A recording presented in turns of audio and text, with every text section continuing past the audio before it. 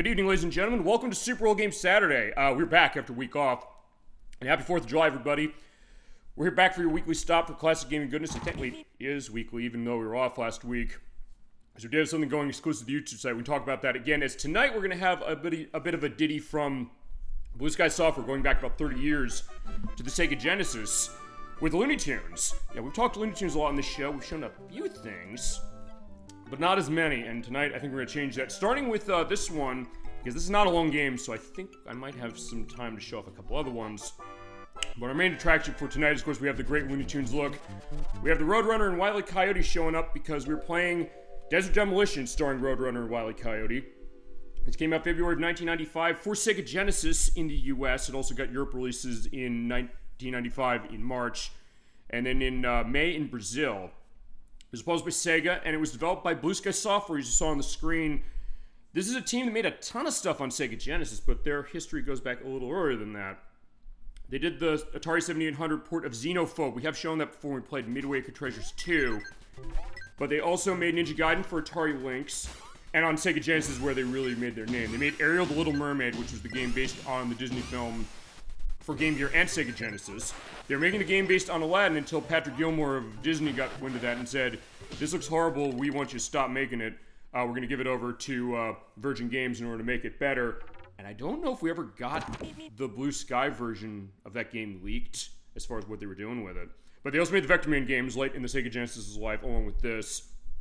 They also made World Series Baseball. They made both of the Jurassic Park games on the system, those being Jurassic Park and Jurassic Park Rampage Edition. They also made the Ren and Stimpy game for Sega Genesis, that being Stimpy's Invention. And they made the rarest game on the 32X, and probably the last one, I believe, Spider-Man Web of Fire, which is a game they made only 25,000 copies of, so you're going to be paying a pretty penny for that one if you want to get it. This game, not so much. And from what I gather, I get that this is seen as one of the better games based on Roadrunner and Wile E. Coyote. Which there are a couple, though honestly, this is the only one I've played. Some of the other ones were on Super Nintendo. That was Death Valley Rally.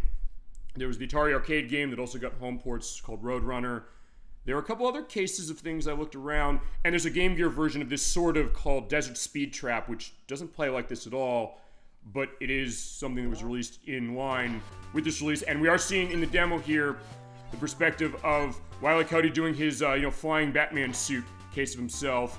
And actually, like a lot of those other Roadrunner and Wile E. Coyote games, you can play as both characters in this one.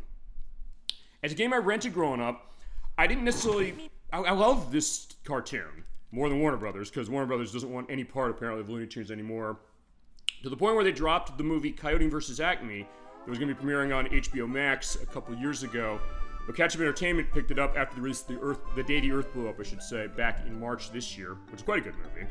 And they're releasing that next year. So I said, yeah, I think now's a good time to come to this perspective and take a look at some classic Looney Tunes gaming, which definitely was a lot in the 90s. And it's one that, the more I thought about this, it is a pretty good game, and it's one that, honestly, in late era of Sega Genesis, you think about, I mentioned this before when it comes to that. After Donkey Kong Country came out, that was what won the 16-bit console war. Sega was flailing all over the place specifically, but it was something that there were games they were trying to make on the Sega Genesis and made on Sega Genesis that actually were pretty impressive, and I'd say this is kind of one of them. Hello, everyone. I love that Looney Tunes logo.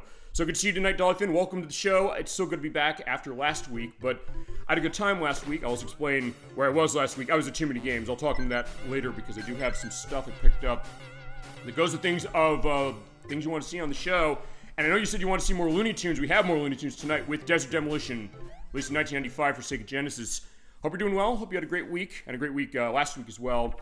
If your memories flow on these characters, on Looney Tunes, other Looney Tunes games you played, and also you played this one, which I mentioned came out of Blue Sky Software, who made a lot of stuff on Sega Genesis. And one other game they made, I think one of the last games they made, was a game that wasn't released. That was Superman for the PlayStation. That was going to be published by Titus. It was actually coming out after the infamous Nintendo 64 game, but because of how badly that game was received, and also because they ran out of their license with DC and Warner Brothers, it was never released, but it has since leaked online. This one did get released, and this one you can play as both the Roadrunner and Wile E. Coyote, as we're going to go through the desert with Roadrunner, the Speedicus Burticus, and Wile E. Coyote, the Canis Ravenous, or Ravenous, I should say. Yeah, you do have that fake Latin, and you do go left and right, just like character, you get the ding, ding. This is definitely an underrated one, I would say, of late era Sega Genesis. I've shown Rystar before. That is, I think, the top of the list. We did have a lot of stuff that was interesting, if nothing else, like the Vector Man games the people who made this made. Comic Zone, which there's sort of some similarities in gameplay, a little, and a couple other cases as far as it. What we're going to do is we're going to be playing as both characters here, and Dolly Fan, if you have a choice of who you want to see me play through the campaign first with, either the Roadrunner or Wile E. Coyote, feel free to say, because this is actually one of the few games based around this Enterprise where you can play as both of them. And they do give a little bit of a different experience in terms of the levels you go and also the order upon which you go in those levels. And actually, I do want to see something. Roadrunner, you got it. Also, when you highlight a character, thank you, Dolly Finn, for sure. We'll show both of them for sure. And most of the games do have Roadrunner playable as far as other beep beep. Yeah, there you go. It is beep beep as opposed to meep meep, but sure sounds that way as far as it. Of course, the joke on The Simpsons when they said, I did the voice of Runner. Meep. You mean meep meep? No, they only paid me to say it once. Then they doubled it up on the soundtrack. Cheap bastards. But, alright, we do have the Roadrunner, and we're on the options screen. If you pick a character and move down to options, you hear it does the thup-thup.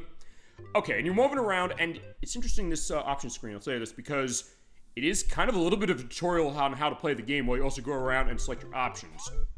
The aspects of music, you can turn it on or off, turn the sound effects on or off, and basically you walk up to the lever and hit down on D-pad to change. You have difficulty, which there is easy, normal, and hard. Okay, good. I was going to make sure that I was hitting down and it was working to do the click off. As far as I can tell, I think the difference on difficulty is I think you take more damage, and I think you also have less time, because you are on a time concept as far as this. You do have to keep yourself moving. You come down here and see your action as far as controls. The A button is your action. In this case, it is the beep beep, and you do hear that as far as that great beep beep. Going back to when we first saw these characters, that being in 1949 when they debuted in a cartoon called Fast and Furry-ous from Chuck Jones, or Charles M. Jones, which debuted on September 17th of 1949. That might be in public domain. If it is, link will cite below when I edit in a few days. But that being said, A is your beep beep button. You also have cases where as you stand still, you do the thup thup. Hit down, you basically put yourself down on the ground, and when there's bird seed down, you can go and eat it anyway you see it to get health. B is your turbo. As you walk around, you're going to hit icons that have a little exclamation point, a lightning bolt on them. Pick those up, hit the B button, and you're able to run faster, and C button is your jump. There's no usage of the 6 button here. Before we start, one thing I'm going to mention is the direction of this game. This was directed by Jennifer Cleary. She did software engineering on the AAA baseball games of EA's after this, those being AAA 99, 2000, 2001, and 2002 for the PlayStation. And she was project manager on Vector Man, which was by the same company as this, and Jurassic Park Rampage Edition. And I'll get stuff on music and other stuff as we go. This is definitely a good case as far as it capturing feeling of Looney Tunes. If you're free to let the Looney Tunes love go, and we start our run. And here's your tutorial, what you gotta do. You have to pick the clocks for time, health is the bird seed, avoid them, and also avoid the Acme stuff. So level 1, we're going to get buttes and ladders to go through. Now, we have 1 minute. Now how it works, you move left and right, and as mentioned, you saw the controls right there, but out of the Acme crate comes Wile E. Coyote. If he catches you, you lose health. You do not die instantly when you get caught by him. One thing I do want to do, grab the clock. That's 10 seconds on the timer. If you run out of time, that's a death for yourself. I also believe you do not have continues, but that's okay because this game is not too hard. You also have those Acme stamps you pick up. You pick up 125 of those in a level, you can go to the bonus stage. Actually, not really a level. Alright, there's the bird seed. Yeah, I did quickly do that. It kind of plays like Sonic the Hedgehog, and you're also seeing a little bit of slowdown how this is going based on how the animations are, because it looks great how they reflect the animations of these characters. And also, as you run, you're hearing the but I stop. It basically stops the music, and it is dynamic as you go along. I'll mention who did the music as we go. I'm also going to try and collect as many collectibles. Oh, there's Wile E. Coyote. Also, if you would trick him into crashing into a wall or something, he will drop stuff. So, is he around? No, he's not. But also go into that, get a life. Basically shoot out of the cannons. Also, as we're pointing out, the Roadrunner does not have fall damage. It's going to come in later when we have Wile E. Coyote. But he's over there. He also pick up my Acme stamps. Ah, but he caught me. You do lose health. You do not die when you get caught. Basically get to the end and go through. Yeah, as far as the level cases, you have 2 stages and that's going to be the end. So if you're like, oh, I want to get 125 of the Acme stamps, I'm going to try to do that. To show off the bonus stages. You can do that. In that case, you also bounce on the balloons that have the anvils on them. Also, if you miss a jump, don't worry, the balloons will come back. So it's like, yeah, if I can't hit that, I just wait and boom, it pops back. And the controls are really, really good as far as this. But you do have a limit of 4 of those dash things, which is on B button. I will show that off in a second, but I might die. So I see where I can find some bird seed. Oh, no. Okay, there you go. Okay, perfect. That's amazing. So it is just like the cartoon. And I hit the B button, running around loops very much as mentioned, like Sonic the Hedgehog. And if you do trick him, as I mentioned, okay, he did hit me there. But if you trick him to hit a wall or into explosive barrels, something like that, he will come out and he will be damaged and he will drop clocks and stamps. So you can use that to keep yourself going as far as time. There we go. Yeah, the Acme Anvils. Oh, it is amazing to see that, and we're going to see more of that as we go. Also, when you do a dash and hit the B button, you go through those exploding barrels, you will not get hurt. And also shooting out the cannon, you can aim them as Wile Coyote, we'll see a little bit, but as Roadrunner, you just shoot straight up. Whoa! Okay, he did sort of catch me. It's also pointing out when you do a knockoff of him, the clocks and the stamps will come towards you, at least the ones that generate from there, but there you go. It does seem a little silent in some ways, but also the way the sound is going, it is interesting to kind of have that running as far as kind of capturing the feel of the cartoon. But also, like, wait a second, it's like, yeah, you get going with the music and then it just kind of stops rapidly. Boom, there we go. And you have like the dash panels, kind of like the Sonic the Hedgehog games do, as far as the ones at the time. And also, if you go fast enough, you can outrun the screen. Yeah, he's gonna come out of that box. I want to be careful. Whoa! But also, you can go off the screen so much that you will not necessarily get the Acme stamps.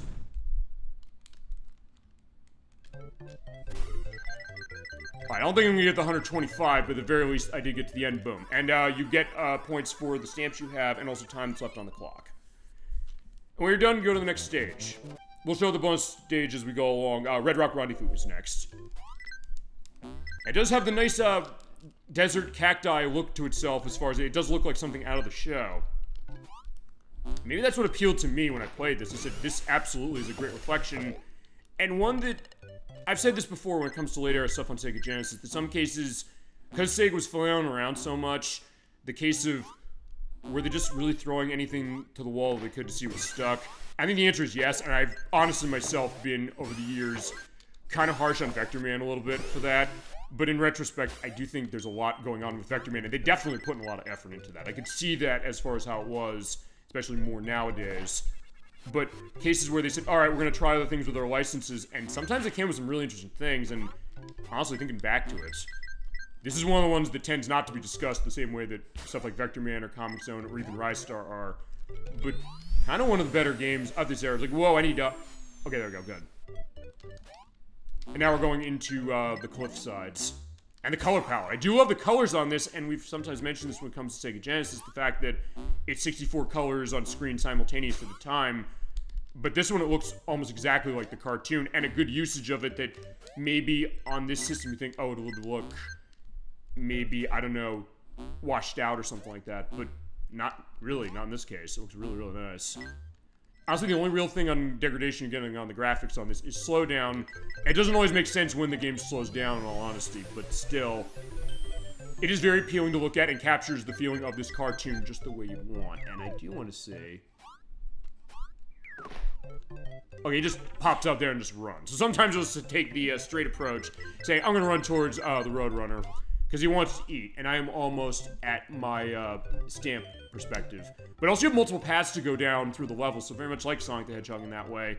I know he's gonna come out of the box. Okay, but if I get him out of the way that much, there we go. And here's the rocket shoes, we'll see that later. And also the way the music speeds up as you run faster. Actually, one thing I'm gonna do is I'm gonna do a dash off. I'm gonna try and see if I can't jump off the side here. Okay, I don't think I'm gonna be able to make that distance. Because I am only a couple of stamps away from what I need for bonus stage. Because I do want to show them off, because they're pretty interesting what they go about.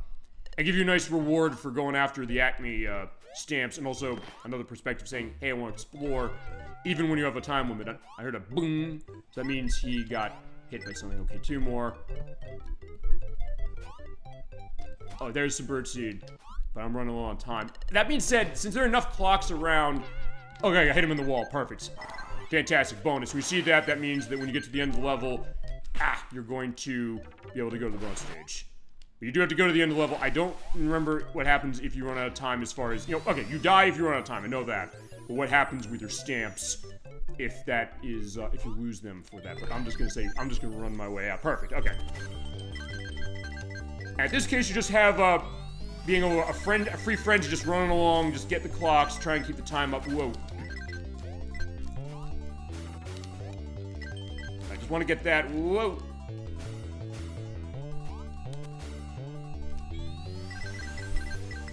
And maybe I can grab that to maximize my time. Yeah, very much Sonic the Hedgehog. I do love that. Maybe that's what's sort of attracting me. And there's a life. The head of the character is a life, so let me grab that. There we go. Alright, so I got all the clocks. So in this case, basically just get as many Acme stamps as you can in order to get more points at the end of the stage. As far as what the points do, I think you might be able to get lives off of them. But honestly, I don't remember, and I don't have the instruction manual for this. And there's a life over there. Let me go grab that again. So this game is also very forgiving, and also if you're like, hey, I want it harder, you can also run it with the hard difficulty, which I probably should show how the hard difficulty works. Alright, time's up. We have our point rally out, so let's go. Okay, so next we're going choo-choo terrain. Going on a train. And perspective music, so it does sound like you're going on a train, and also the nice parallax scrolling in the background there. Maybe, well, yeah, the train's going, and it's nice stuff. So it does have a lot of the milieu you'd expect out of this Enterprise, and also some pretty good level design to go around it, even if it is pretty basic in some cases. In this case, we're just running on the side of the train, or on top of the train. And the frame rate does kind of go crazy here. Whoa! And there's Wile and Coyote. But actually, it's worth pointing out, when I get caught, technically, I guess Roadrunner doesn't get caught when you really think about it, because he just kind of dashes away. So it's a question of, does it actually count? And always that question, I guess, sometimes it's gone with a lot of Looney Tunes cartoons, or cartoons in general, where it's about one character chasing another one. What happens when they get the character that they've been chased after? And at that point, do they know what to do when they finally get to that point they've been trying forever on? Sometimes they don't. Sometimes they kind of are saying, no, I thought I wanted this, but no, it's not really what I was looking to have happen. I know Elmer Fudd's had that happen a lot when it comes to Bugs Bunny, saying that he wants to kill the Wabbit, but then when he kills the Wabbit, or he thinks he did, in a couple cases, he's basically beside himself saying, like, I killed the poor Wabbit. And so he's like, I should have done this. Although I guess in Wile E. Coyote's case, he's just hungry. And I'm running out of time. Let me grab that clock. Yes, you do have to keep going. And hit the... Oh, there we go. There's the clock. You dropped the clock. Fantastic. And also... Oh, right. The robot bomb creatures from Acme. They come around, you touch them, and you're a problem. Yeah, friends. Elmer Fudd. Why can't we be friends? Yeah, there you go. As far as that... Actually, I'm thinking about this. I don't know if I have... Okay, I was gonna say, do I have a... I ran out of time. So I died, so I had to start the level over. And... Okay, you do lose all your Acme stamps. I wasn't sure if you did. Yeah, good case of that. I was gonna say, I don't think I have games that he's involved with, although actually that's not true, because I have Looney Tunes B-Ball for Super Nintendo. I do want to show that. It's very much like NBA Jam, but with Looney Tunes. He, I believe, was playable in Looney Tunes Space Race, which I have on Dreamcast. We've briefly shown that. And we should do a full show on that one. There's also a game I don't have that's Bugs Bunny Lost in Time, which is on the PlayStation. That's a 3D Gex-like platformer with a really, really bad camera perspective to itself. The camera oftentimes just do whatever it wants. Even if you're like, oh, I need to control it as far as, you know, avoid walking off of a platform. But it does capture the spirit of the Enterprise well. There's a lot of voice acting going on for it. And there's also the 16-bit Bugs Bunny games, which, I don't have them, but I played Rabbit Rampage for the Super Nintendo. That was a Sunsoft game. And then there's Double Trouble, which is actually from Sega, which came out in 1996. That was, I think, that was the last Looney Tunes game the Genesis got. And there's also one that only Europe got on the Mega Drive, that being Daffy Duck in Hollywood. So there's cases where you can definitely see these characters more going on, and there's the clock. Perfect. Okay. Alright, I gotta get myself moving, although I am in good shape on time right now. In this case, yeah, you're jumping out of the oil that's spewing out of the cars here, which I do love that. Ooh. Actually, yeah, okay, there's a life, and there's a clock. Perfect. And they give you tons of clocks, so as long as you know where you're looking and you keep on the move, you'll be good. In fact, right here, look at that.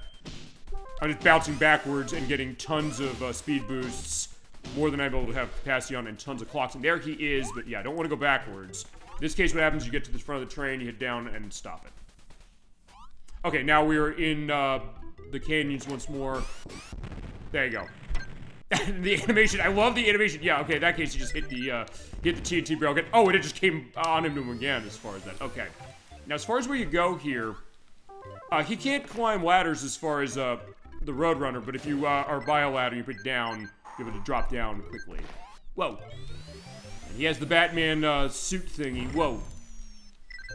Because I guess here's the thought, as far as the stamp thing, is that it's like the cartoon where Wile E. Coyote always is buying stuff from the Acme Corporation, and the conceit of that Coyote versus Acme movie that's finally coming out next year is the case that he buys something from them, it doesn't work, and he says, I'm going to sue Acme for damages, and then I believe it's John Cena, who is like one of the lawyers. Oh, no, I think it's Mark Wahlberg's the lawyer. It's coming out next year, after it was canceled a couple years ago. But the case is that you're picking those stamps up for the purpose of being able to, say, get more stuff ordered from the Acme Corporation. Just keep running. In this case, I think we're outrunning the train.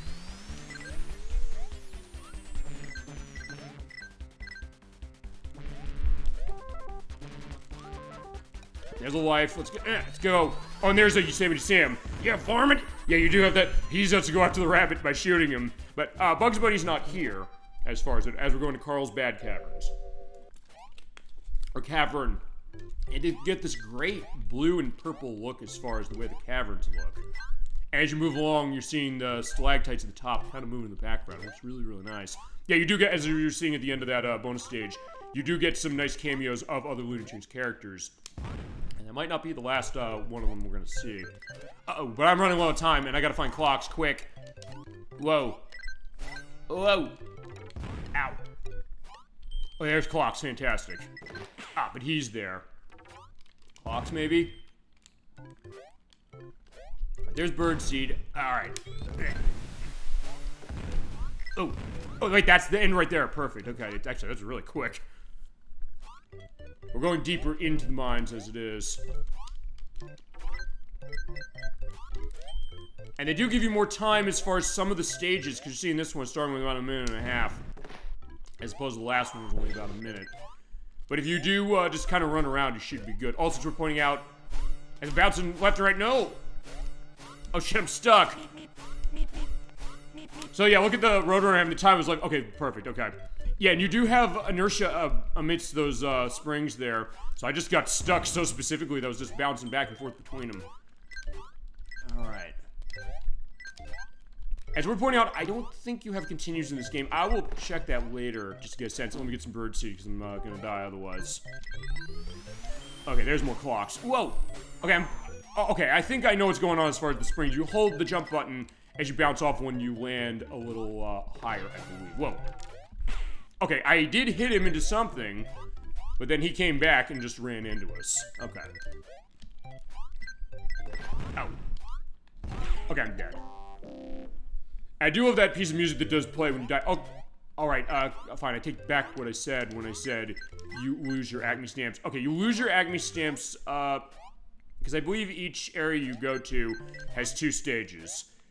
If you die on the first stage, you lose your Acme stamps. If you die on the second stage, you have all the Acme stamps you had when you came in from the last level.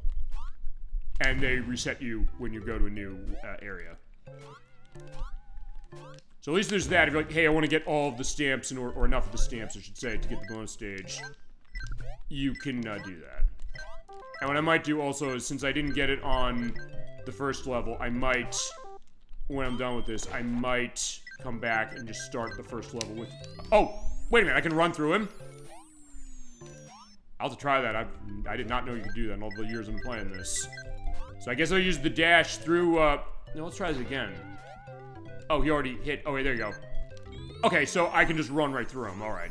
But I guess he must have hit into something else. I mean, I guess that makes sense, because usually the case is that the Roadrunner is always going to outrun Wile E. Coyote. He's never going to catch you. But also, this game's very generous with live. You're seeing this already. Even on the highest difficulty, I don't think they turn lives off. And it also looked like I was standing on nothing there. a second ago. I will have an edit picture showing that life down there. So actually, I don't have that, so I'm gonna take damage in that. If I had a dash thing, I could just run through that. Oh, there's a clock. Let's grab it.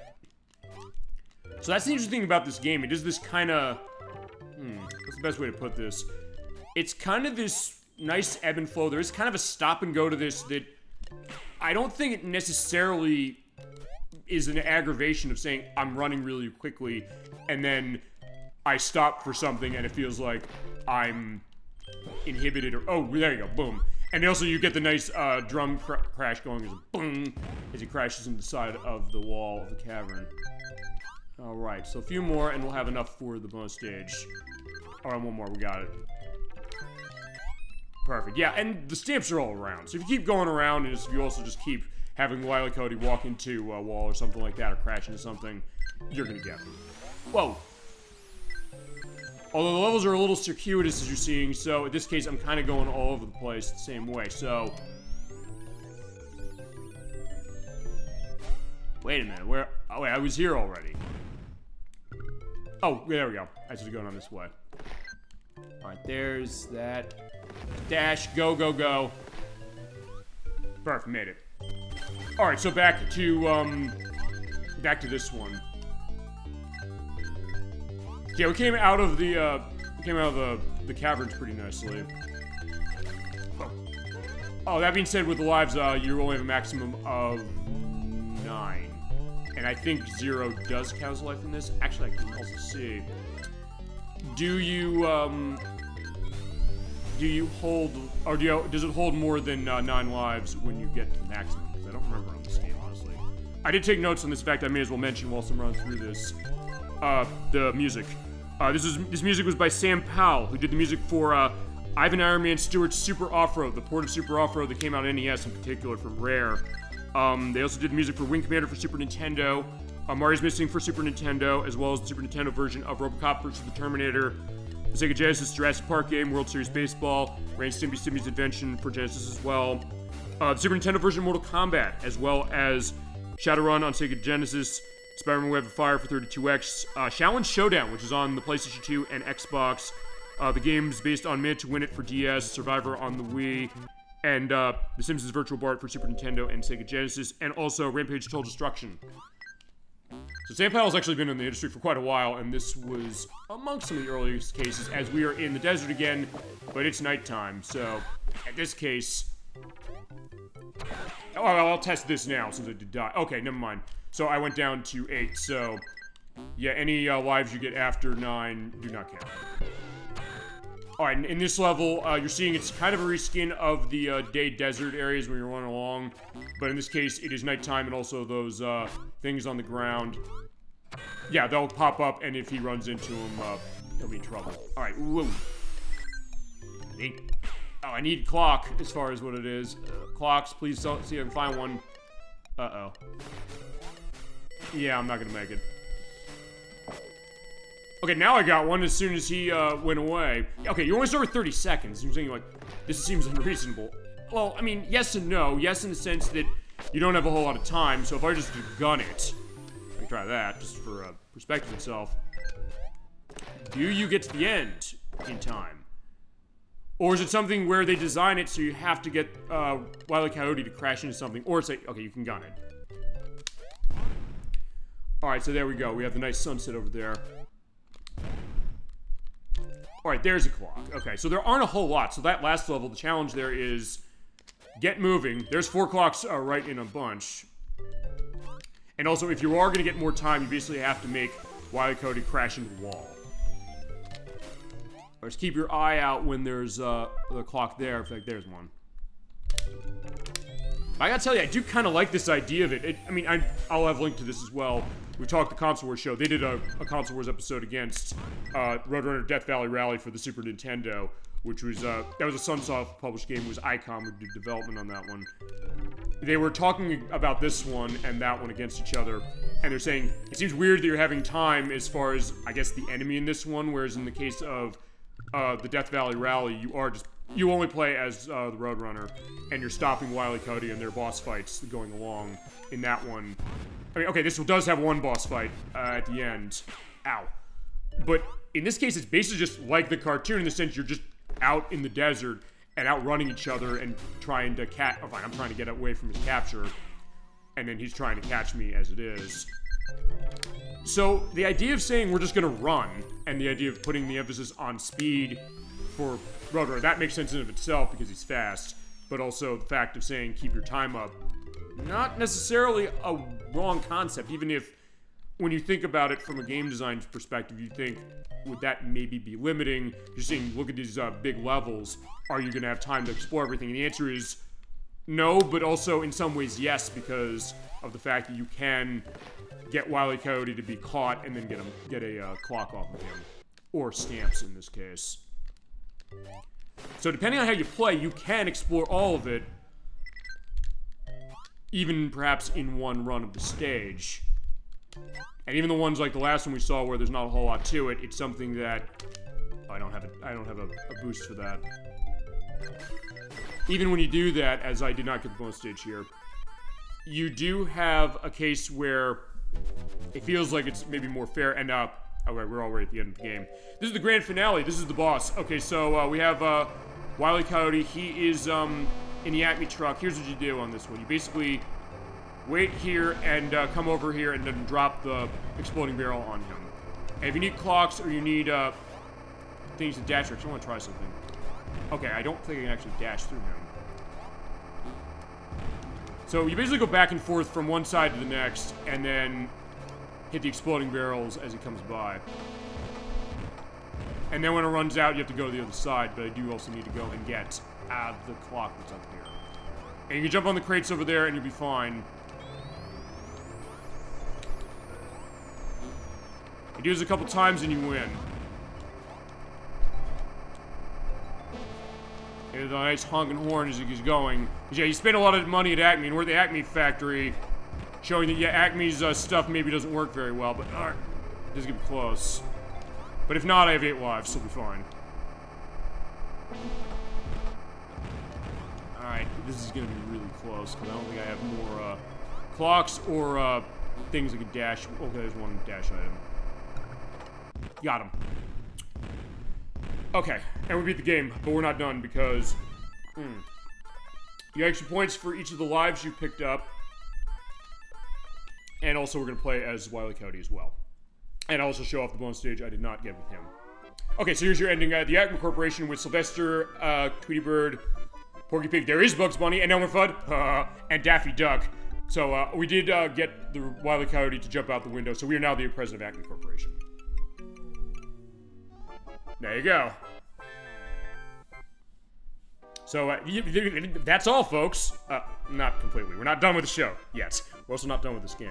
But there you go. That is the case of it. So that is the start of Desert Demolition. Told you this game was short. We got more to come, and we're going to have that in just a second. Well done. Thank you. I mean, it's not that hard. I also have the credits going on. So there's Jennifer Cleary, as mentioned, project manager of the game, and Barbara McCulloch. McCulloch? Yeah, McCulloch. Actually, she is named after one of the codes in this game, that being the debug code. She is the co-lead programmer. Yeah, Barbara McCulloch. She did programming on Astro Blaster from Sega, the arcade game from 1981, which I think there was a reference to in Shenmue when we played that, as well as Ariel the Little Mermaid for Sega Genesis, ran Stimpy's Adventure, and did program direction, and was the lead designer of World Series Baseball 95 for Sega Genesis. So that is the case of it, and we're going to show, as I said, I'll show the bonus stage I did not get, and then I will also show Wile E. Coyote. And for the purpose of this, I'm going to put it on hard. Well, for what I'm briefly going to show on Roadrunner, and then I'll show Wile E. Coyote. Because yeah, we have running through as the Roadrunner. That's a great case. You can do that. Also see what the difference on hard is. I believe it's just the fact you take more damage, and I think you have less time when you start. I believe. The way the order of the levels goes is the same. So I'll go through Buttes and Ladders. I will make sure I can get the stamps I need for everything. Okay, maybe the time is the same. Whoa. Oh, okay, there you go. Look at that. All right. So hard, what makes it harder is my health. I lose over half of my health by getting caught by Wile E. Coyote. So that is what you want to avoid. And so I really have to stay away from him, which makes sense given the Enterprise. And also, if I can get up here, get more stamps. Yeah, so Rotor's starting a stamp collection, because in his case, he's not going to really do anything with the Acme stuff, except now he, I guess based on the story of this, he's the president of Acme Corporation for this. Whoa. Where is there a clock? A and B stamps. Okay, there's clock. Whoa. Alright, I did live through that, thankfully. Whoa. Oh, and you get less time on clocks. It's only 5 seconds, so you gotta get moving. Okay. So that's what makes harder experience. You take more damage from attacks or crashing into things and getting caught by Wile E. Coyote, and you get fewer seconds off of added your clock when you get a clock in the area. Which is good to know, because I didn't know necessarily how it worked. This is a game, I bought this game loose. It does not have an instruction manual to it, and it's not an expensive game. If you like what you're seeing, I've seen it's like $10, if that. And for a late era game on Sega Genesis, you'd think maybe it would be more, but we've mentioned this sometimes. Some of the late stuff on Sega Genesis does not cost as much as you think, with a couple exceptions. I know Rise Star's a game that goes for a lot of money. I saw quite a few copies of that at Too Many Games last week, where it was like $70, $80 just for a loose cartridge. I guess because people want that one. And why not? It's a fantastic game. Whoa. But even other stuff like Vector Man 2, which came out way later, was a year after this, and Vector Man 1 itself does not cost that much money. You'd think it would be maybe more because of late era case of console, but not really. And that's actually a discussion I know Crusader64 and I were getting into when we were at I think one called Magfest. It's not Magfest, it's I'm Already Dead shit. Too Many Games, I should say. We got on that discussion saying, right, because we were looking through stuff as far as stuff we picked up and stuff we were thinking about picking up or seeing like what's price and stuff. We were saying, question of games late in era of system. We're talking about 3DS because he found a copy of Pokemon X for actually not much. But then, because you're saying this was only $40, but which is about how much it cost when it came out. But he was saying Pokemon Heart Gold and Soul Silver for DS is a game that's like $250 now, both of them. And even just as far as the game, because it came bundled with that Pokewalker you could use as a pedometer. But even without that, the game still cost a fortune. And you're saying, what was that about? And I was thinking, well, I would have thought it would have been the opposite, because it came out really... That one didn't come out that late in the DS's life. Or even compared to when Pokemon X came out on 3DS, because that was 2013. And I was regaling the story of Persona Q2 New Cinema Labyrinth that I have, where initially it came out, it was a question of people I knew who were saying, we couldn't find a copy of this. I don't think I'm going to get enough stamps for this. As I'm bouncing left and right on this. So I found a copy, and I was happy to do that because they're saying, is this game where it's going to be impossible to find this thing? And to a certain extent, maybe, but okay, I don't have enough stamps still. I need 10 more, and if I can get up there, I don't know if I'm going to be able to do it, and I'm on only one life. Yeah, I don't think I'm going to be able to do this. And maybe because I'm on hard, I'll tell you what I'm going to do. I'm going to let myself get the game over, and then I think I'm going to start on easy. I'll do that, and then we'll show off Wile E. Coyote, and I'll run that on hard. Okay, so time's up, so bye-bye to Roadrunner. Alright, so here's your game over. Oh, wait a minute.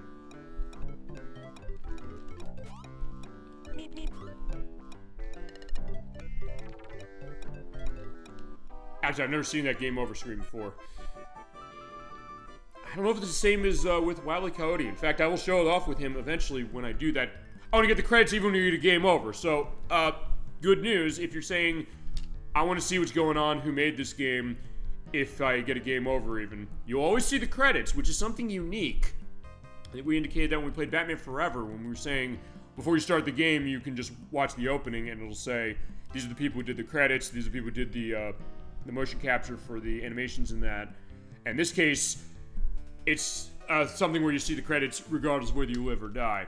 Okay, so I'm going to try that again. I just want to show off that bonus stage, and then we'll look at Wile E. Coyote, because, yeah, this game's not long. So at this point, I'm definitely going to show off 3 other... Well, actually, you know what? Depending on how this is, I might show off more than that. But I'll see. We'll gauge this. Especially if I'm going to be doing a thing with Wile and Coyote on hard. I'm going to do it on easy just for the purpose of this. And I believe the quota for getting the stamps is the same as far as difficulty. So it's not like Cool Spot, because Cool Spot's a game where the way that game operates, we've not shown that yet on the show, and we will, definitely. That one, you have to collect the cool points, little spots around the level, and based on difficulty you pick, it changes how many you need to beat the level, and also how many you need for bonus stage in that game. It's actually not similar, honestly, to this one. Another one where it looks really, really good as far as what they did with the graphics, and also has pretty good stuff with music, even if it is chaotic, as you're seeing with the case of us running like crazy, like, whoa. But honestly, as far as difficulty, going to that, because they showed how hard it is, and why it's harder. But it's something where the difficulty of this game is pretty well balanced, even on hard, so if you are able to manage yourself, like I did not, or unlike the way I did, I should say, you will be able to have a case of being able to succeed. Alright, where's the clock? Because I just want to see this on this one. Because I'm thinking, if for the harder difficulty, you only get 5 seconds, you get 10 seconds on normal. If you get more, if you get it on this. Yes, you do, you get 15. Okay, so it's 5 second increments on each. So it's 15 seconds on easy, 10 on normal, and 5 on hard. And you take less damage on easy. Ow. And on normal. Okay. Okay, I've got a good amount of stamps. Actually, yeah, I should... Okay, yeah, get him to hit his head into the ceiling and grab the stamps that come off him. And there are stamps over there. Yeah, 50 should be fine, because it's not... There are usually more in the second leg of the stage. Yeah, I got tons of time. Yeah, look at that, I'm at 4.5 minutes. Okay, so if you really want to explore these levels, put it on easy then, because you maximize the time you have. And I also love the attention to detail of the sound going on to get as he's eating the birdseed. Also, the fact you can do the beep beep at any time, including when you're in the air, which is amazing. As opposed to Death Valley Rally, where you can only do it when in that game you can only do it when you're stopped. But that game does have a thup button, whereas this one you have to wait for the animations to play for that. Okay, where is he? Because I do want to get him to run into this so I can get more stamps. There he is. Whenever you see an Acme thing, he's not going to be far behind. Alright. In this case, now I'm just taunting him. Okay, I guess it didn't work that time, so I guess when he's on screen, you can only do it once, and then you off-screen him and he comes back, and then you can torture him some more for more stamps. And then more stamps on the top of this loop. And more clocks as if I was not getting enough time already. Okay, there we go. Okay, there's 106. I think we should be good. And if I'm not, I can go backwards. And nothing else also, I guess I didn't mention this yet. It's 4th of July. How am I giving you your fireworks show? I'm giving it to you this way. Brought to you by the Acme Corporation. And, okay, so the stamps and the clock come off screen. But I think I think I've got enough. Okay, it's the same. So, the Acme points for bonus stage are the same. Okay, in this case, we're riding down the, raft on the log. So there is Elmer Fudd and, Bugs, or no, not Bugs Bunny, what's his name? Daffy Duck. Why was I saying Daffy Duck? Or why was I not saying Daffy Duck? He's like, I'm thrice as popular as the rabbit is. Okay, so... Because I'm probably gonna... Wait, what's that? Oh! Oh, those come up anyway. Okay. Because when I was playing as, Wile E. Coyote when I was doing my practice, I only saw those come up, I think, when it was on... when I was on the harder versions level, the nighttime versions level, I think. That being said, this is also gonna take a while if I'm running through 5 lives. I could probably beat the damn game again. In fact, you know what, so I'm gonna reset the consoles. Like, yeah, why am I doing that? Because I did show, sort of I wanted to show, although I didn't get to the top of the logs there. Basically, it's like Super Mario Bros. 2, which we've not technically done on the show yet. But in this case, we're gonna play as Wile E. Coyote. Same concept in the sense we're running around the desert, but the level order is changing, and also what he's doing is going to change as well, and I will put this on hard. So now in his case, here he is. He moves left and right, he moves way slower, of course, but he has a run button, hits on B, and you can use this anytime. And you get the nice drum beat going on with the percussion there. Also, but he can get the boost things as well, and when he gets those, you have a quicker run. In his case, you have the A button as his action, but it's a dive. And it plays a nice musical note there as far as like a perspective of like a glissando on a piano or something when he's needing to dive to try and get the Roadrunner. Also, you can crouch, and you can also do crawling on the ground, hit down, and move left or right. You have that nice crawl with that great sound effect. Keep this in mind when we get to Duck Dodgers on Nintendo 64, which has a mechanic like this a little bit too. Also, in this case, we can turn on the music and everything, and I'm going to put this on hard. So let's dive in. In this case, we have to catch him. We also pick up the Acme confidence pills as our health. So I guess we're taking drugs. As we're going to Red Rock Rendezvous first. That's where Wile E. Coyote goes. In his case, he's a little different because... Okay, that comes up on here, so I just didn't pay attention to that. In his case, the environments can hurt you, and also he has fall damage. So you fall from too far and crash into the ground, you're gonna get yourself hurt. So you have to be careful of that, so it's not dissimilar to Comic Zone from Sega, which also came out around the same time on Genesis, where... Whoa. Okay, if I catch him, you also get a clock. And in his case, you jump in the Acme things, and I got the rocket shoes. Got him. Boom. Okay, so I did get him. I'm doing okay on this. Yeah, keep coming here. Ow. Yeah, but I gotta be careful, especially because I'm running hard. And then jump into that.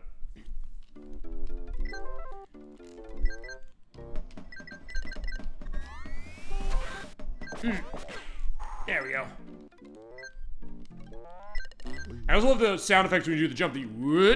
It does really add to the atmosphere of this, honestly. It does feel a lot like the cartoon, no question. Oh, and the dive, but I missed the dive. Also, if you do miss the dive, you will not get yourself hurt. So that's one benefit. I'll say this. We've talked about this when we talked about Comic Zone.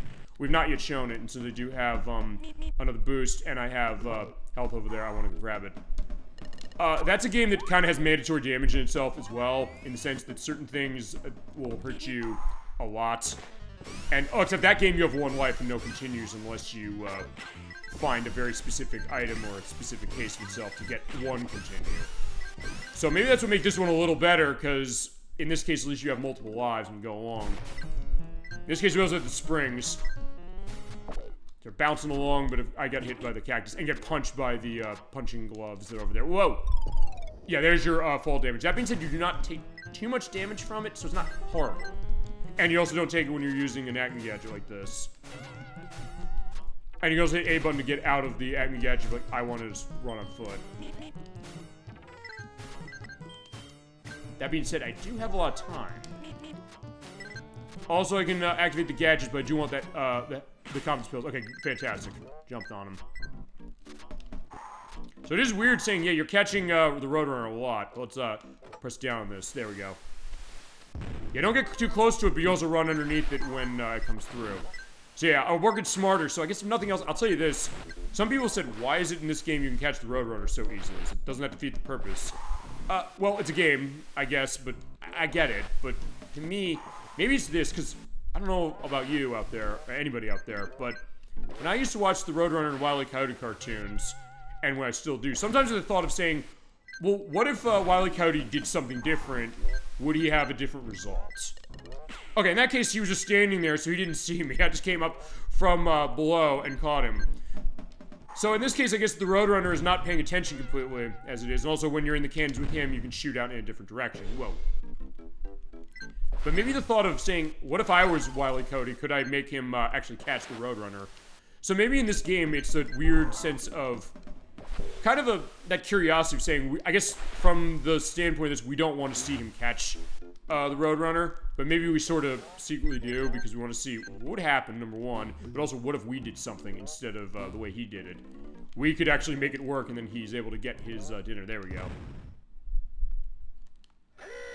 Okay, great. I'm glad I got to show that, because you do have a separate animation when he falls down. Usually I have that and sometimes you get that ooga as far as like the eye pop going on, which is very rare. I don't think I ever saw that until actually when I was doing the test on this game. Alright, there's a life. I definitely want that. Let's grab the rocket. So yeah, he's good as far as the rocket. Now for the bonus stage here, you ride the rockets, and when another one comes up, you jump onto it. So basically just jump.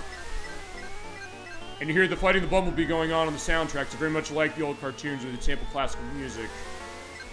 Having much more success doing this aspect with Fight of the Bumblebee than that damn minigame out of Mad Maestro for PlayStation 2, the one you're having Lionel the Lion jumping through the fire hoops. That is still this day the only minigame out of Mad Maestro that I could not beat, and I showed that when we played that game, God, a long time ago. 4 years. Actually, over 4 years now. I'll have that show on the link list. I think we should second chance that show, or that game, because it was awesome. Actually, still one of the most watched shows we have. We are going to the moon. We're running out of time, and we're falling down. But we got 168 stamps. That's a lot of points.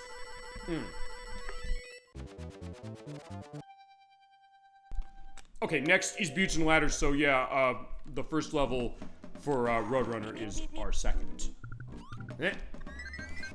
Okay, now he's taunting us, but that didn't end up doing him a lot of good because I caught him. Or I caught him enough so that then he just ran off and said, okay, I'm gonna come back later. Oh, that's 2 times in a row. I was like, yeah, Roadrunner, you're getting rusty. And I got hit by the anvil, and you do take some damage when you get hit by that. I guess that's the other thing, because you also hit your head if you jump into something, you'll hurt yourself, like, right there. Although, it's just like Comic Zone in the sense that it's very slight. But it's enough that it can add up. Oh, and that moves. I don't know if I've ever seen that moving. And I have played this game a good amount, which is why I picked this one as far as the next one for us to do. Because I knew I wanted to do something Looney Tunes. And Chad, I don't know what other Looney Tunes games you want to see that we haven't shown off yet, which admittingly are just... It's this and Looney Tunes Space Race, but I do want to do a full treatment on Looney Tunes Space Race. That game's terrific. I was also wanting to show off at some point Looney Tunes B-Ball. I will show that one off. And, okay, you're just coming up to me, so you're saying, alright, take me away. Oh! Alright, that's the other thing. I do want to show that because he has a unique gadget. I'm gonna go up to do that. There we go. So before I do that, you have to keep your balance, and I do love that. Let me grab the life, though. There we go. In this case, you, actually, before I do that, are there stamps here? Oh, there are stamps, yes. But are there clocks here? Yeah, I do want to be careful of that, dynamite, thing. Ugh. Oh, he's there. Okay, he just bounced into me, so alright, there is a clock. But what I want to do is go down here. Okay, I'm getting my stamps this way, which is not exactly what I'm completely intending. There's another clock. There's the Roadrunner again, with another clock. Perfect. So if nothing else, this game is giving me a sense that, yeah, Roadrunner's just gonna keep running into us. Okay, so I'm gonna go back up. When he moves out of the way. Or just say, screw it, I'll go this way. Because I will have enough time to do this, and I am in good shape with my stamps. Whoa. And I'm gonna take the cannon up. There you go. You have to keep your balance. Move left and right to keep your balance, but if you fail, you go down. I do want to show that going correct. Here's what you do is when his legs go too far, basically just keep left and right and move it so you have the nice drum roll. Come on. And you get the nice fanfare you come out. It's amazing. I love it. So it's a case that kind of thought this game through when it came to its gameplay, but also as far as saying, how do we incorporate the things you love out of these cartoons to feel that way, but also play real. I think this game plays really well as far as how it controls and also how it feels. And if you take the higher road, you're going to get a lot of stamps. Got it. There we go. And I do have a good amount of time. And on health, I'm doing okay. But I have gotten a lot of stamps. I do want to make sure that I can hold this. Oh, no. Ah! Oh, there we go. Okay, I'm running low. I do want to get myself running. Okay, there he is. Perfect. Okay, so... Oh, except I'm down in the pit, so I actually have to go up this way. So, go up. Ow! Shit. I got hit on the way up, so... Alright, there go all my nice stamps. And he took my stamps. Alright. Yeah, now I'm mad at the Roadrunner for that, more than, you know, outsmarting us. In this case, I'm also going to take all of the ladders down, just saying, this is why they call it buttes and ladders. It wasn't really necessarily that clear, honestly, beforehand, as far as even to me. I guess the closest we've gotten to showing variants of chutes and ladders on the show, which I think there are game adaptations of, I think. I'm just trying to remember where they are. Because it goes to the idea of a board game, video games. We have not, I don't think we played really much of those except when we demoed Uno from 360 last year. Alright, let's keep going.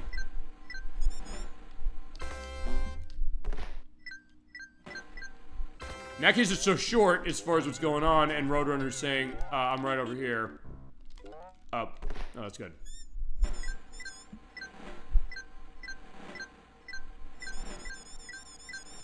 And he will shift, by the way, as far as his weight when you don't touch anything, so one thing to keep in mind. Okay, so, okay, clockwise I'm doing okay, but I do need to also make sure I can get this stuff set. Alright, this goes down here. Oh, wait a second. No, it goes this way. Okay, you're here. So now he's trapped, he can't go anywhere. And if you're gonna catch Roadrunner, A, it's really easy, and B, he's usually, if you find him into an area like that where he can't escape, he's not gonna like run through the wall. So actually that is one thing I guess this game doesn't do. It doesn't take that logic of the cartoons of saying you can paint, I guess a tunnel on a wall. Oh no! And then he will just run through. I need one more.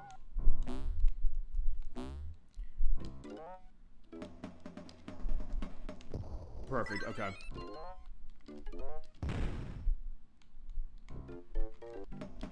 Alright, since I know where the end is, I will be set. Okay, so they're up here, and we'll show the bonus stage here. Whoa. Yeah, I'm near the end. Come on, I don't want to lose this after all I did. There we go, got it. Oh, right, I forgot the bat suit.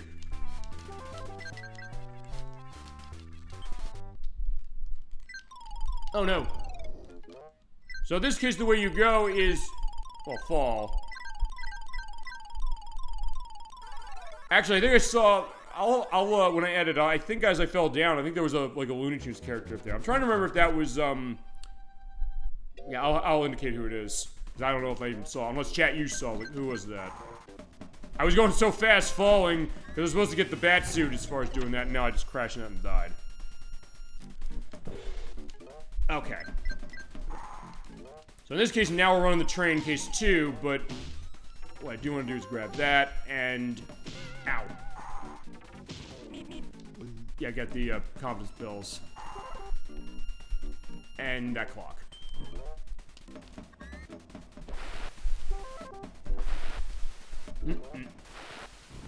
Actually, the way that sounds when you pick up that clock, it is like the actually kind of out of like how a Cool Spot did. Alright, here's the deal. In this case, I'm gonna hit this. Crawl underneath that, and you have to be quick as far as doing the crawl, and very precise. Don't get the health. Now, where is clock? There we go. And in this case, yeah, that is the rocket shoes. Oh. And I believe they come back if you miss them. Perfect, okay.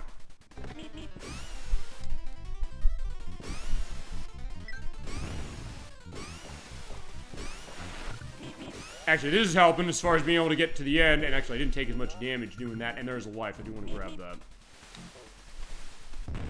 Once you're too close to that, or you get crushed by that, you're going to hurt pretty badly, so I want to avoid that. And thankfully I did. Okay, okay, I do have a dash. There's a clock. There we go, more rocket skates. Okay, there we go. In this case, I don't necessarily even care as far as what that is, because just running. Okay.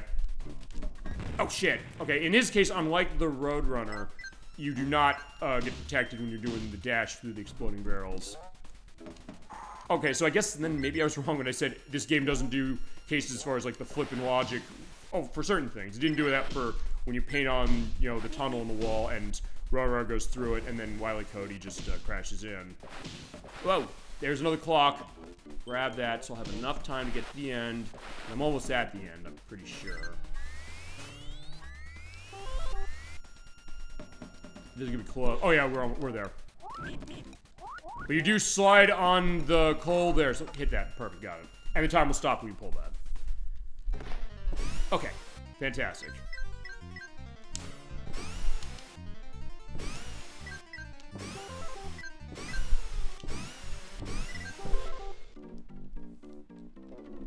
Yeah, at this point, I think I'm just going to focus on surviving, and if I catch the Roadrunner as I go along, we'll catch the Roadrunner as I go along. Also, grab that, need health.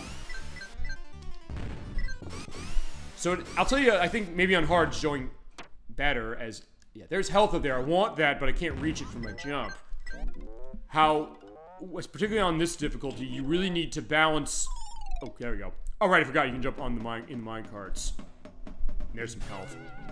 You have to kind of balance... If this game seems to be about balance, it's about balancing your time, making sure you can manage your time to get through, balancing your health, so you get a sense of if I get myself hurt badly, like I just did, or crash into that and die. What can I do to mitigate that? Can I find health? Can I find more stamps for later? Ow. Can I find lives? And being able to do quick reaction to everything. So, if the stuff with Roadrunner is definitely playing like Sonic the Hedgehog, this is too, but in a different way. And maybe not as fast, except in the sense that you control the run, and you also control how quickly you go. There he goes. And when you die, the items will respawn. So in this case... Keep going, just make sure... Yeah, in that case, you have to have quick reflexes.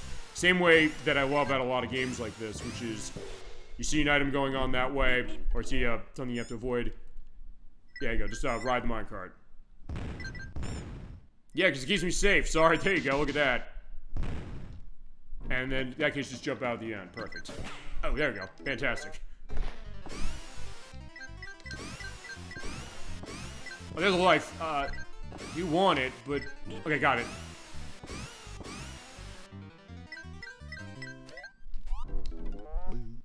Let's see, where is he?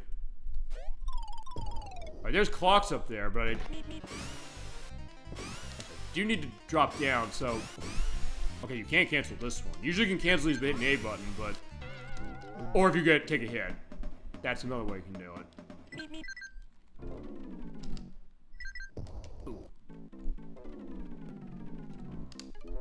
As I mentioned, I kind of love the sound design, even if it is a little unorthodox, and we're pointing out there's another game I'm going to pull out in a little bit that does something similar to that is a little more, or a lot more abrasive, honestly, than this is. Okay, we're almost at the end. I am so close to that. I was close to the bonus, but I was like, yeah, it's fine, let's keep going.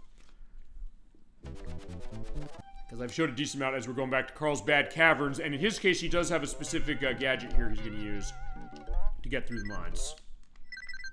Ow. Not that. Oh! Alright, this is going to be a little hard, because... Yeah, out of those, exploding barrels pop, so I have to move and be careful not to get hit on the way through.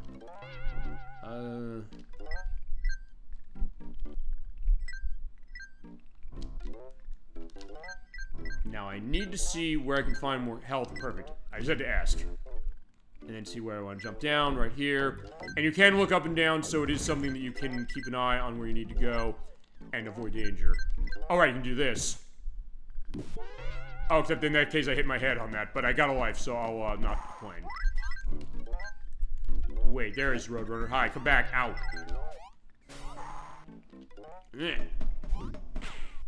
Oh, that's the end of the stage. Okay, perfect. Yeah, the Acme thing here, it is coming up, and I know the bonus stage here also. Oh, here it is, perfect. You'll get the Mexican hat dance as we were doing our jackhammering.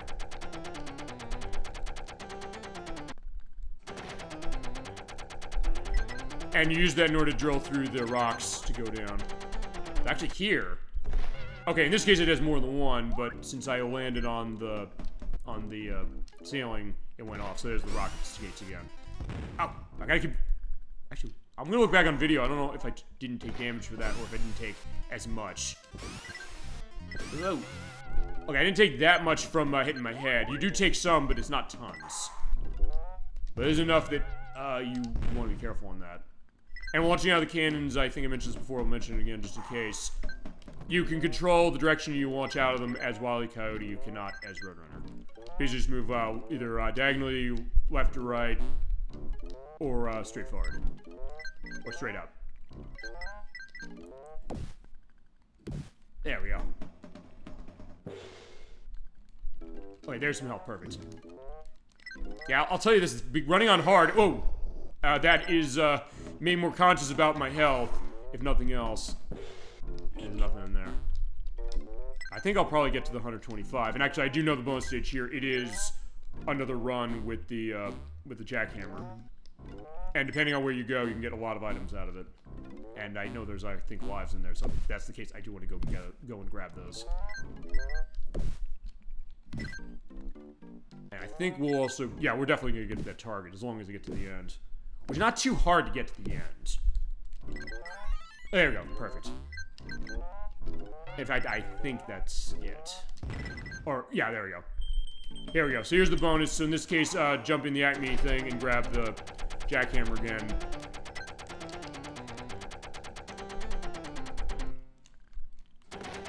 Alright.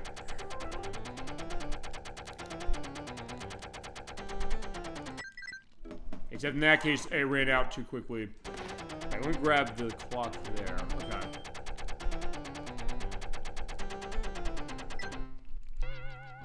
Let's see, is there any indication where there's a life? I mean, I'm not doing bad on lives.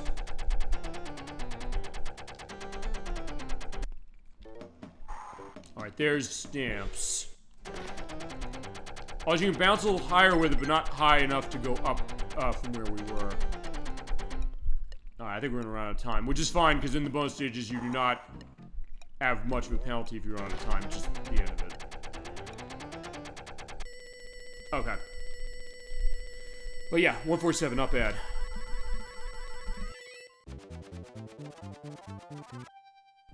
Alright, Granite Gulch. Okay, this is where it went night, so at that case we only have one more level to go. Whoa.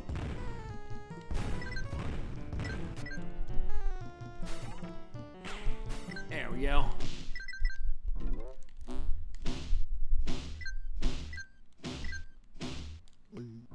Okay, so far so good. There we go. A nice dash panel on the ground. Yeah, you see fewer of those when you're playing as Wile E. Coyote, but you still see them every so often. Okay, ah. Yeah, it's those cacti, they're gonna hurt. Oh no! Oh. Oh, crap. At first I was like, was I gonna live? But no, let's not. Oh wait, there's... Oh, wait, there's one in the bushes, or in the cacti. Ow.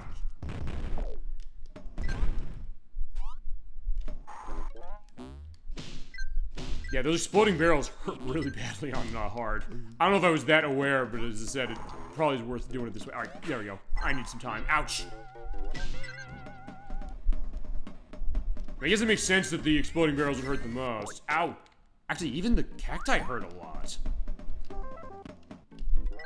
And also point out, when you do a dash or a jump with a run, you do basically a jump going to the side, or a sideways jump that doesn't go as high. Yeah. Okay, cool, that was close. I caught him at the end, perfect.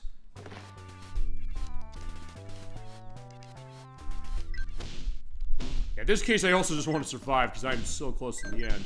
Not that it's really hard, you're seeing this. I mean, I beat this game within, like, half an hour when it came to, Roadrunner. I mean, as far as this, it's not gonna be that long either. Okay, he's going up the wall, so, yeah, I can't go that way. Actually, I think for that one, I do need to grab this because I need to fly upwards. So it turns into kind of a fight game, in a way, as far as that. So that's pretty cool. There we go.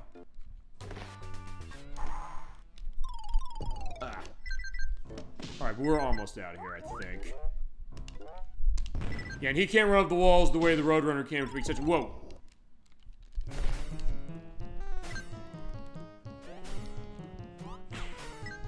Oh, perfect. Okay. Actually, I guess I gotta take this as far as that, but I have to wait till it stops. I'm gonna shoot myself out. Perfect. Okay, there we go. Perfect. There we go. Hey, it looks so majestic, and there we go, we're at the end. Yeah, in this case, I'm okay with, what I'm running with as far as, everything else, because we're at the end. So here's the grand finale as far as Wile E. Coyote. In this case, it is the same boss, so in this case, we have the Roadrunner driving the, machine. Which is fair enough, I guess he... Okay, narratively speaking, Dolphin made the right choice of saying, let's play as Roadrunner first, so... Based on the continuity of how Super Bowl Game Saturday is playing this game, Roadrunner became president of Acme. And so by becoming president of Acme, he has power to, you know, do all this stuff when it comes to driving trucks and all that. And by doing it this way, he's the one in charge, so now we have to take his dominance away, and we're going to be president of Acme now. So yeah, everything works out. Ouch. We planned this show, I swear to God, and that blew up in my face. Damn. Alright, I need help, otherwise I'm gonna die. Now this is a long case as far as the battle, but I do want to live. And you can bounce on the balloons here to get tons of items and also clocks. And a wife. Perfect. Awesome. Ow. Actually, in this case, the bombs are really something I have to be worried about. Oh, crap. Yeah, really worried about. Damn. Okay. So, let's try again. I do have a couple lives, so I think we should be fine.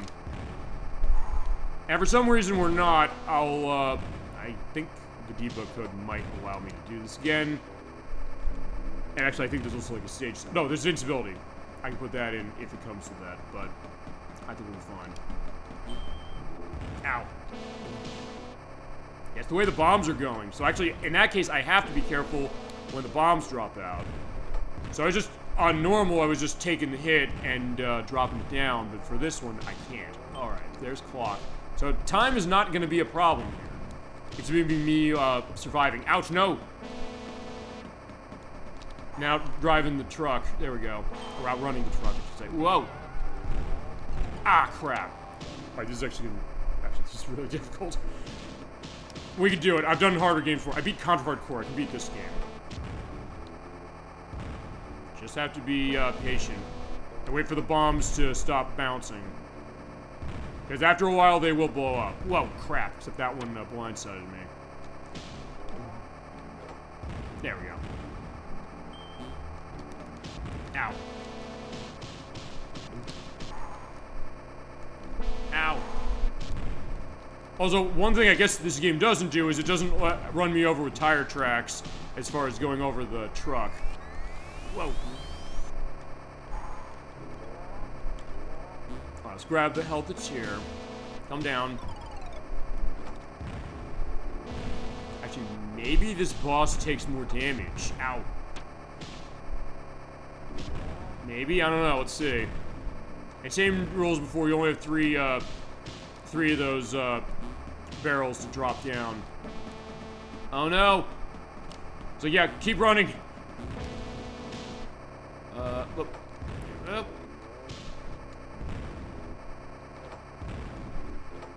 Ow. I gotta go back. There we go. No, keep going, keep going, keep going.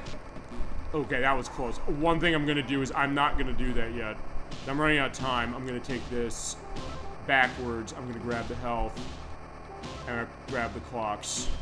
So at least I have a dash, so I can dash back to the other side when I get over here and get the other life. So actually, wait a minute. Okay, I got the life. Never mind.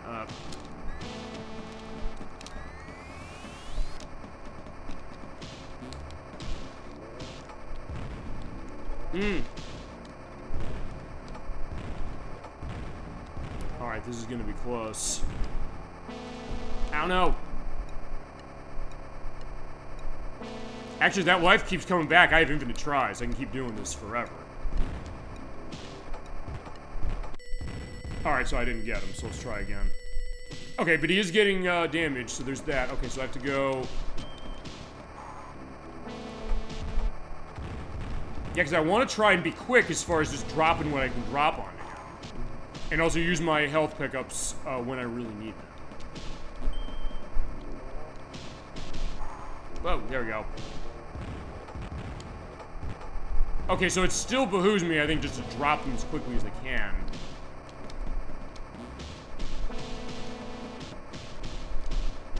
Grab that. There we go. Wait till the bomb drops. Just wait till he comes by and then run. Because he runs faster than I do. But if I start running quickly enough, I will avoid taking damage. There we go. Or taking more damage. Whoa, crap. Okay, so go this way now. Okay, so if nothing else, we have a pattern now.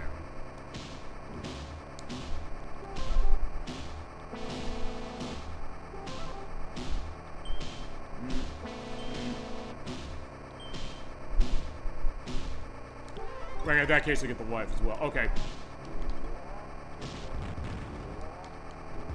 Oh no.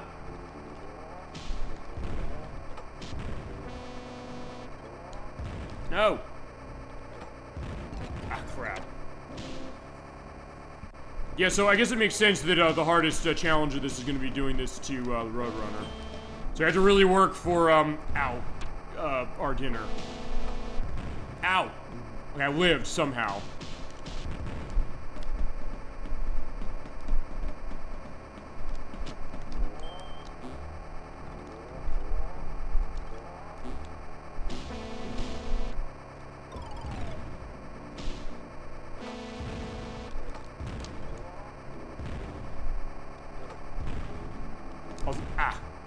Grab that, and then we'll go the other way. Okay, I need to make sure I can maximize my time as much as I can. Oh no! And grab the dash so I can dash over here without getting myself hurt.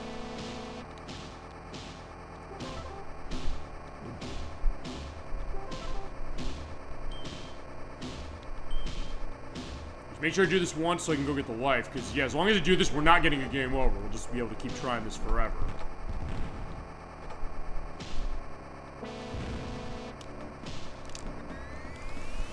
There we go.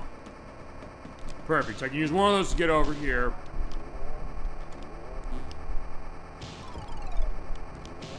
Oh no. Oh man, this is yeah, this is gonna be challenging. Alright.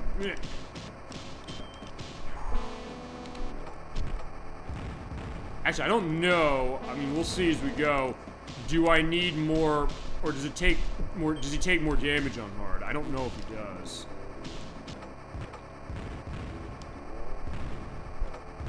There's that one. Oh, okay, I'm getting hurt. So, since there is a, the clock there, number one, you just pick up every clock when I need it. There's health, because that is a full recovery. There's another one, and it does not, let you pick them up if you're at full health. So that's benefit two.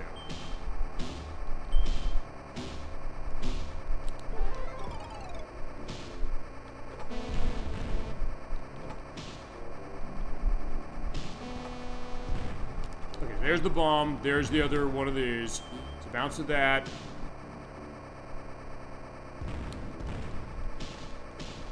Oh no. There's that one. Wait till he goes there, so he's off that way. From here I can just run. Ow.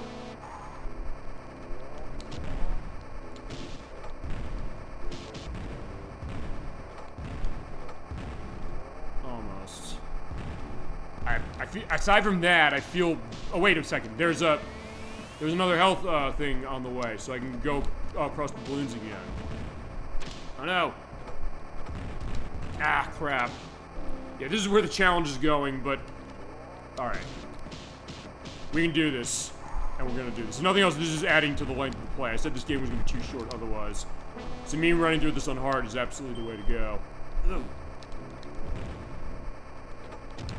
And I think this is not the hardest game out of this company. There's way harder games from Blue Sky than this. Many. In fact, I'd say this is probably the easiest game of theirs. The Vectorman games are definitely harder than this. Those Jurassic Park games, oh my god. Those are nuts. The Ren and Stimpy game is... Okay, it's not insanely hard, but there's stuff about the design of those that's weird.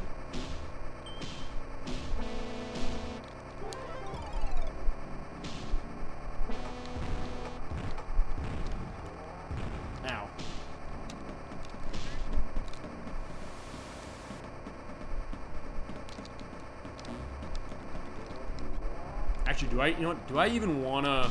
Okay, there's health, perfect, okay.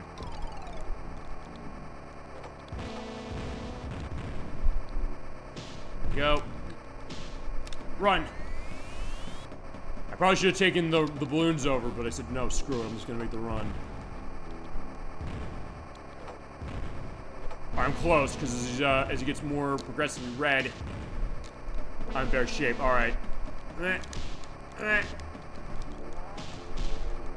I do need to hit him, but I don't know if I want to take that risk yet without health, but I'm gonna die otherwise. Oh, so close. I'm getting way closer, though. Okay. Yeah, you really have to make this work very precisely, damn. Clock, grab it. Honestly, since I rarely come over there to the center, maybe I should just grab that from there. I gotta take that, otherwise I'm gonna get myself killed if I get hit by a bomb. Ow. Yeah, and I would have if I didn't take that.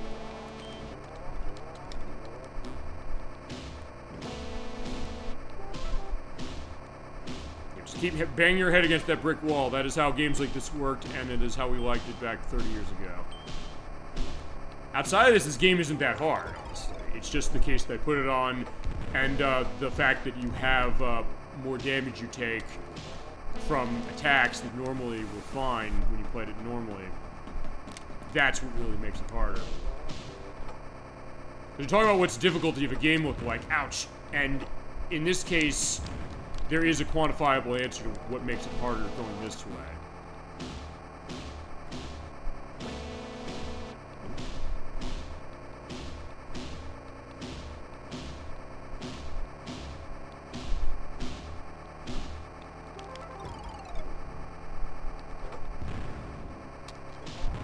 You just also pay attention where the bombs come out, but I think it's random where they come out. Do I have any? Oh no. You know, maybe I gotta hold my clocks then, alright. Well, sort of hold my clocks, or be quicker when I drop these. Okay, so... there's that, grab that. I'll hit the clocks when I really need them. Hit that one, I didn't need that.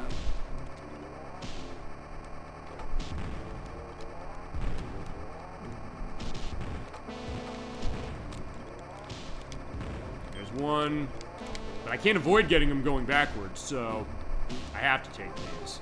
And I'm fine taking them. Actually, that might be the other thing. Jump down when I need help and go down and get those.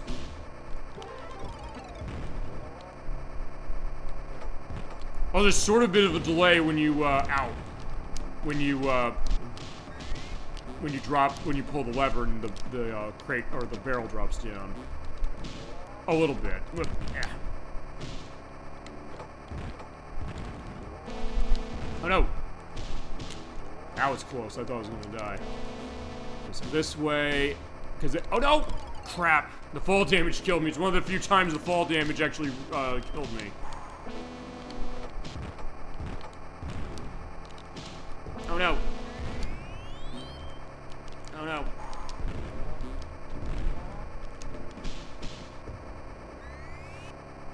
Actually, I think, yeah, I think it did the fast speed on its own, based on how I landed.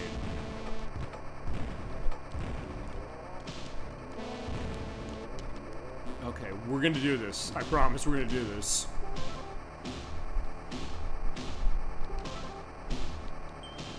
Actually, I don't remember if I've ever beaten this game on hard. At least, ow! I should have went the, wait, wait a minute, no, I do have to go back that way, because I want to get the life as well, but I'll have to get that on my next pass. Oh no! I guess I'm not getting this pass, crap.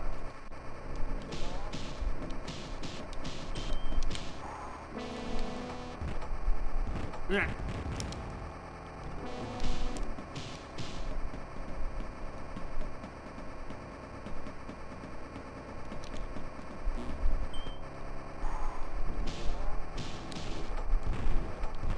Okay, so I got all three of them on there. Perfect. Grab that there, and go up this way to get the bit of health, and the time, and the life, and the boosts. Those boosts are really what I'm going to need, too.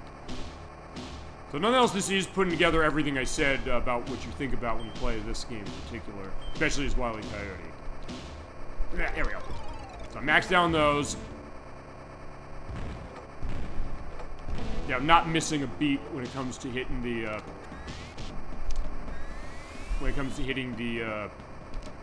the bombs down. Which I need to do, because I missed that one. There is another clock on the other side. There's also some health that I didn't hit on my way over. No! I almost wonder if I'm getting worse.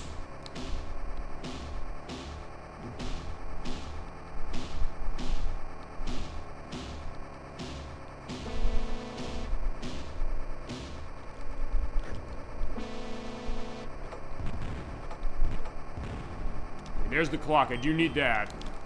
Ah, crap. I dashed, but then I hit the bomb. Alright, this is insanely hard. Alright, we're gonna do this.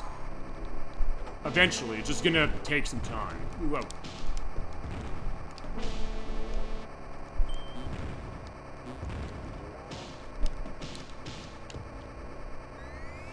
Yeah, hitting the front does give you that boost, so that's something at least to pay in mind, I guess.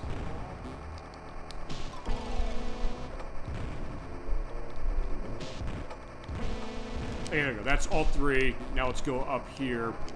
And so I don't have to take any health. I can just go my way.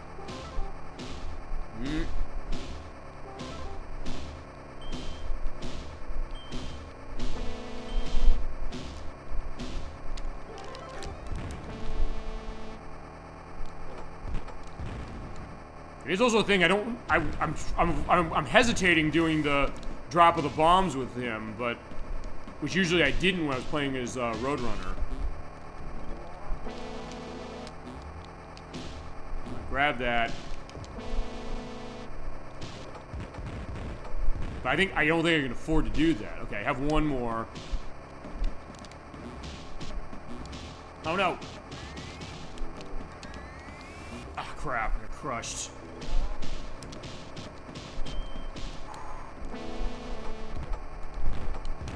Okay, I have to pretty much not miss a single one of these.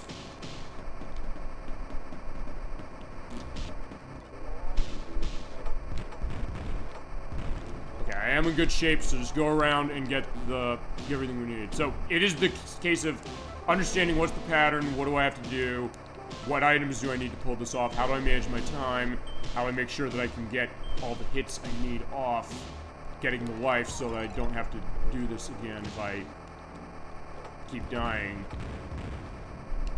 We're at that clock.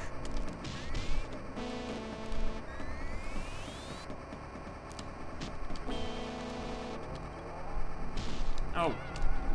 Yeah, I'll take that hit. That's fine. Grab that.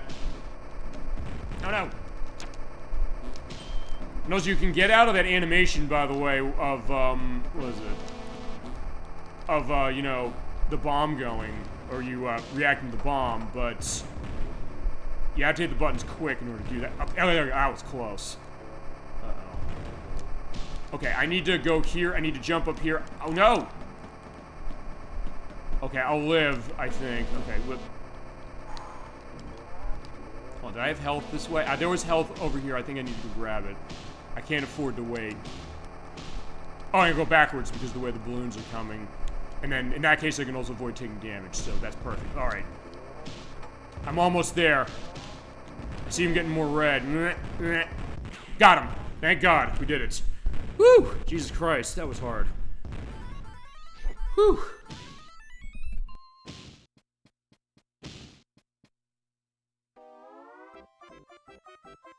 Yeah, I deserve that promotion.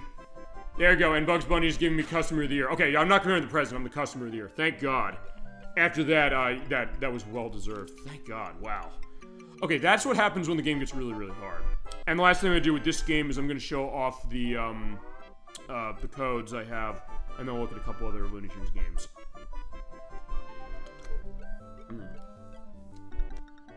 Definitely needed a nice drink of water after that, damn. Alright, that's how you get a longer playtime out of your game. Pick the harder difficulty. And after I show off the codes, I also go into final thoughts on this game. Whew, there we go, that's nice. Yeah, so the Coyote always has to fight harder as far as what it is, but in that case, we did it.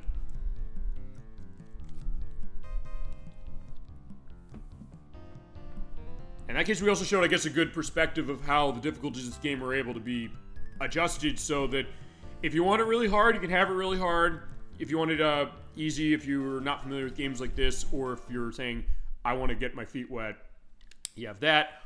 Or you can just say, let's just go with what they give you default. And default's totally fair. It's not unfair going the hard way that I showed. But that being said, we did do it. So for this one, we're going to show off the codes. There are a couple. I'm going to show off the debug code.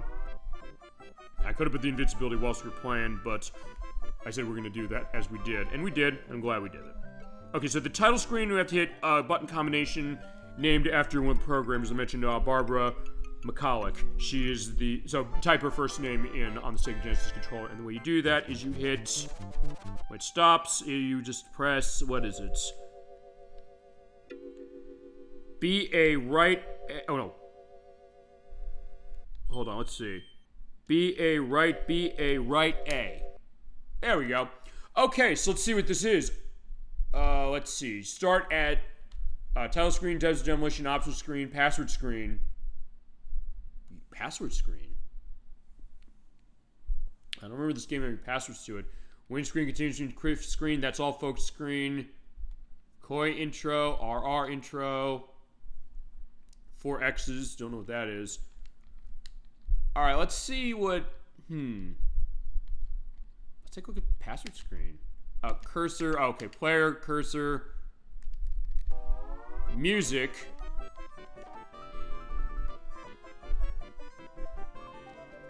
Okay, this does use the 6-button controller running the coordinates on screen.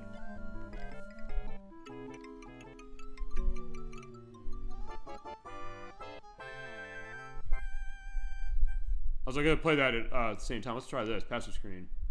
Wait.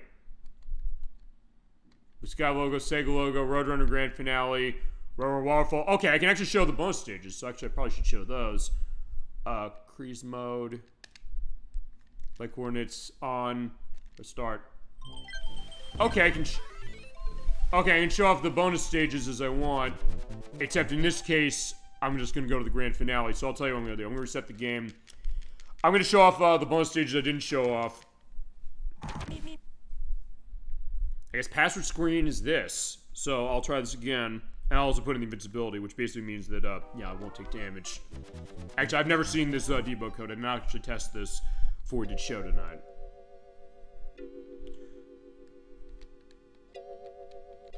There we go. Okay, so let's see. Title screen, password screen. Password screen's this. Okay, so win screen. Coyote intro. I see. So those intro screens.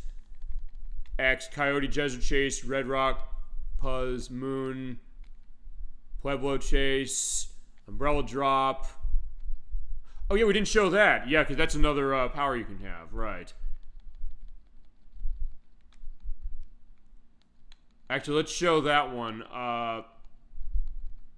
Umbrella Drop. I will hit coordinate display on. There we go. Right, because you hit this. Actually, wait a minute. No, it isn't. Well, I did show this, but there is one other power-up I didn't show. Oh, right.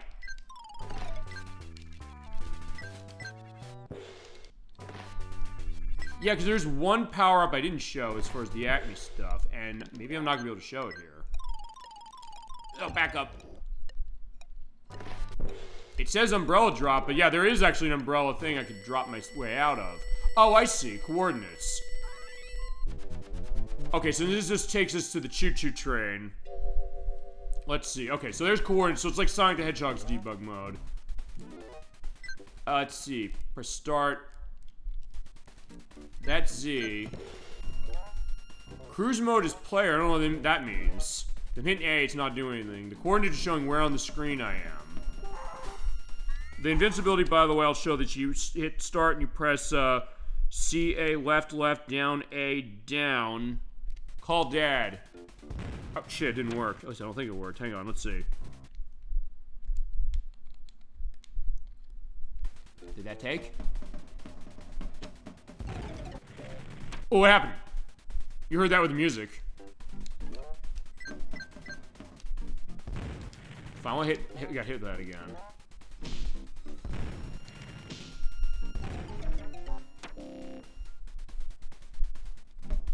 maybe when I ran into it, hang on, I want to try that again. Actually, because we didn't show the game over with Wile Coyote anyway, so let's show that. Okay, I don't know what happened there, but alright, there's game over. Alright, yipe. So he falls off the cliff. Okay, there you go. And in that case, I blew up and I got crushed by a rock. Okay, that's hilarious. Alright, as we just want as far as Roadrunner and Wile Coyote. Sorry, I'm gonna take a look at one other thing on the bonus stages. Yeah, because this says the umbrella drop, just to go on that. There's another Acme item, you can find the umbrella and you go down, it goes do like you're going down with a tiny umbrella, but... Oh. There we go, let me just make sure I put that in. Let's see, I'll go to... the Climb to the Moon, Playboy Chase, Umbrella Drop, Locomotion, yeah, we didn't show that. The Jackhammer thing, the waterfall, actually, yeah, okay, there's a waterfall at the Coyote, let's show that. Okay, there we go. There's Elmer Fudd and Daffy Duck again. So let's try doing what I couldn't do last time, which is do the Super Mario Bros. 2 thing, which is jumping on the logs. Bit choppy here, shit, and I landed right through, I jumped right through that, don't know why that didn't count, but... Either way, that's that idea. And no, I don't. No. I don't want to do that again. Sorry, I did that already. I proved my point. I'm okay with that. As far as the invincibility, maybe the invincibility doesn't work. You know, I'll try that quickly, and then I think we'll move on to the other games I got. I said, depending on how this is, I might pull other Blue Sky games out.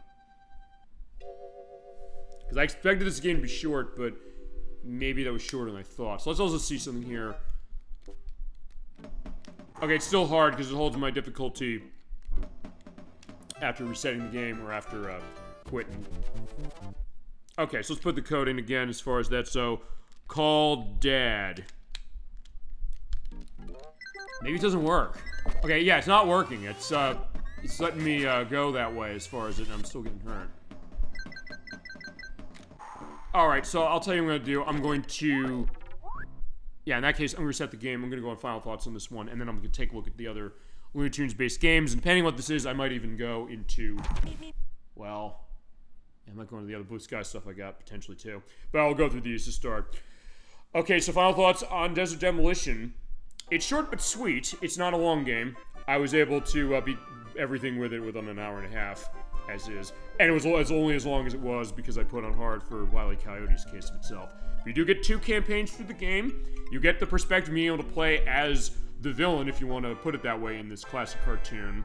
You can also play as the hero, of course, of Roadrunner. They both have different experiences. They both capture the feel of the series very, very well. They look great as far as the characters, but the game itself looks really good, despite some issues with frame rate here and there.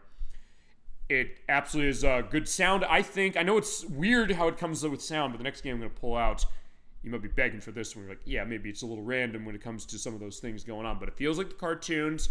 It looks like them. It plays like them.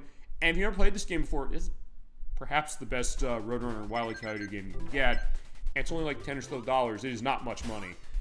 And as far as the late one for Sega Genesis, it's a pretty good showcase. And even though I mentioned Sega flailing around, they threw a lot against the wall on that, but there are some interesting things they came up with for sure, and this is definitely one of them. And one that's not going to cost you a fortune. And a unique look as far as Blue Sky software, because there's definitely a lot of interesting things they made. As far as the stack I got that's not stuff I know of theirs.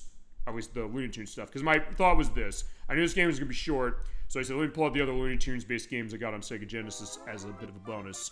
Also to make it for the fact we're not having a show at the end of this month, which we're going to do on schedule, of course. But I said, well, it is an interesting one to start as far as looking at them. We can look at other stuff of this company. I can pull out some other stuff later, depending on what that is. But, yeah, it's a good stuff, and, yeah, that's not all, folks, as far as our stuff with the Looney Tunes, but as far as this one, it is. So, yeah, I'll take or leave of Desert Demolition. It's a very good game, and I recommend it if you're a Sega Genesis player. Especially if you like this Enterprise. If you like Looney Tunes, in some ways, this might be one of the best Looney Tunes-related games on the console. Maybe, but there is one that's in here in this stack that's even better. Not sure I'd say that about our next one, though, but there's some interesting things about this. Next up is a game that's actually developed by a company that's only made one game. Another game that also has fun with the Sega logo. You're seeing the Taz-Mania devil. He's using the Sega logo as far as the S, so it's EGA. Yeah, this is Taz-Mania. This came out in 1992 from Sega and Recreational Brainware. This is the only game they made. They did not make another game. This is based on the animated series from the 90s, which was kind of a twist on the Tasmanian Devil perspective, with the idea that Taz is living in Tasmania, correctly, in Australia with his family. And here's the story of the birds around, as far as like the seabirds, and they give great eggs, and he wants to eat. You're seeing here he's doing a lot of eating as he's going around the snowy area. But, alright, let me change the game name, forgot about that. But as far as this TV show, it kind of was a little bit of a very knowing and kind of tongue-in-cheek take on this enterprise, perhaps. And wait, did I not put a category in for Desert Demolition? I thought I did. Okay, so I guess I'll put this in. I was gonna pick the right Taz-Mania because actually all the games are based on this enterprise. I guess that's right. I thought I put a category on Desert Demolition. Apparently I didn't. And of course, when I edit this, I'll have other stuff indicating as far as the timestamps of these games. Yeah, for this TV show, it's kind of a knowing, jokey take, almost like Tiny Toon Adventures, a little bit like Animaniacs, so this came out beforehand, with all these weird characters getting in Taz's way, and the fact that Taz is the one who's basically not really saying much as far as anything. He just wants to, I guess, have a good time, eat, I guess, spin around, the case of itself, and it turned into this platforming game. And every game based on this enterprise, we're pointing out, there is not a single one that is alike. You'd think, well, they'd take one game and they'd port it to other things. No, actually, they did not. This one, as far as it, there are 3 Sega versions of Taz-Mania. There's this one, that's by Recreational Brainware. There's the Sega Master version, which is kind of a traditional platformer, kind of like this, but not the same. There's the Game Gear version. I played the Game Gear version growing up. That's not a good game at all. It's also one that I kept beating my head against that brick wall to try and beat it. I couldn't, but it's also a game you can beat in like 20 minutes if you know what you're doing. I don't. It's also insanely unforgiving. It has really horrifically hilarious music. I'm talking Crazy Bus level in terms of its music. Or maybe this game in terms of its music, which is also, like Desert Demolition, having some fun with the idea of specific movements as you go along with saying, something bad's going on, as we have that plant going on there. There's also the Super Nintendo game that was developed by Visual Concepts. You have the same people who would go on to make NFL 2K5, which is a racing game, sort of. You're basically running in mode 7 perspective down a highway, catching kiwis. And there's the Game Boy version, which is also something different. And there's Taz-Mania 2, which is a Game Boy game as well. And I think there's another Game Boy version that was only in Japan that's not the same as the one we got, so it's kind of crazy. As far as this one, yeah, in this case you're also going in mines, as far as we'll show that a little later, maybe. Let me show you how this game works. It's a game that certainly looks nice, but unlike Desert Demolition, it's not very smooth. Or, except in certain cases it sort of is smooth. Alright, so let's pull this one out. You have your difficulties of practice, easy, and hard. I'm going to go easy. Your controls are action on the A button, spinning is on B button, and you can do it all at any time, and jumping is on C. Let's get started. Yeah, because I mentioned the conceit of the TV show is that Taz has a family, and this is Pa Taz, and he's telling the story of the prehistoric seabirds to his family, which is also a sister and a younger brother, and a pet turtle. I don't remember their names. Indication down below when I edit who they are. We know who Taz is. Yeah, the legend is a lost valley where the birds still live with eggs and all, but it's only a legend, so... hearing the words of his father saying, I want to eat, and there's perspective, he spins off, and off we go. And the sister's saying, like, my brother's gonna do something stupid, but I'm not gonna do anything. Also, funny conceit of that show is the fact that every other character speaks except Taz. He's still the same way we know him, and here he is.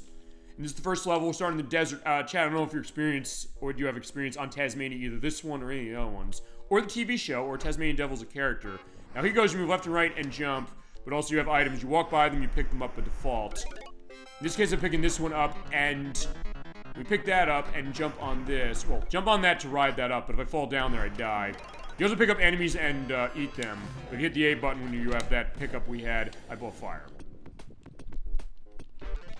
Also, you have the case of the instruments going on, the this game runs the gem sound engine, by the way, of the Sega Genesis, and it is interesting, I guess, to put it that way. Oh, shit. Yeah, if you slip down that way, you're gonna die. It's one-hit kills. This game is very unforgiving. I am not gonna be able to beat this game without practice. Also, because this game is kind of bullshit hard. It's that kind of a Sega Genesis game, unlike Desert Demolition. But you're also hearing as I jump, you're hearing like the beep, bump. It's doing sound effects as I do actions in the game the same way Desert Demolition did, but unlike that one, where it was more pleasing to ear, this one is not really. And use it to kill the enemies, and also you're saying, why am I not spinning? Well, they're spinning. And it is infinite, by the way.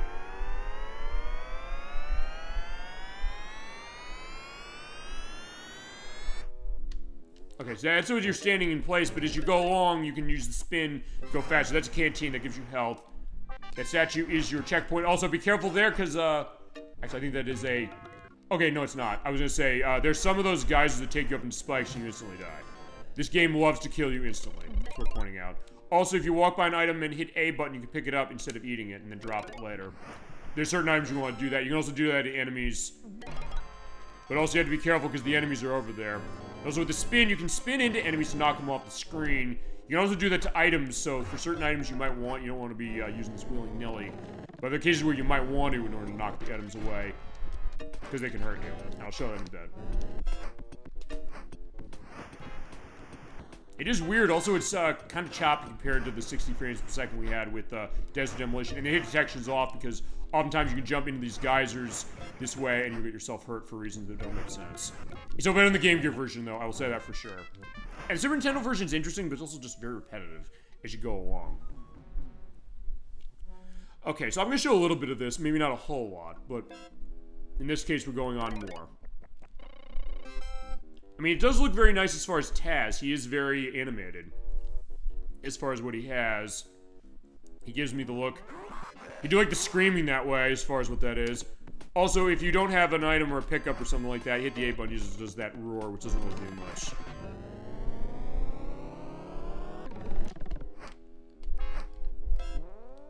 And you also hear the hilarious sounds going on, because again, it's context sensitive how the sounds go based on the situation you're in. So you do this jump and go, whoa! It's hilarious. It sounds like the cartoons to a certain degree, but also just weird, just as far as the Gems audio driver of Genesis trying this. Because I mentioned there's some good Gems audio games on Sega Genesis, specifically, I mentioned one earlier, Cool Spot. Eternal Champions is another one. In this stack, well, I don't have anything of these 4 Looney Tunes games that's like that exactly. But, actually some of the stuff Blue Sky, actually, wait, no, okay, what am I talking about? Desert Demolition ran the Gems driver. It sounded actually really, really good. Actually, that's one of the better Gems audio games. We sometimes talk that sound driver. Certain companies will use their own sound driver sometimes, or they'll do their own tech. I know Konami tends to do that a lot. And other companies will have their own stuff like Sonic Team and Sega themselves. But the Gems stuff, it was short for Genesis Electronic Music System, I think. If that's not right, I'll indicate below what does Gems stand for. It basically was designed as a kind of easy method to compose music or get audio out of this console that a lot of developers used, a lot of American developers. And Recreational Brainware was a company that was out of the United States. But you had other people who used this driver and knew how to run it. As we mentioned, Sam Powell with Desert Demolition. But it was like Tommy Tallarico when it came to stuff of shinies that he worked on, like Earthworm Jim used it, Aladdin used it, it sounded awesome. So it sometimes really comes down to how it's programmed and how they really think it out. Because sometimes that's the thought with Genesis. The idea is that Gems audio drivers like, ooh, you don't want to listen to music that way. But then we played games that have really good music that way. Eternal Champions has great music. Yeah, so get out of my way, Rock Monster. So I think in some ways it really depends on the game. And sometimes the thought was also this, which is that if they used that audio driver on themselves, that means they were cheaping out. And the answer was not necessarily. But sometimes certain games sound better than others. This one sounds unlike Desert Demolition. It sounds more chaotic in a way that maybe isn't as pleasant. I do want to grab that. But it is fitting to the source material. Also, one thing I did earlier that wasn't indicated is there is bomb there, and I will show it in a second, because if you walk by the bombs, he'll eat it automatically unless you're holding the A button down, and it'll hurt you badly. And oftentimes they hide the bombs behind things because this game is programmed in a way that it wants to punish you, and then sometimes it wants to be really, really cheap, unlike, as I mentioned, Desert Demolition, which really wasn't that way. Okay, okay, that was interesting. I just tried to grab the spider, but I didn't get him. I can eat that. That has an extra life. There's also one that has 3 on it, but I don't think that's for lives. I don't know what it does. I can have an indication below what it does, and I'll put it up when we see it. Because there's one on the way. Yeah, right there. In fact, that's it. Words down below what this 3 item does. You think it's 3 lives, it isn't. Okay, so now we're getting close to where bombs are. So there's bomb. Here's the deal. You walk into it, he'll automatically eat it and get himself hurt. But if I'm holding the A button, he'll pick it up. So at that point, you can also press A to drop it. No!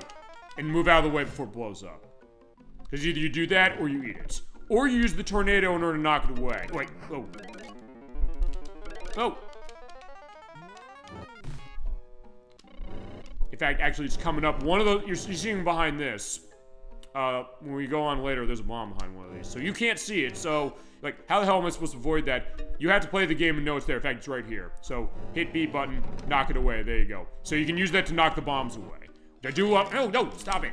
Okay, you can also hit A button to avoid eating the bomb if you press it either, or hold it when you walk into where the bomb is, or right when he picks it up, press A before he puts it in his mouth. Because I guess the thought is that Taz isn't very smart, but the thought that he can still find his way out of a situation and knock that out of the way. Oh, but also, that's the other thing. I knocked the canteen away, because the canteen gives you health. But they give you tons of these things. And they also give you points. But you can't necessarily use the... Okay, that's how I knocked the lives away, so actually the lives are gone. So you have to be sparing... You have to use your, tornado sparingly. Which is an interesting mechanic as far as that, and I do like that. Here with this boss, where somehow it's at 60 FPS, this is actually insanely easy, unless I like other parts of the game. In this case, there's Bullgator and Axel, who are characters from the TV show. Ouch! And this is like the run-over animation. Basically jump and do the spin. A little bit of flashing light when I do that. Do that a couple times, they're dead. Yeah, so the bosses are no problem. At least, they're not a problem. Alright, level 2. I'm gonna show this off. We're at the Acme factory, so I guess this is the celebration of Acme, if nothing else. Actually, I think almost every game like this that we got tonight, as far as these Looney Tunes games, have some Acme connection to them as well. The other thing that's clicking as far as the music, like... It sounds very chaotic, so that's the other thing about this audio, I will say. So nice to hear it kind of going mechanical that way, but maybe the case that it's maybe too much. And also, it's a little bit of a maze as you go along to the point where they're putting arrows on the back there, so... Question if this game is necessarily designed that well, as far as how the levels go. But that being said, you could do worse, and I would say that... Now I'm thinking about this. I'm trying to think what's the bad Looney Tunes games on this console. I mean, you could say this one, and I wouldn't necessarily blame you if you did. Well, the next one I've got in the lines, I'm getting burned. There's some annoyances to that. I'll actually regale a story about that with Nocturne, because her and I, we bought a lot of Sega Genesis games about 7 years ago. Because we had some show ideas. Okay, before we were doing the show, we were thinking about ideas of what we wanted to do, saying, hey, maybe we could show this stuff off. Or take a look what these are. Actually, one of those was Barney's Hide and Seek game. And with that, we got a lot of stuff. We got that, we got Crystal's Ponytail, and we got the game we're going to show next. And that was the one that was frustrating her to no end. But it's also one that has some interesting things to it as well. I mean, I've heard Double Trouble. Okay, I'm going to pull that lever. You hit the A button next to that to do it. Ouch. We're getting hit by the laser. That's one where a game can be pretty annoying as we go along. And yeah, you eat the chicken, you also get some health. Yeah! Yeah, they're building tanks here.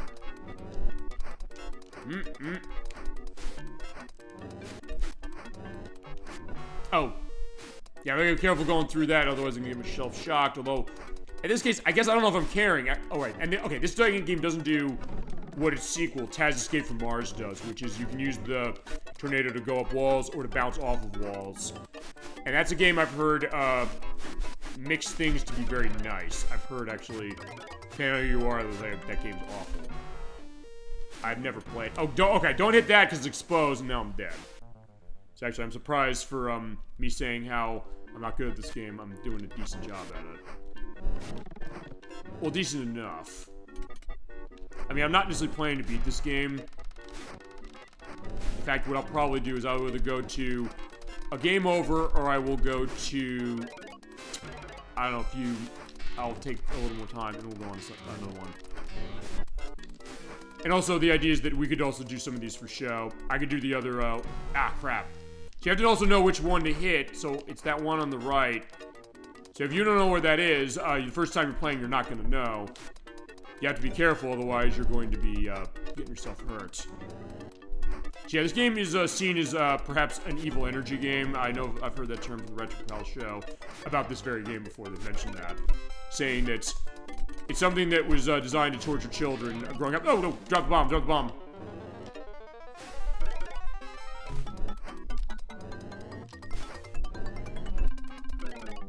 All right, there's a life. Oh, I got shocked going in there. But also, I can't get moving because that tank is in the way. Also, a question that this level's so busy, it's a question where am I going? As long as I guess you go to the right. Oh, it's right there. That's the way out. Yeah, look for the sign that has the eggs. Actually, I'm getting further on this than I thought I was going to. Wait a minute. Oh, I'm already at the ice level. Okay. Ow. Yeah, now in this case, you also get, like, the pygmy mice characters who are also on the TV show. You also can knock them away. It is weird, though. Alright. And since we are on the ice, it is slippery, so you have to be careful that way. Whoa!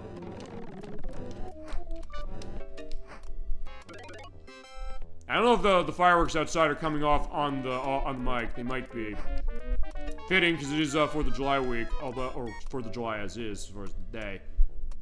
Also, the one thing about this game I'll say is that you have to take a lot of leaps of faith in this game. I'll say that, which I don't think that's a concept we really talked about, which is the way the screen resolution is, even on Genesis, which is known for having a pretty wide one.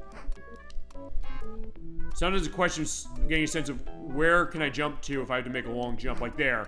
I couldn't see where that platform was, so I had to basically use my jump and use the tornado, which gets you a little more distance on jump, and hope there's somewhere safe to land.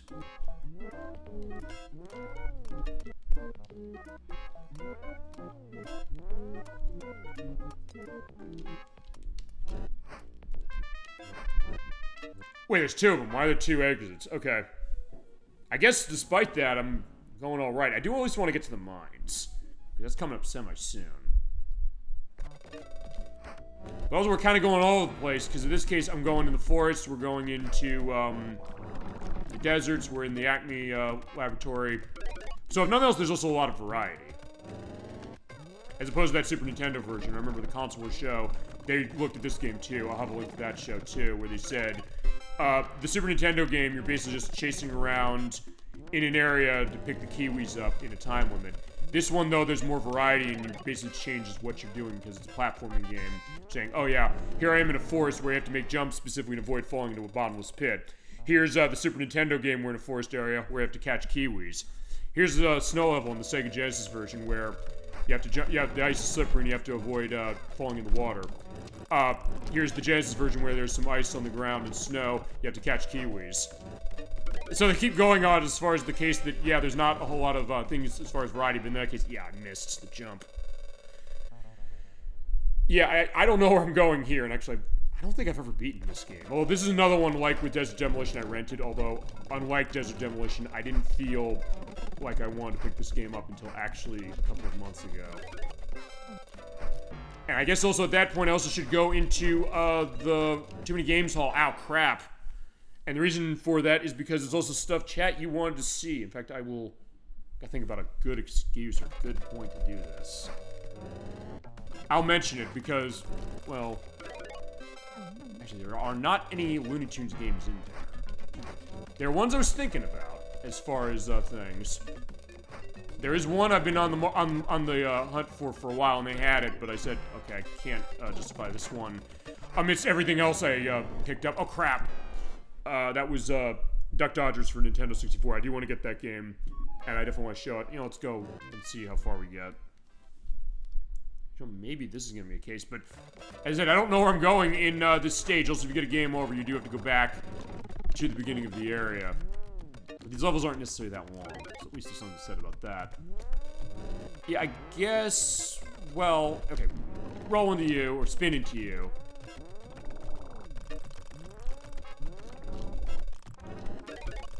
Oh, there we go. Alright, oh crap, I spun off and died. So yeah, this level has a lot of bottomless pits that you, as soon as you fall in, you die. I mean, I guess again, this, although I got tons of stuff as far as, I got too many games just to go on that. As I mentioned that last week, I mentioned I was going there, and I did have a show go up on the YouTube site actually too. The first 2 parts of The Wolf Among Us, which apparently all you out there wanted to see, and I'm glad you checked it out as far as it. Definitely something for adults compared to this thing, or any of the games we're looking at tonight. But still, a case where I was able to give you some content even while I was off for a week.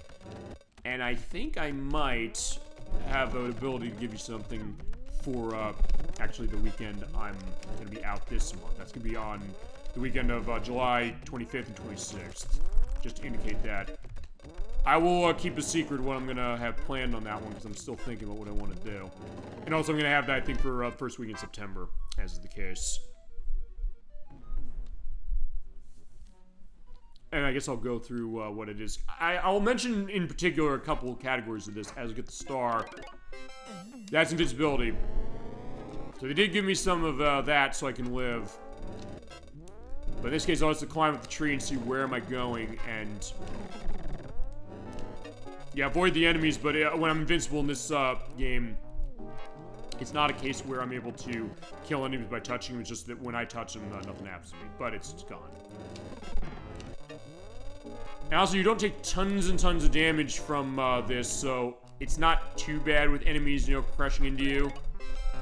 And also, now that the fire can burn. Whoa, I'm just trying to think of... Actually, no, I'll go into that on the last game, because the last game I know really, really well as far as what I'm going to show. And then also, on time permitting, I might say, let's look at some other Blue Sky games. It won't be the Vector Man games, because I don't have them on the system specifically, but they are on table, because I have collections that have them. Which I guess might be the next game of theirs we'll show, unless chat you have a request of what you want to see from them. Okay, oh, here we go. Alright, there's the guy with the arrow. I know he's from the TV show, name below. Because honestly, with this TV show, I saw it every so often. I love the theme song. I'll link to the theme song. But I don't know too many of the characters. Except for Bull Gator and Axel. And part of that's because of the opening of the theme song. Where they basically are listing every other character except for Taz. Yeah, don't forget Taz. Alright, so now we're in this, and we have to jump on the logs. But the logs are sinking, so I have to be careful. Okay, at least you don't die when you hit the water, although, except in this case... Oh, you have to hit up in order to, Oh, so it's running on multiple planes. I didn't know that. Now, if you hit down on D-pad and jump, you're able to jump, into the... Oh, you're able to jump, down from a platform.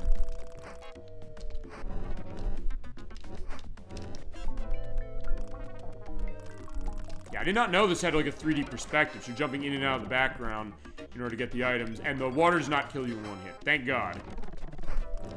Actually, I might beat this game, depending on how it's going. Shit. Whoa. And also, you can do it in midair, because when you're jumping, hit up, and you're able to just go that way. Alright. I'll see as far as how I can make this. Yeah, because I'm blasting through this game really quick. Okay, so let's take a look at what we got next. Oh, here we go. We're in the mines. We're 60 FPS. Yeah, the frame rate's not consistent. There's one part of the mines I want to show. Yeah, this. You hit the A button in order to lift the minecart up. But you also have to make sure you don't crash, otherwise it's a one-hit kill. On the Game Gear, oh my god, this is nuts. You have to hold the A button in order to do that, but also be careful when that comes, because if I hit into that, yeah, you die instantly. So if there's anywhere I'm going to be losing all my lives, it's going to be here. I mean, this makes the minecarts in Donkey Kong Country look like nothing.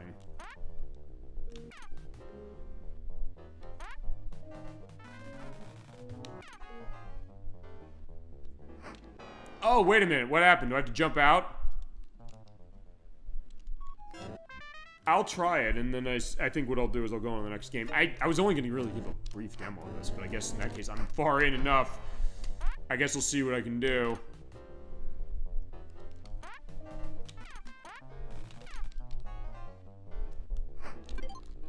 Oh, I guess I have to hold right or something for it. Like, do I? Okay, I don't know what to do. It's still better than the Game Gear one. The Game Gear one is nuts as far as what they ask you to. And like this, it's nowhere near as fast. Oh, crap. I forgot, I do have to hold the A button to do that.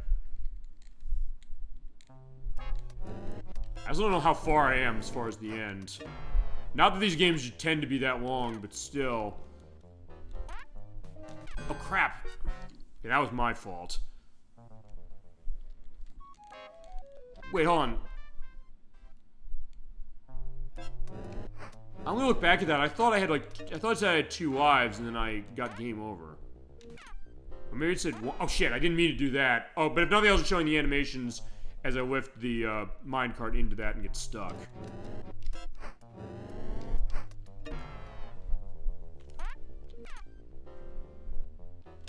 There we go, so just hold that. Actually, I guess I have to hold right. Okay, I have to hold right. Oh, shit. Okay, so you have to hold right when you get to the jump. And you have to hit the A button in order to avoid getting caught by the the stoppers there. So basically hold right pretty much the whole time, I guess. Actually, let me try one other thing. Okay, this is my last continue. So I'm gonna go to my game over, and we'll see what happens. Is it more? I'm not anything else. This is more of a preview. Okay, so I can hit left to go slower. So as soon as I see the green light, hold right, and then slow down, up. Okay. Oh, it shows then to hit up and then down. Okay. So now it's giving me instructions. It's weird it didn't give me instruction before. You'd think they'd be giving that to me to start, saying, by the way, here's what you do, or here's a little bit of a break. Actually, it's like out of The Lion King, in case we were jumping over the, what is it, the ostriches. Okay, there you go. So right. Here we go. So up, down, up, down, up, down, up. Oh, Christ. Okay, so here's a preview when we get to Battletoads at some point. I gotta decide who's doing that game. Actually, it is not on the massive list of things that Gemini 96 called for the show. At least I don't think it is. Oh, game over. And talk about unceremonious as far as game over, actually. But yeah, in that game, we have something going on with the turbo tunnel. That's the 3rd level. Okay, that's Taz-Mania. I'm not going to try beating it again. I don't know if I like this as much as... okay, I definitely don't like it as much as Desert Demolition. It can be bullshit hard. But it's got some interesting things to itself. But yeah, but step up your game, you're going to do this, and I guess when we do this for a full show, I'll make sure I practice more, as is the case. Alright, so that's Taz-Mania.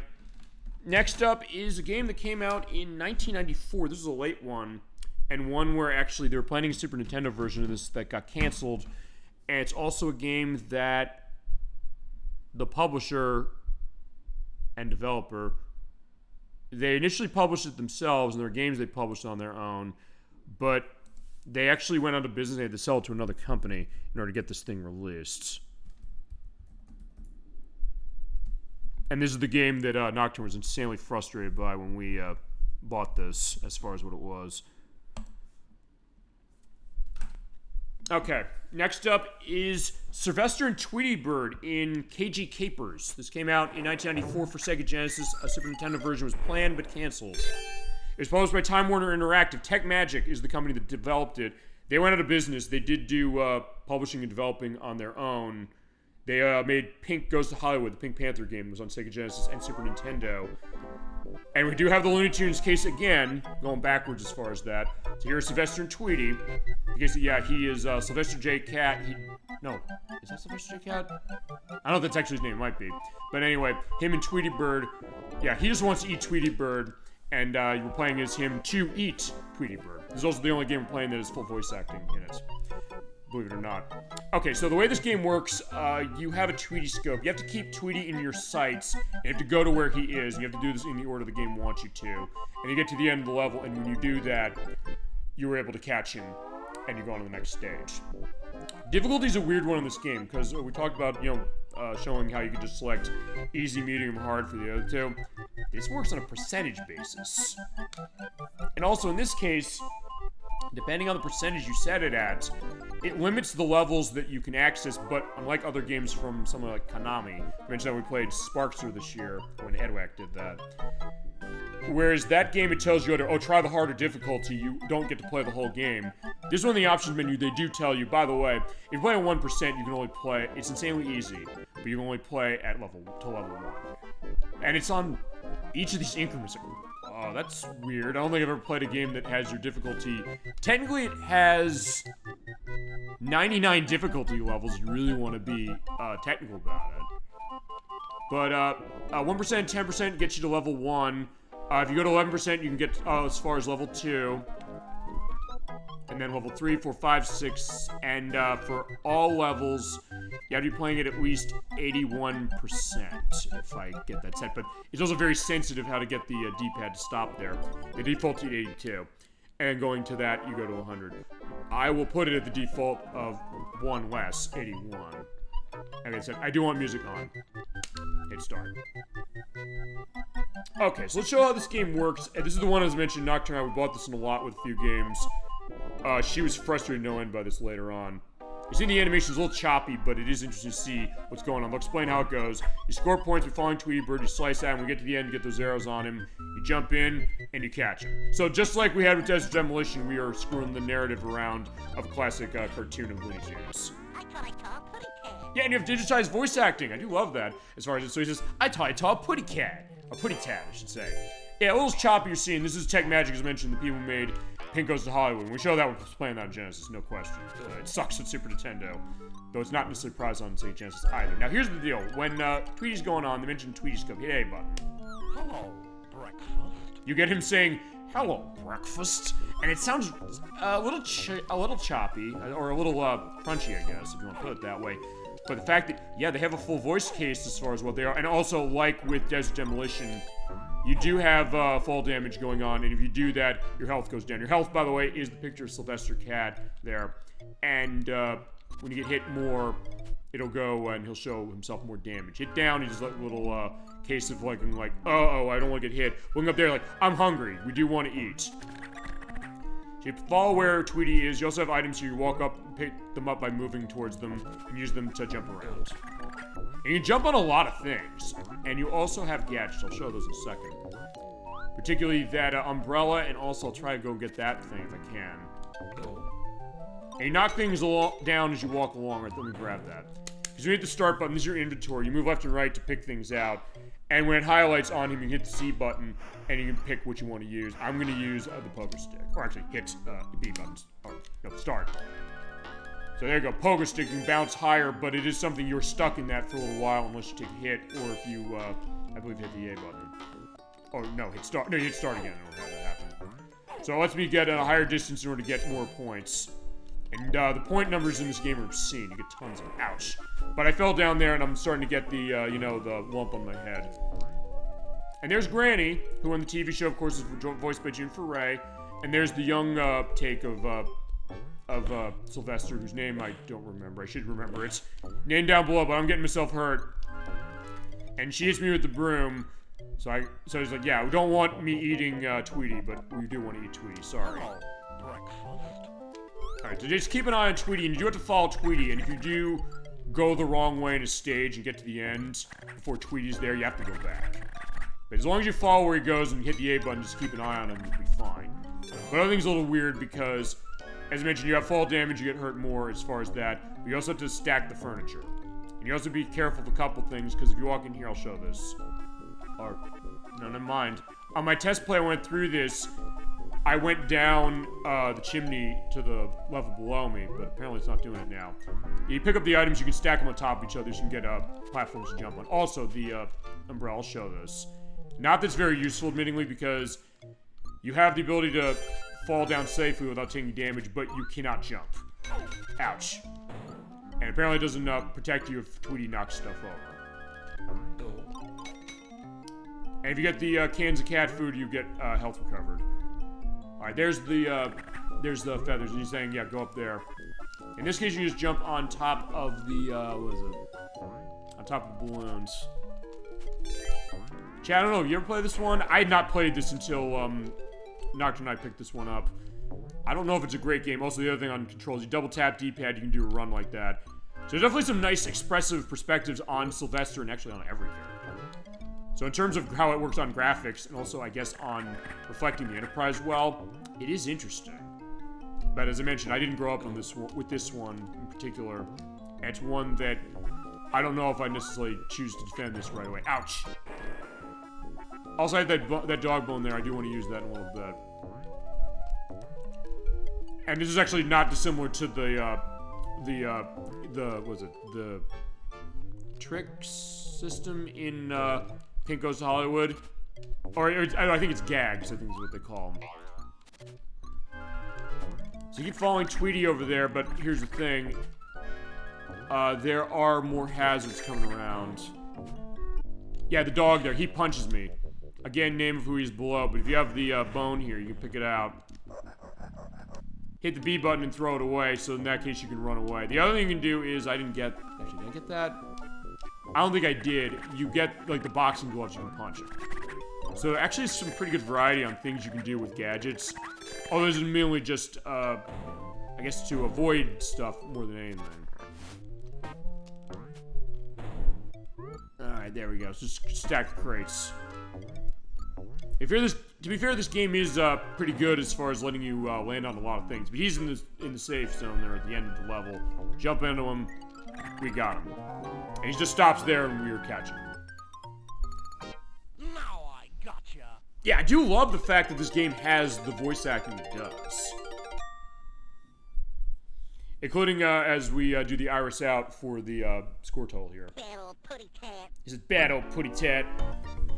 And so yeah, we were in Domestic Devils too. Yeah, that's what we could have done on the last level to the dog. We would have punched him. So it's kind of the same thing a little bit, but it's also a case of how do you get to where Tweety is? And sometimes not necessarily that easy to ascertain. And also, as Nocturne showed when we played this off-screen, we haven't done this for the show yet, as is. And I don't think she'd want any part of this game, except to say, Jesus, this game was frustrating. Crap, he's there. Do I have any items? Yes, I do. Yeah, you want the bone? Go get it. And he just off-screened him totally, so he's gone. He's up there. Whoa.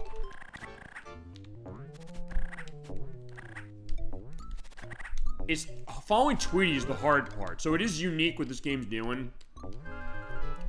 But also, it is that unique perspective that makes it kind of hard to manage.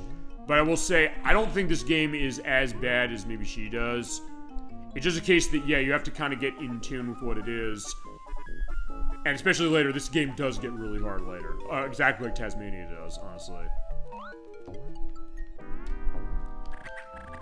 Alright, he's saying go that way. And also it's a case of, how do I get over to where I need to go? And also, when do you do stacking crates? So if nothing else, that's the weird... Ow, I'm getting myself punched. You also have tons of lives. One thing about the lives that are interesting, and I'll probably show this. If I can get these over and stack them. There we go. Ow, he knocked me down. Right. Is he suffering? Succotash. He also... that's... Oh, you bastard. Get rid of this guy. But I have a bone. Let's get rid of him. Toss him that way. Oh, crap. Oh, did he go? Oh, he missed. He wasn't looking that way. Yeah, the one thing that's interesting is when you die, you don't... It's not a checkpoint case. It's not a, oh, you go back to the beginning of the level case. You start right where you were at. Because you start with 9 lives, and you're seeing I'm getting tons of them. Well, actually, let me use this. You want that? Go. Perfect. So you just get right back into the action. I do like that, and I think that's unique, and actually, if again, fitting to this Enterprise, because usually on the show he has 9 lives and they play that up. And the fact that you saw the Angels go back was like, yeah, we just have another chance to get Tweety. Where is he, though? Hello, breakfast. It's pretty much, how do I get to Tweety? It's not always easy to get a sense of where to go. Even though it's like left and right and you're going up and down, you're thinking, what do I need to do? Where do I need to go? So it's not always clear, and that's the problem with the game, I'll say, which is why, especially later on, it can be really frustrating. And if you miss a jump, like I'm missing a jump, or in his case, he's just saying, I'm just gonna appear here. Even though they're giving me infinite dog bones, so I guess I gotta use the dog bone to get him away completely. Go, jump up here. You have to repeat a lot of the level if you fall. And that's not fun. So I see where I'm going. Also, it's like Rocket Knight Adventures in the sense that when you're doing a I'm gonna fall off thing, you will eventually fall off if you, I'll show it here. I'll show it, oh crap! Fluffer and fuckatash.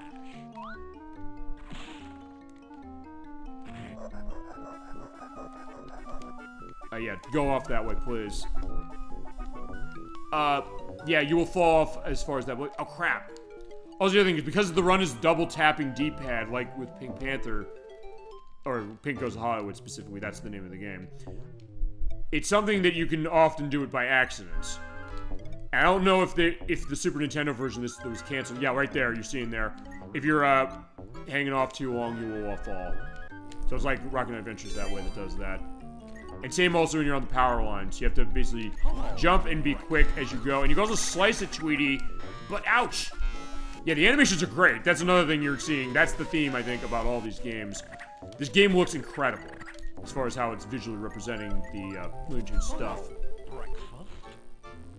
I'm gonna follow where he's going. Alright, he's going over to the birdhouse. Ow. Oh no! He said, unlike some of the other ones, I can't... Actually, oh, now I can. Crap. Fluffer and fuckatash.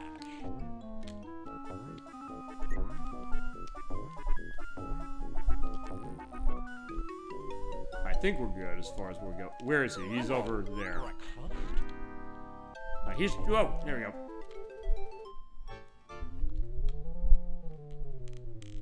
Alright, now I'm not falling, so I need to go down there and... get a handle on him. Ah, crap! So, if nothing else, this is really where the flaw of the game is. It is unique as far as how you're tracking Tweety like this, but it's also something that, if you make a mistake, you oftentimes have to go back and redo a lot of the game. So it's what Edwax said when it came to cases on the show before. He said, I hate redo working games. And, yeah, I think he'd probably hate this game for that very reason. Alright, I have to push the crate here.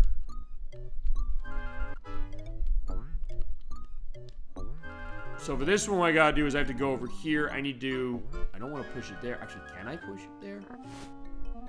Oh, wait a minute. Hold on. Can I? I just want to see it. I'll catch Tweety again. Yeah, because I think I push that down, because I think I can stack it here. Which is what I did. Oh, right. I need to stack one more. More than one more? Hang on. I gotta go find more of these boxes.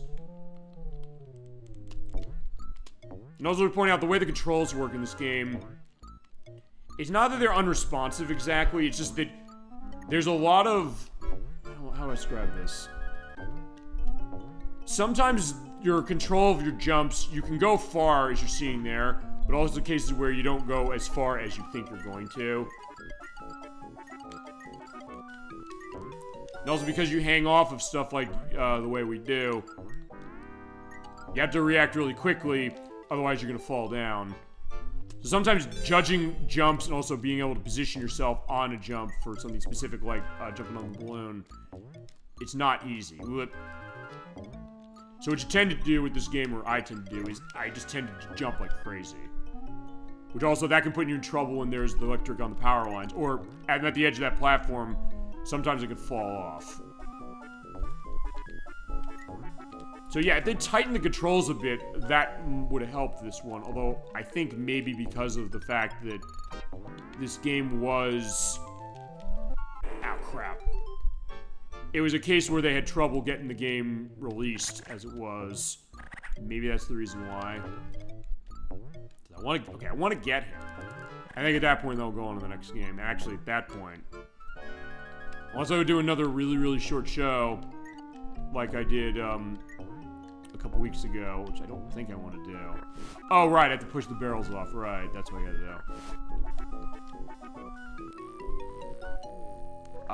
Yeah, I don't know if I necessarily want... Oh, wait a minute. Oh, I see something. Oh, yeah, that's right. That's my inventory. Yeah, the dog has not come back, I've noticed.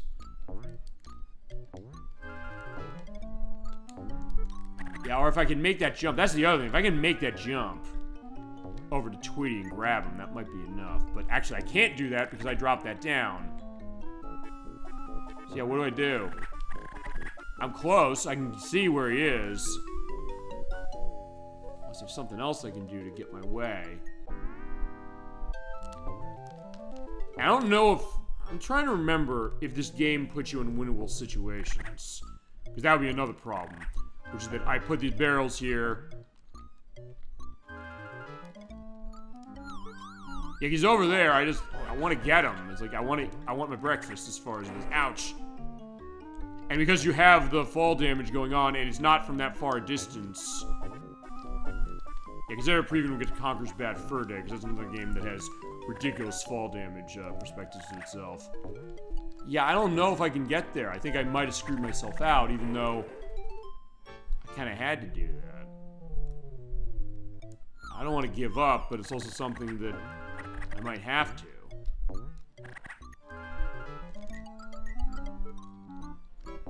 Yeah, and the doggy's not coming back, so I can't really do anything. Oh, there he is. I have 10 lives, so I'm basically just gonna let him beat me down. You know what, fine, I'll let him beat me down. I'll tell you, this isn't my excuse to be able to talk about the Too Many Games stuff, because a lot of this goes to stuff the chat I know you wanted to see. So I may as well let him beat me down. Because I don't know how to get through this. Sorry, this is more of a preview as it is than a prep of actually playing through this game. I want to go through the games I picked up as far as this. Because a lot of this is stuff that you've asked for, but there's also stuff that I wanted myself, and also cases where I actually, I'm going to start with a game that I know we can't ever show in this program, honestly, because it's a licensed content reason. And it does go to Sega Genesis, sort of, in the sense that, it's Sega CD, as it is. As the one I had the most trouble getting to work when it came to doing testing on this, because we had, we did Road Avenger a few weeks ago. It is In Excess Make My Video. I've mentioned this game before. It is part of the Make My Video series from Sega CD that was based around actual bands of the time. There was one for the CNC Music Factory. There was one for Criss Cross. There was one for Marky Mark and the Funky Bunch. Yes, Mark Wahlberg back when he was doing music. And the one I picked up, In Excess Make My Video, which is $10 in box, by the way. Which has you doing video editing on...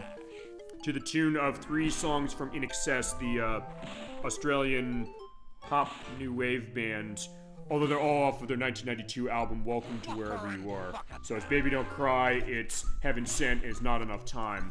And the idea in this game is you have to put this video together well enough so that the girls at the pool table who are listening to In Excess, they will stop listening to it. Oh, and you have continue, so that's all, folks, although actually... I only talked about one game. It's one we can't show because it's all licensed content. You know what? I'm going to try and see if I can't get Tweety again. I can go through the rest of the list as I go. Yeah, next up is a game we can sort of show because of a mistake I made, actually, this year. When we had our first show. And that was, that is Star Wars Rogue Squadron 2 Rogue Leader for the GameCube. It is a game I've been wanting to pick up for a while, and one that, I don't know if I'd never owned. It launched with the GameCube in 2001, and it was a very good reflection of the Star Wars movies. It's from Factor 5 who made this. And because earlier in the year when I did the GameCube preview disc, I accidentally, when I streamed the show, before I edited it, I accidentally played the trailer without muting it. I got a content question, not a content strike, because I would have thought I would have gotten that because it's John Williams music. Alright, you want the phone? Take it. So depending on what I do with this and how I handle that game, we could show it. It's a great flight sim as far as Star Wars. It really puts you in the feeling of the movies. It has music from the movie, so that's gonna be my question. Also, the other thing I'm gonna do is I'm gonna push that down. I'm gonna push this out of my way. Maybe this makes it easier. Maybe I can stack it. Yeah, okay, I was supposed to do that, so I guess I got myself into an unwinnable situation. So yeah, questions on design of this game, which can be annoying. Oh, no, don't tell me maybe I did. Right, I have to follow where Tweety is anyways. Just keep slicing. Okay, I didn't necessarily screw myself out. Because I need to jump up here in order to... Ouch. In order to get that set. So I had to stack everything up, and then I'm able to go to the bird house, I should say. I was saying bird cage. Anyway, next up is a game that Electverse wanted to see. Next up is a game actually I'd never heard of until he came around and mentioned it. Actually, when Nocturne and I did a show, he mentioned it as well. Yeah, he has a dastardly plan. I do love the animations again. The animations in this game are awesome. But the gameplay needed to work, no question. It is Gekido Urban Fighters. It's a beat 'em up for the PlayStation. It was published by Interplay, and it was developed by Nap Studio. There's a modern take of Gekido that is on Switch. This is the first one, I believe. Came out in 2000. I'd never heard of this game. But Electverse mentioned it when we did Mega Man Legends 2's finale and said, I love this game. I'd love to see it play. I was like, yeah, sure. I just have to look for a copy. I found one. That being said, when we play this game, I do have to indicate one thing, which is we are going to have to play that with the music muted, because this game has licensed music in it from Fatboy Slim and Apartment 26.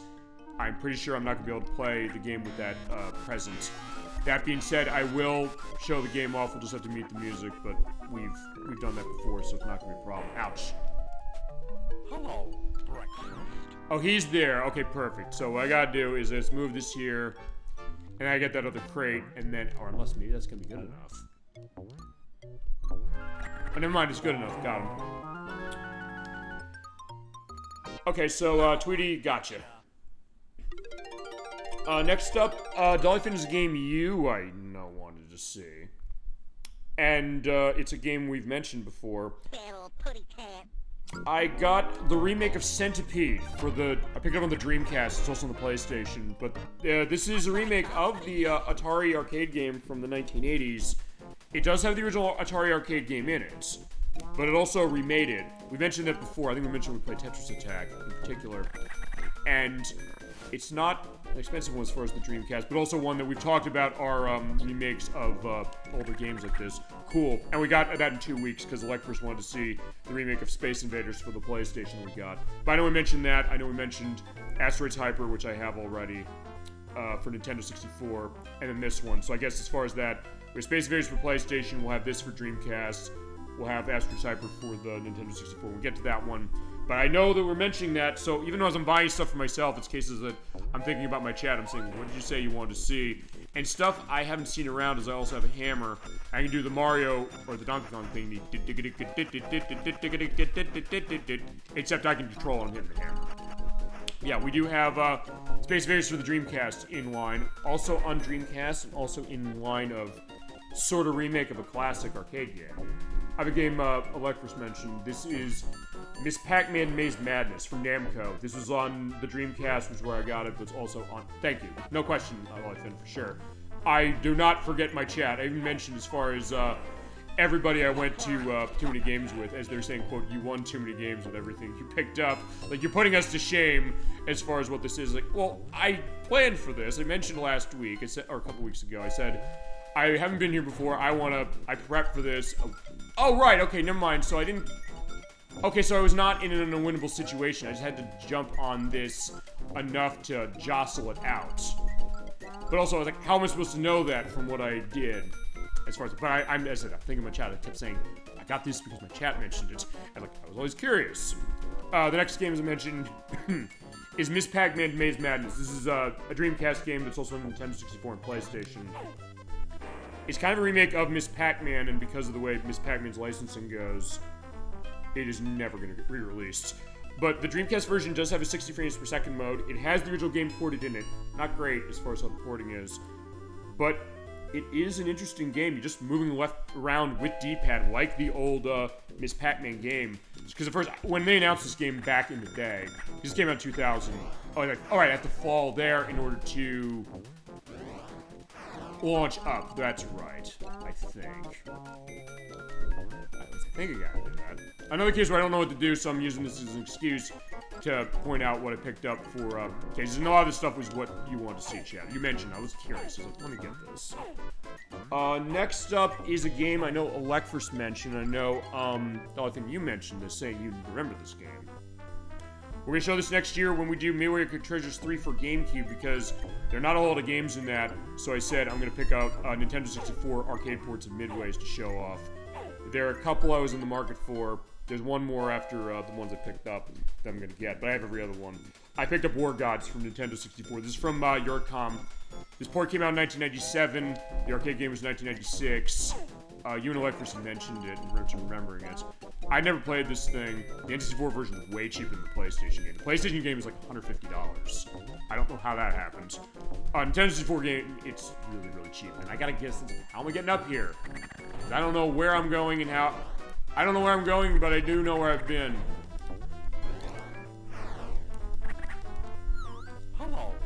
Yeah, he's there, so I don't know what to do. So I'm just gonna sit here. Let's sit with my, let's educate our young, I guess his son? I don't know the lore as far as this character. I'm sorry. I don't remember it enough. Yeah, we got War Gods for Nintendo 64. I also found Mortal Kombat 4. I was looking for a copy of this one because I did want to go into that again for that Midway Arcade Treasures 3 show I'm going to do. So I got that. I picked up, let's see. I found a copy of On the Ball. I mentioned a couple of months ago I was going to look for this for Electverse. I couldn't find this thing in the wild anywhere. I found a copy. Like, oh my god, On the Ball. I got to grab this. I know Electverse wanted to show this. And it's a great port of Camel Tree, which showed a couple months ago. So let's go up this game. We're going to play it. And it does have mouse support. I confirmed it. It's questionable if it's better with the mouse. It might be in some cases. But it also plays well with the controller as well. So yeah, that is one I was looking for. It's like, where is Smart Ball? I need. Oh no. I'll go find out. That's me being a little Freudian slip there. Where's On the Ball? Actually, I bought a copy of Smart Ball because we played that earlier this year. There was Ed Wax case, and I was so impressed, and it was really, really cheap. So I said, let me get this, and so I did. Let's see. Other stuff chat was mentioning. Actually, the only other one that they explicitly mentioned. This is for Crusader 64. He said when we started Chat Arts Covenant. He said, "You never played Final Fantasy X?" I was like, "Yeah, I never played Final Fantasy X." Those days have changed. I picked it up on the PlayStation 2, released in 2001 as the first PS2 entry of Square's RPG series. What I've played so far, it's really, really good. I understand why people love this game. Gemini 96 might want to call this, but I don't know if maybe Crusader 64 might. But I did pick that up.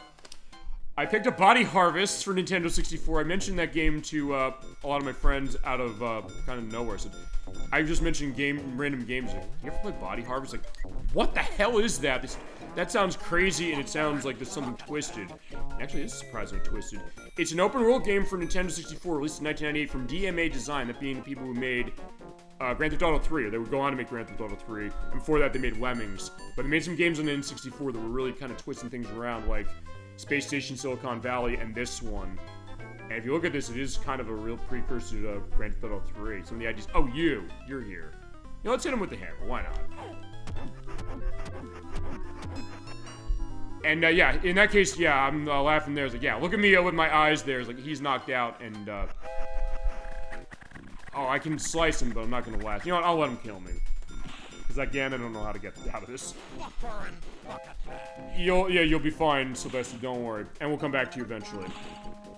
Next up was a game that Edwack and Nikki said they wanted to do for show. They wanted to be involved in. I'll confirm that again with them because I know that they've got some stuff on their plate. They got to figure things they want to do for show. Beautiful Katamari, which came out on Xbox 360 in 2007. We're gonna run that through the Xbox Series X when we play it because they tried to go 60 frames per second for it on 360. It didn't hold it much. Running on Series X, they back-compatited it, so it actually does now. So I'm very glad about that. Next up is another one on Dreamcast, one that actually is kind of a cartoony animal game like this. Suffer and Succotash. Yeah, you do love hearing that, and it does fit really well with how the game goes, except I just wish I knew where I was going. Oh, wait, hold on, hold on, I'm hitting jump. I can get my way up. I'm trying to get my way up, but I don't know how to get up unless, wait, is this another one of those? It's another one of those I screwed myself out, but hold on, let's see here, hang on. Because A is my, oh, there we go. Okay, so, alright, fine, never mind. If you hold the B button, you can dismantle, items. Okay, perfect. So you can dismantle the tower. So, I was not in an unwinnable situation, I just thought I was. Maybe the manual explains it better, I don't know, but either way, that's how you do it. So, alright, I figured out how to do it just by enough, time wasting. Okay. As mentioned, the game is kind of, themed a little bit for something like this. Oh, and it's also another one of those, I'm gonna fall if I don't do something, cases. There goes Tweety. Oh, shit. Right, I forgot. When you're on top of the train, it runs... You do have wind running, so you actually have to run, otherwise you're gonna get blown off the train, which is an interesting attention to detail. Not many games I play that actually have you do that. Yeah, but the other game I had that's cartoony animals with violence in it is Fur Fighters for the Dreamcast. This is from Bizarre Creations, the people who made Project Gotham Racing, and they also made, well, they made Metropolis Street Racer on the Dreamcast that we've shown off already. It's a third-person shooting game. It's also kind of a collectathon in the sense that you're this group of animals, and there's this commander named Vigo who takes over your island and kidnaps your children. And so you have a group of animals, including a dog, a cat, and other cases of that. And you go around and you have to save your children. You can only collect your children if you are their parents. So you have to switch between characters. It's a lot like Donkey Kong 64. It also has 4-player mode, has some really good music. It also has a nice lenticular cover as far as the game itself, which is, I think, that and Spaceship 5 are the only 2 games on the Dreamcast that have something like that.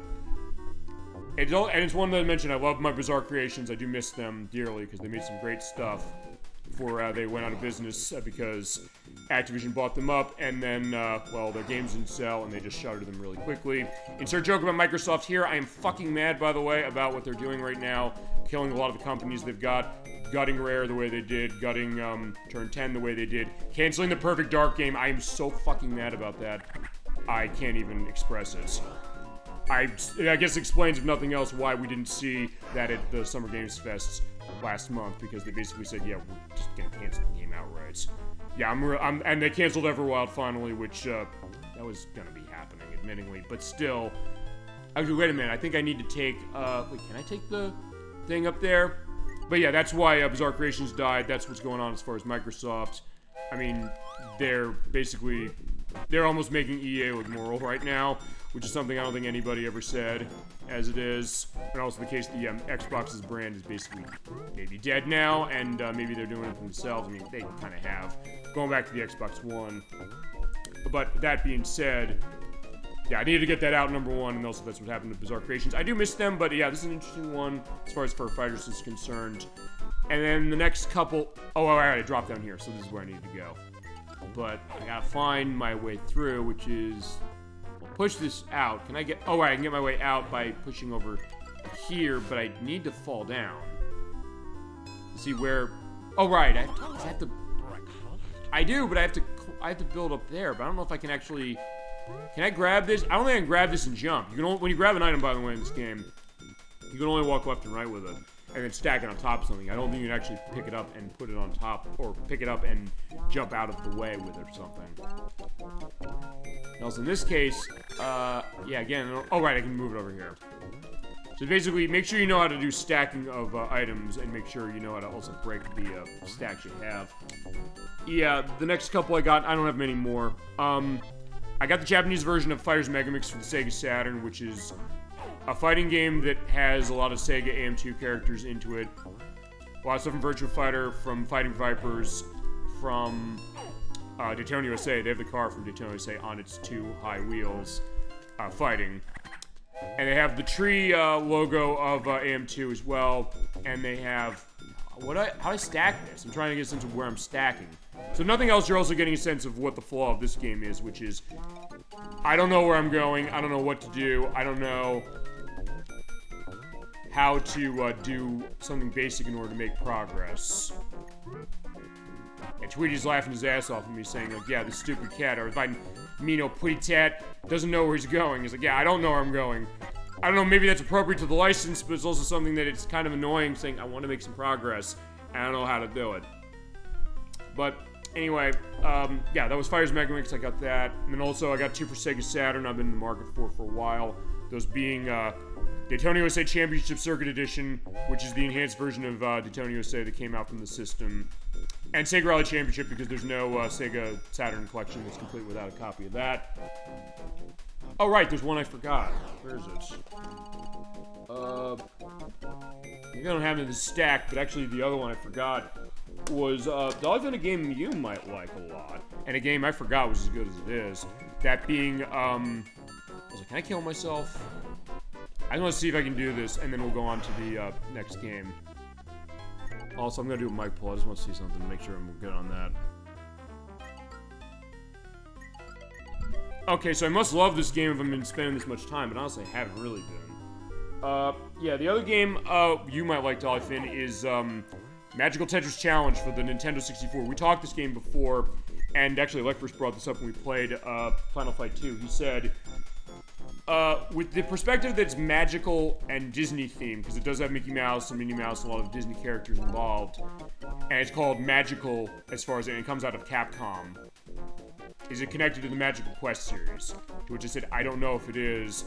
I don't know if there's any proof that it is, but for the case of our show, we're going to pretend it is, because it is a terrific puzzle game for Nintendo 64. It is Tetris, original Tetris, you know, the case where you're making lines across the screen, but it has magical pieces that change the dynamics of it significantly, including being able to let you get, instead of Tetrises with 4 lines, you get Pentrises for 5. And it can be pretty devastating going on, and it's got some amazing music, and controls really, really well. And I also got, as I mentioned, speaking of the Magical Quest games, I got the second one for the Sega Genesis, that being The Great Circus Mystery, starring Mickey Mouse and Minnie Mouse, which we talked these before. We are going to play the rest of the games in the series. I figured let's get the Sega Genesis version because it's the only one that's not on a Nintendo system.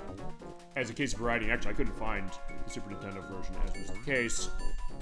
And then the last thing was Thousand Arms for the PlayStation. This was not a cheap one for me to get, but this is also fulfilling actually something going back in my life that I always wanted to play this game, because what it is, it's from Red Company, who actually made a lot of stuff on TurboGrafx 16.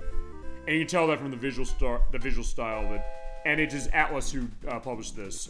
It's an RPG that's also kind of a dating simulator.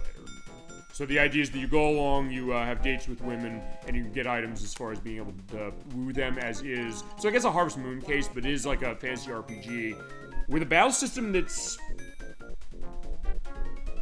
kind of like Paper Mario, or a predecessor to Paper Mario, and it is kind of timing based with buttons, but also there's a strategic element not dissimilar to something like, I don't know, Legend of Legaia, perhaps. Now, going back in the years, I found a copy of this at a video store of mine when they were closing. They didn't want much for it because it used to not cost as much as it does now. They unfortunately, it's a game that's on multiple discs. It's on 2 discs on PlayStation. They only had disc 2, and I said, you don't have disc 1? It's like, no, we don't. We lost it. So I said, I can't take this. I said, all right, I'll give it back. But I probably should have kept it in retrospect, because I could just buy disc 1 on eBay or something. I said, you know what? I saw this game there. Let me buy this. So now I have the game complete. I can finally play it after many, many years of not having played it. Actually, that goes back almost 20 years when I tried to pick that game up the first time. And also, it's a case where in the box, it comes with some nice stuff. It comes with a nice instruction manual. It comes with memory card stickers and a lenticular card. And it was something that was really, really nice. And yeah, that was the haul. And people say, like, my God, you went nuts. Yeah, I did, because I'm serious about gaming. I loved it as far as my experience. I also had signatures made, or autographs by Kerry Walgren from Shadowheart's Covenant, but for my copy of Fatal Frame 2 for Xbox. Michelle Ruff also in Shadowheart's Covenant on my copy of Catherine Full Body for the Switch. And Charles Martinet, the voice of Mario, or former voice of Mario, with my copy of Puzzle Dragons X plus Puzzle Dragons Super Mario Brothers Edition. Yeah, Electverse recommended that. I bought the game on his recommendation. Since I wasn't driving to too many games, I brought my 3DS, I brought this game, and I realized, wait, I have a game that Martin had voice in, so I'm gonna have to sign this. So I did, and I'll also have more stories, by the way, about that. Oh, actually, Crusader 64 and Chasm 22 will. We're doing the next part, Shadowheart's Covenant, on August 2nd. But I'm banging my head against a brick wall with Cagey Capers. I don't know where the fuck I'm going. I've went enough. So we're taking a stop, and I'm pulling out something I am intimately familiar with, and a game I love. This is a game I want to do for the show, and I hope Edwack isn't calling dibs on this one. I think I mentioned this, but it's also something I don't know if he'll take this one. Maybe I'll say to him, hey, you know what? I'm gonna take this instead of you, because I know there's other Tiny Toon Adventures games he wants. I know AJ42, he wanted to see Tiny Toon Adventures on NES. I don't have that one, but he has it. I think we'll probably show that, I guess, as full show first. But as far as preview, I'm showing the one I want to do, and I'm gonna probably fight Edwack if I have to call dibs on this one. Or maybe even Nocturne, because I know she loves this game too. This is Tiny Toon Adventures Buster's Hidden Treasure. This came out from Konami in 1993. It is the best game of the ones we're looking at tonight, even more than Desert Demolition. I love Desert Demolition, for sure. But, yeah, when you have Konami making your game, that 1990s Konami making your game in particular, you can't lose. And also fitting, because we got a game of Konami's playing next week with Teenage Mutant Ninja Turtles, the arcade game for NES and the arcade original within the Teenage Mutant Ninja Turtles Cowabunga Collection for Switch. As we're pointing out, for this game, which I grew up playing and I love this game, it's basically the Sega Genesis answer to Super Mario World, but with controls like Sonic the Hedgehog. This one has Buster and Bunny, he's doing cleanup at Acme University, because they are younger takes on the famous Looney Tunes characters. So that's why I tossed this one in. They find this piece of paper. Montana Max was kind of like the take of sorts on, what is this?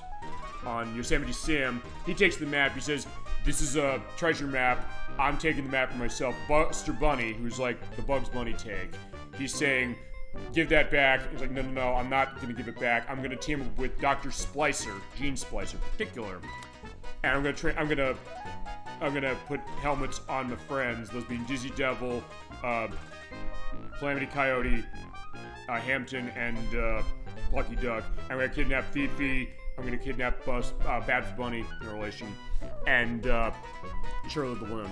Acme University, sure wish I could work there. Yeah, absolutely. And actually, I don't know, Dolphin, if you're familiar with this cartoon, which was, it was brought around by Steven Spielberg. He was heavily involved in it before Animaniacs came around, and actually before Taz-Mania came around, which he also had a connection with, sort of, too. The case is that Acme University, as far as this enterprise, the professors are the actual Looney Tunes characters of old. So, Buster and Babs here, they're taught by Bugs Bunny, they're taught by what's his name, they're taught by Bugs Bunny, they're taught by Daffy Duck, they're taught by Wile E. Coyote, and there's Montana Max, who's like the take on Yosemite Sam. So in that case, you're right, it is that case of they're kind of teaching them how it goes, and I know there's an episode where they're doing jokes on, like they're doing student films, like, I think it was cases where Bugs Bunny and Daffy Duck was like, kill us now, please, we don't want to watch any more of this. And it's really very clever. I mean, very much like the way Animaniacs was, although as a enterprise, this predated Animaniacs by a couple of years. And also, the game based on the Animaniacs were games by Konami, so fitting. I guess it goes with the idea of how they had the licensing going back in the 90s. Yeah, Dolphin, I don't know what your experience with Tiny Toon Adventures in Enterprise is, or the Sega Genesis game, which is amazing. If you never played this game, I recommend this game very highly. Another one that does not cost a lot of money. And like we saw with Sylvester and Tweety, Cagey Capers, and Taz-Mania, expertly designed this game. I'll give you a preview of how the game operates. Okay, not much as far as your options, as you're seeing Furball, who's actually like the take of Sylvester the cat, and I don't remember the name of the girl Tweety Bird-like creature there. Name down below what it is when I edit. And the idea, the conceit is that they're going to Acme University because they want to basically be the next cartoon stars. I guess be the next the successors to the famous Looney Tunes characters, but also the fact that they also wedge them as characters as well, which is really clever. Okay, the way this game operates as far as controls, it's just items when you pick up carrots on the A button, sliding when you do running on B button, and C for your jump, and listen to music, which is, by the way, amazing. Music, by the way, there's a lot of big names from Konami that are involved in this. One of the people's involved in Snatcher. Actually, one of them works at Square now, and actually does a lot of stuff on modern Square games like Visions of Mana, the Final Fantasy Pixel Remasters, and the Final Fantasy VII Remake and Rebirth. Got an early start with this game. As I mentioned, you saw what the story was with Buster Bunny having to go off and stop Montana Max and get the treasure map. And we're teaming up with Go-Go Dodo. He's the crazy character who comes from Wacky Land, as the TV show goes into. And we have our map here, and it's like Super Mario World. Basically start at first level, hit the C button, and start going. The great remix of the theme song of the TV show. It's so good. And talk about what the instrumentation of the Sega Genesis is really doing with this game. It really has this nice peppiness to it. It has a great bass line to itself. And as I mentioned when we were talking about the other games, I don't remember if KG Capers used the Gems audio driver. I know the other two did. I'll let it down here below if it did or didn't. This was a Konami game, and on Genesis, when Konami started supporting this thing, because initially they did not come to the Genesis table until 1992. They built their own sound engine for this, as it got an invincibility. Go along, you're invincible as long as the theme song keeps going, and it lasts for a pretty long time. But in that case, this game has a sound to itself that is really unique against other Sega Genesis games, and I guess of the Konami stuff of Genesis that we played. We played Castlevania Bloodlines, we played Contra Hardcore, which was also a case of itself. I don't think the people involved with Contra Hardcore were involved in this. In fact, they weren't. I remember now, because I did look it over earlier before the show, just because I was curious, like, who was involved in this music. And on full names, we do this for a full show. We are doing this for a full show. You bet we were doing this for a full show. I love this game so much. But it has this unique sound to itself that also is really using the Sega Genesis capabilities in a way that's really unique. And oftentimes we play games from Konami on this console. They are some of the best sounding games you can get on it. And also why people want some of these games on the system. Although, unlike a lot of Konami games, this is actually, I think, of all the Genesis Konami games we played so far, this, I think, is the cheapest. Compared to Rocket Knight Adventures and Sparks, or compared to Contra Hardcore, compared to Castlevania Bloodlines. And we get to the end of the level, there's go, go, go, hit them, and you're done. This is not one that costs a lot of money. Those cost a fortune, but they've been re-released, thankfully. This one hasn't because of the license, because they have to go back and talk to Warner Brothers for this one. And I don't know if they necessarily do that. Yeah, I'll show a couple levels on this one. I'm also going to show one other thing, because after I beat this level, I mentioned this is a lot like Super Mario World, because while you're seeing one thing, it's like Sonic the Hedgehog. As you get running, he does the circling feet the way Sonic does. And also, when you're getting that going, you hit the B button, you just slide and hit enemies that way. You also have jumping, that's on C button. And you have those enemies there, you can jump on them. If you get hit, you lose a heart. If you lose all of them, you're dead. And also, if you find spikes, certain ones of them will kill you in one hit, like Mega Man. I'll indicate those as we go. Because actually, one thing about this game is like Super Mario World, which we haven't done for the show yet, and Gemini86, he called dibs on that one. Actually, I don't know if Nocturne 10 called dibs on that too. If that's the case, we'll do shared dibs on that. But that being said, that game, when we get to that, the conceit of that was that you have multiple exits out of the level. This game works the same way. So, if you go to a certain area, you'll find Go-Go in the level in one place, but you also find him somewhere else. And by going through one way, you can open up another level. So you can change the routing of the game, or you can just unlock different levels. And also, it's really easy to tell when you're able to have extra levels. And I got a life that's at 100 or 10,000 points. Okay, here we go. So I'm going down here.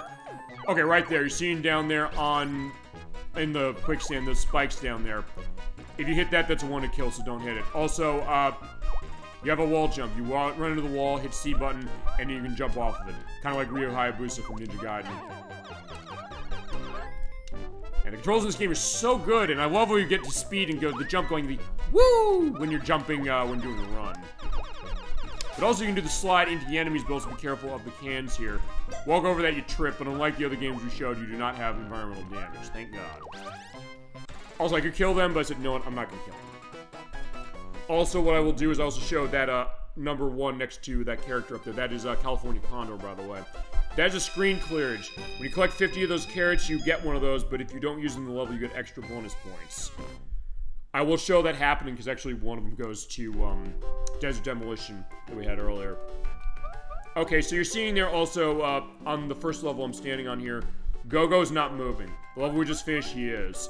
That means there's an extra level that's open. So it's not dissimilar to how you have the red item on the map in Super Mario World for that. Whoa, shit. And if I hit that spike, I would have died, so I'm glad I didn't do that. Okay, so I'm gonna go down here. Yeah, because there's a life.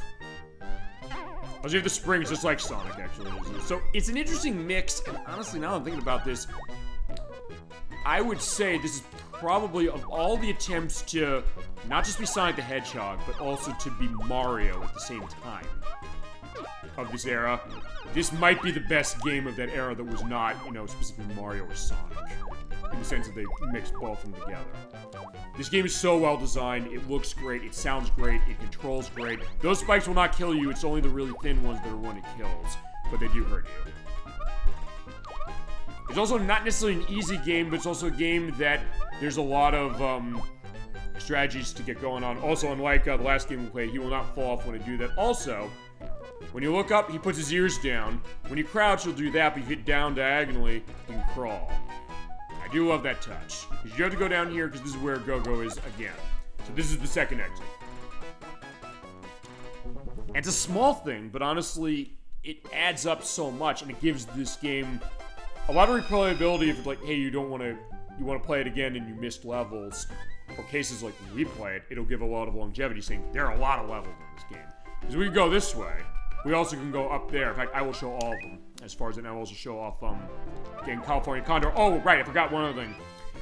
If you're wondering why is it all red like this, it's the way that the Genesis is, outputting, and he's like, yeah, what the hell is this all about? I forgot, I want to overscan this. Yeah, for this game, it does not cut off the picture when I overscan it to zoom it in a little bit. He's getting tired. I'll let him fall asleep that way. But also, it gets rid of the red lines on the top and the bottom. There may be other ways for me to do this when it comes to streaming directly from Genesis.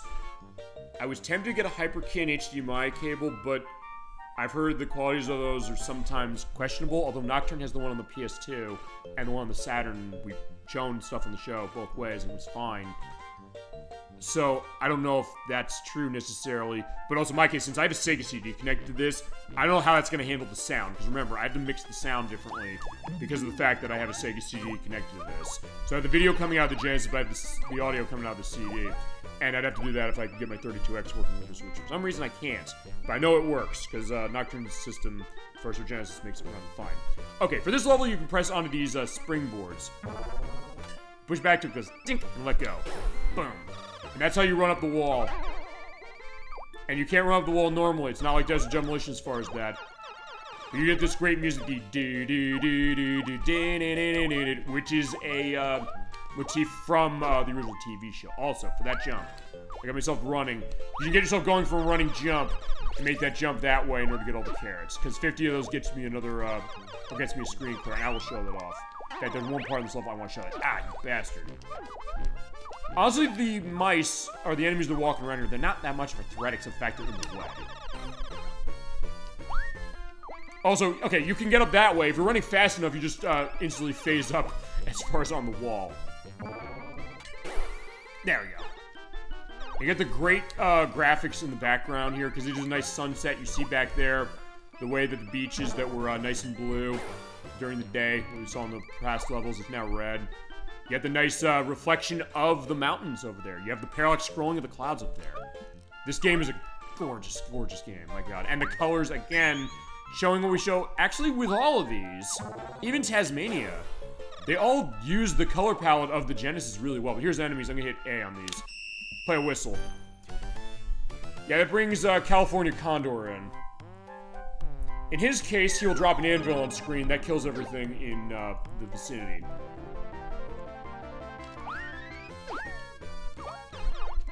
Yeah, you can use those, or you can say, I want to hold on to them, and just trade them in for points at the end of the level. Also, you get the bell, that increases your health by 1 heart. You can get a maximum of 5, so I'm already at my max.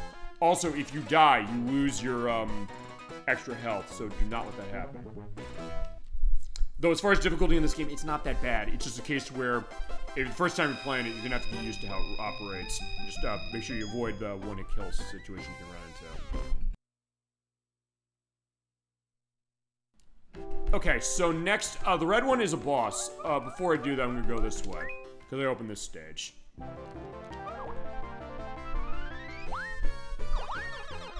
Now, this is a little different because it's a different level, so it's not like, hey, it's the same level. You also have to be careful with that. That is a bear trap. You walk into that, it'll disappear from the screen, but I will also get myself hurt. You know what? For the purpose of demo, I will show it.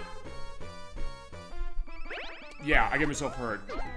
You generally want to avoid those, but they also put them on the road, so you have to be careful as far as that when you're running like crazy. Also, another great attention detail. This is the other thing with this game. This game is amazing attention detail. You do a jump. I get to the top of that, I get the top of the ceiling here. His ears will go down, including if you, like, walk right underneath it or if you're jumping. So even paying attention to the idea of the character sprite, saying, yeah, Buster, his ears will go down when he's looking up, but even when you're in a tight corridor like here, you jump and his ears will kind of go down as you jump. And it's an attention to detail that you think, well, they didn't necessarily have to go that detail. But Konami did go the extra mile always when it came to their 16-bit stuff. And also their 8 and 32-bit stuff, and I guess we're seeing more stuff going on now because they have stuff they've been doing. They have a lot of collections they've been making. They have the remake of Silent Hill they got coming back, or coming out probably next year. Silent Hill F is out in September, which looks amazing and terrifying. There's a remake of Silent Hill 2 that came out last year. So the idea that, yeah, Konami making their comeback. And also, as I mentioned, a lot of classic game compilations. We've shown tons of them from them. And they still got more, I guess, that they're going to be doing soon enough. But other ones they've released that I haven't shown, I haven't gotten. Like that Yu-Gi-Oh! Early Days collection. I do need to look into getting that. Also, this level, I do want to go down here because you get the Tiny Toon Adventures logo. Jump in here. This is a bonus stage over at Wacky Lands. It's a crazy area where nothing makes sense, which is the concept where Go-Go Dodo comes from. And in this case, you're basically going around on the ropes here. Again, another great attention to detail is as you move along, his feet are swinging along as he stops. And then when you're staying still there, then they kind of stabilize. So one delight in terms of the visuals of this after another, but that the game is just as much fun. It is also doing like the slide for life down the curved ropes. We love that. In this case, keep going to get as many carrots as you can for the purpose of just getting more of those California Condor power-ups. And right down to the bottom, as you're seeing, you know, the melted clocks there, like the wooden stilettos. Come here and here's Go-Go. Yeah, because the theme song of the TV show says, what is it? About Babs and Buster Bunny. Yeah. Okay, let me think of that. There's Babs and Buster Bunny, Montana Max is money, Elmira is a pain, there's Hampton and Plucky, Dizzy Devil's yucky, Furball isn't lucky, and Go-Go is insane. There, I didn't remember that way. It's like, okay, perfect. Now I remember the song as far as it. Yeah, so Go-Go's is nuts, but in this game he also is probably the most helpful because he's the guy who's going to lead us to the next level, and he's where you find around. He's just like, kind of like the Dodo guy with like the umbrella hat, which is an amazing touch. As far as where I'm going to stop on this one, I'm probably going to stop. I'm going to do the next boss, and then I think I'm going to look at one of the level, because I do want to show the next level, because the power-up I got for, or power-ups I have for California Condor, those do change based on world you go, so I want to show the next one. Alright, red one's the boss. We're going to fight the boss here. Is Dr. Gene Splicer, and we do have text boxes here. That being said, the Console Wars show also did a case on this game too. Link to that as well. They did this against Buster Busts Loose for the Super Nintendo. This game does not really capture the humor of the TV show very well, I will admit that. But the gameplay is really great. So I don't care that much. We're going to fill in our own humor on this one. So yeah, this is Dizzy Devil. He was taken over with that helmet. This isn't the Dizzy Devil I know and love. Although, fine, Dizzy Devil's Yucky is the TV's theme said. Although Buster always is a case where, yeah, he'll put up with anybody, really. Ooga Ooga. So yeah, there is the younger take on Taz-Mania Devil, so it is fitting as far as this. And Gene Splicer, he is one of the main characters from the TV show they added. And so yeah, for this case, what you do is you jump on him 5 times, and he wins. Dizzy Devil's gonna spin around, he touches you, and get yourself hurt. He'll keep, Splicer will keep jumping on the trees, or through the trees. When you jump on him, he'll turn red, he'll flash, you can't hit him for a while. You have to wait till his skin gets back to purple. And then just jump on him and avoid Dizzy Devil. Not too bad, but if you're not careful, you can get overwhelmed.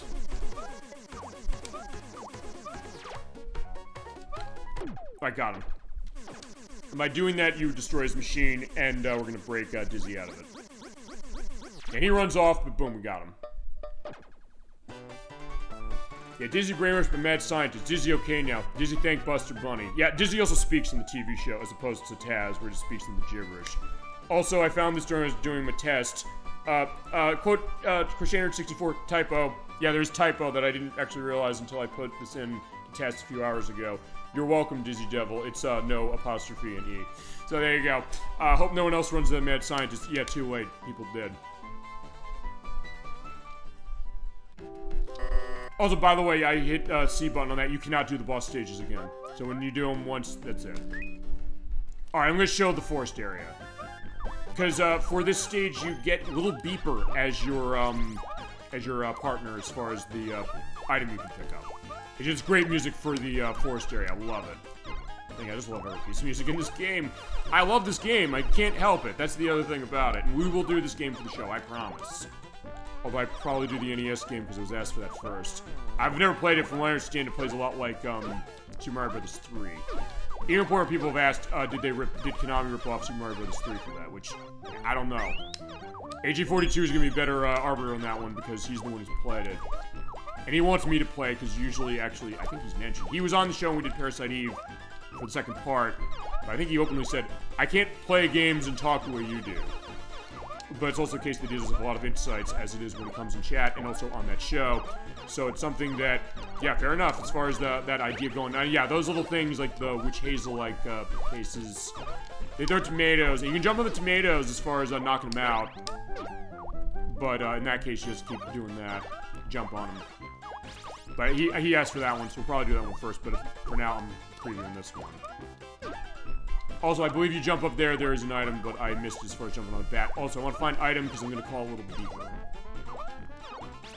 Also, these, like those guys, yeah, they have, like, the Metal Gear Solid, like, exclamation point thing going on there, but this is, I think, way before Metal Gear Solid. Okay, it isn't before Metal Gear Solid, but it was not before other Metal Gear games. It was not before, Metal Gear 1 and Metal Gear 2. In fact, one of the people who did the music for Metal Gear 2, Solid Snake, and MSX worked on this. His name is below when I edit. Alright, I want to get some enemies here. I'm going to pull out a little beeper if I want to show this. It works the same way as the other one, so just visual spice really is saying, who am I clearing out? Let's clear them out. Yeah, that is our tiny take on the Roadrunner. As far as the tiny take on Wile E. Coyote, that is Calamity Coyote, who... Actually, Calamity Coyote is... He's the boss of this area, so you know what? I'm gonna go to the boss. I'll go to the boss and it'll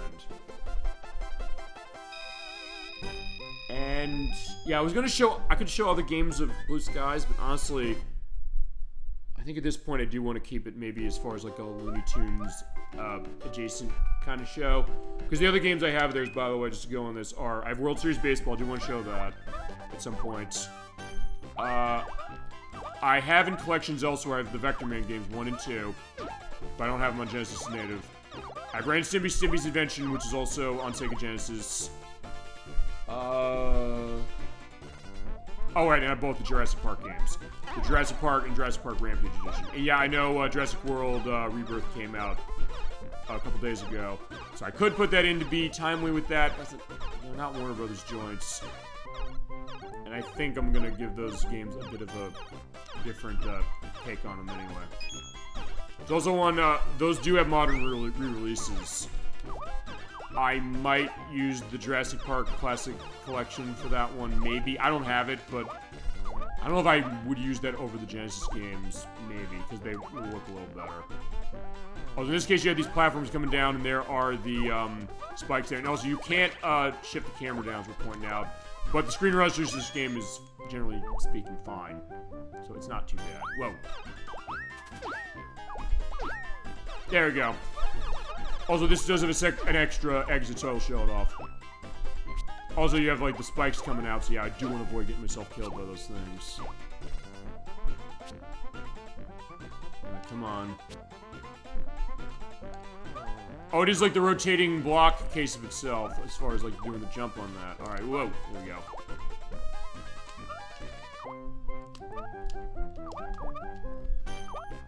Alright, there's Go-Go's. We got him. In fact, one thing I will do is I will see... I'm trying to remember... Let me think about this. Because the next level... there's one thing in the beginning of one of them. I think it's the one if I go normal. I think. You know, let's... You know, let's do that. I'm gonna go through this level again. I'm gonna go the other exit. Because there's one element, because we showed the bear trap, I think that level had bear trap. Not that I'm afraid of it, but it's also something, there's another obstacle I want to show off that's a little unique on the other one. So I'm going to pull that out. And I'm not going to play through everything. When we do this game for full, we will show off every level. I promise that for sure. And I want to do this game so bad. I just have to square time away and also get a sense of, A, if people want this, or if they want to call dibs on being in on this one, as is. I mean, we're doing Friday, admittingly I'll say this because I'm seeing a lot of people I saw last week for too many games. I will ask a couple of them on that one. And see if anybody said they wanted this one. Ah, pretty good. Also, as we saw up there, we go grab that. You can find the screen clear items right away, as far as what they are. And they give you one instantly. Otherwise, you just get the 50 carats. Honestly, when I play this game, I tend to not necessarily take the, oh, shit. Oh, I forgot. The Wrecking Ball from Sonic the Hedgehog is in this. Except in this case, you ride on it, which is what I should have done, instead of running across the spikes. I was gonna say, when I usually play this, I don't tend to, what is it? I don't tend to use the screen clears that much. Because honestly, the things in this game that give me the most trouble are not things that would be helping from that. But that being said, it's something that it does come in handy. As we're pointing out, you do not save those over level, so as soon as you end the level, any of them you had in your stock go away because they're converted into points. Alright, so Old MacDonald had a farm, and in this case, oh, here we go. This is the level I wanted to show, because there's another, perspective of this, because this is a rake. Step on it and get knocked by it, but unlike the bear trap, it does not hurt you. In this case, you do that nice sound that boom, it sounds good. And you get the great music. The music in this game is so good. Oh my god. I cannot say enough about it, and I guess I can't say enough about this game. To me, this is... And also, that on, I think that's... Alright, you hit that and you turn on switches. Actually, not similar to Super Mario World again. There's a nice translucencies with water. Okay, I can't stop gushing about this game. I know we played Desert Demolition, that was the subject of tonight's show, above anything else, but when I remembered, wait a sec, this game is short enough, I can justify showing off these other Looney Tunes games. I said, oh, I could show this game. Oh, shit! Okay, that does show what happens when you die. Okay, so yeah, you gotta be careful here. No, so they'll come up from the side, so you do have to be a little careful. And you do not have time limit in this, unlike Mario and unlike Sonic. So, you can just walk around. Oh, what's in here? A life. Okay, awesome. So I got the life I got back. And chat, I don't know what your experience on this game is. Have you played this game? I get the sense people have, because I know this game sold pretty well. I know it got a couple of prints of itself. In fact, I think of the games I showed tonight, it's the only one that got a re-release after the Sega Genesis designs changed in 1993.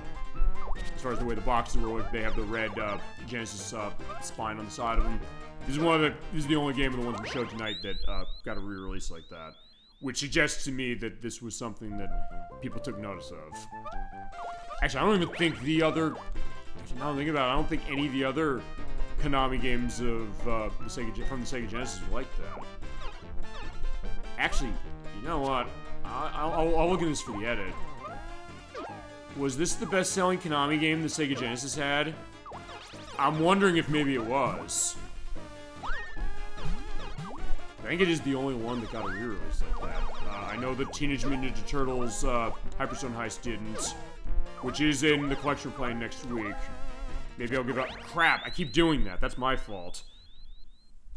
Contra Hardcore didn't. Okay, well, I say re-release. Let me rephrase that quickly. Re-released on the same system it came out on. Let me put it that way, because by that standard, Contra Hardcore has been re-released a couple times after Konami didn't want to re-release it for a while. Rocket Knight Adventures and Sparks are re-released. Teenage Mutant Ninja Turtles: The Hyperstone Heist was re-released. Sunset Riders was re-released, but it was not the console versions, it was the arcade version. Shit, I keep doing that. I should remember it's over there. Think of other things of Konami's. Teenage Mutant Ninja Turtles Tournament Fighters, that's in the Cowabunga collection. Yeah, okay, Animaniacs hasn't been re-released. Actually, I guess anything of Konami's that was based on a license. Because we have not played the Genesis version of Animaniacs yet, and it's totally different from the Super Nintendo one we played. There we go. Let's see. I'm trying to think of other games of Konami's that are on this. Castlevania Bloodlines, which got re-releases on collections, but not on the system itself. There is another Tiny Toon Adventures game on this system. That is, what's the name of it? Wacky Sports Challenge is the Super Nintendo one. Acme All-Stars, that's the sports game that was tied to this that the Sega Genesis got. It's kind of like a precursor to Mario Sports Mix, honestly, from Square, from the Wii. And there's Go-Go. Thank God. I'm trying to think about this. I'm trying to think of games of Konami's I have on this thing. I think I went through most of them. As far as the Genesis is concerned, I think. I want to go through this level. This is going to be interesting.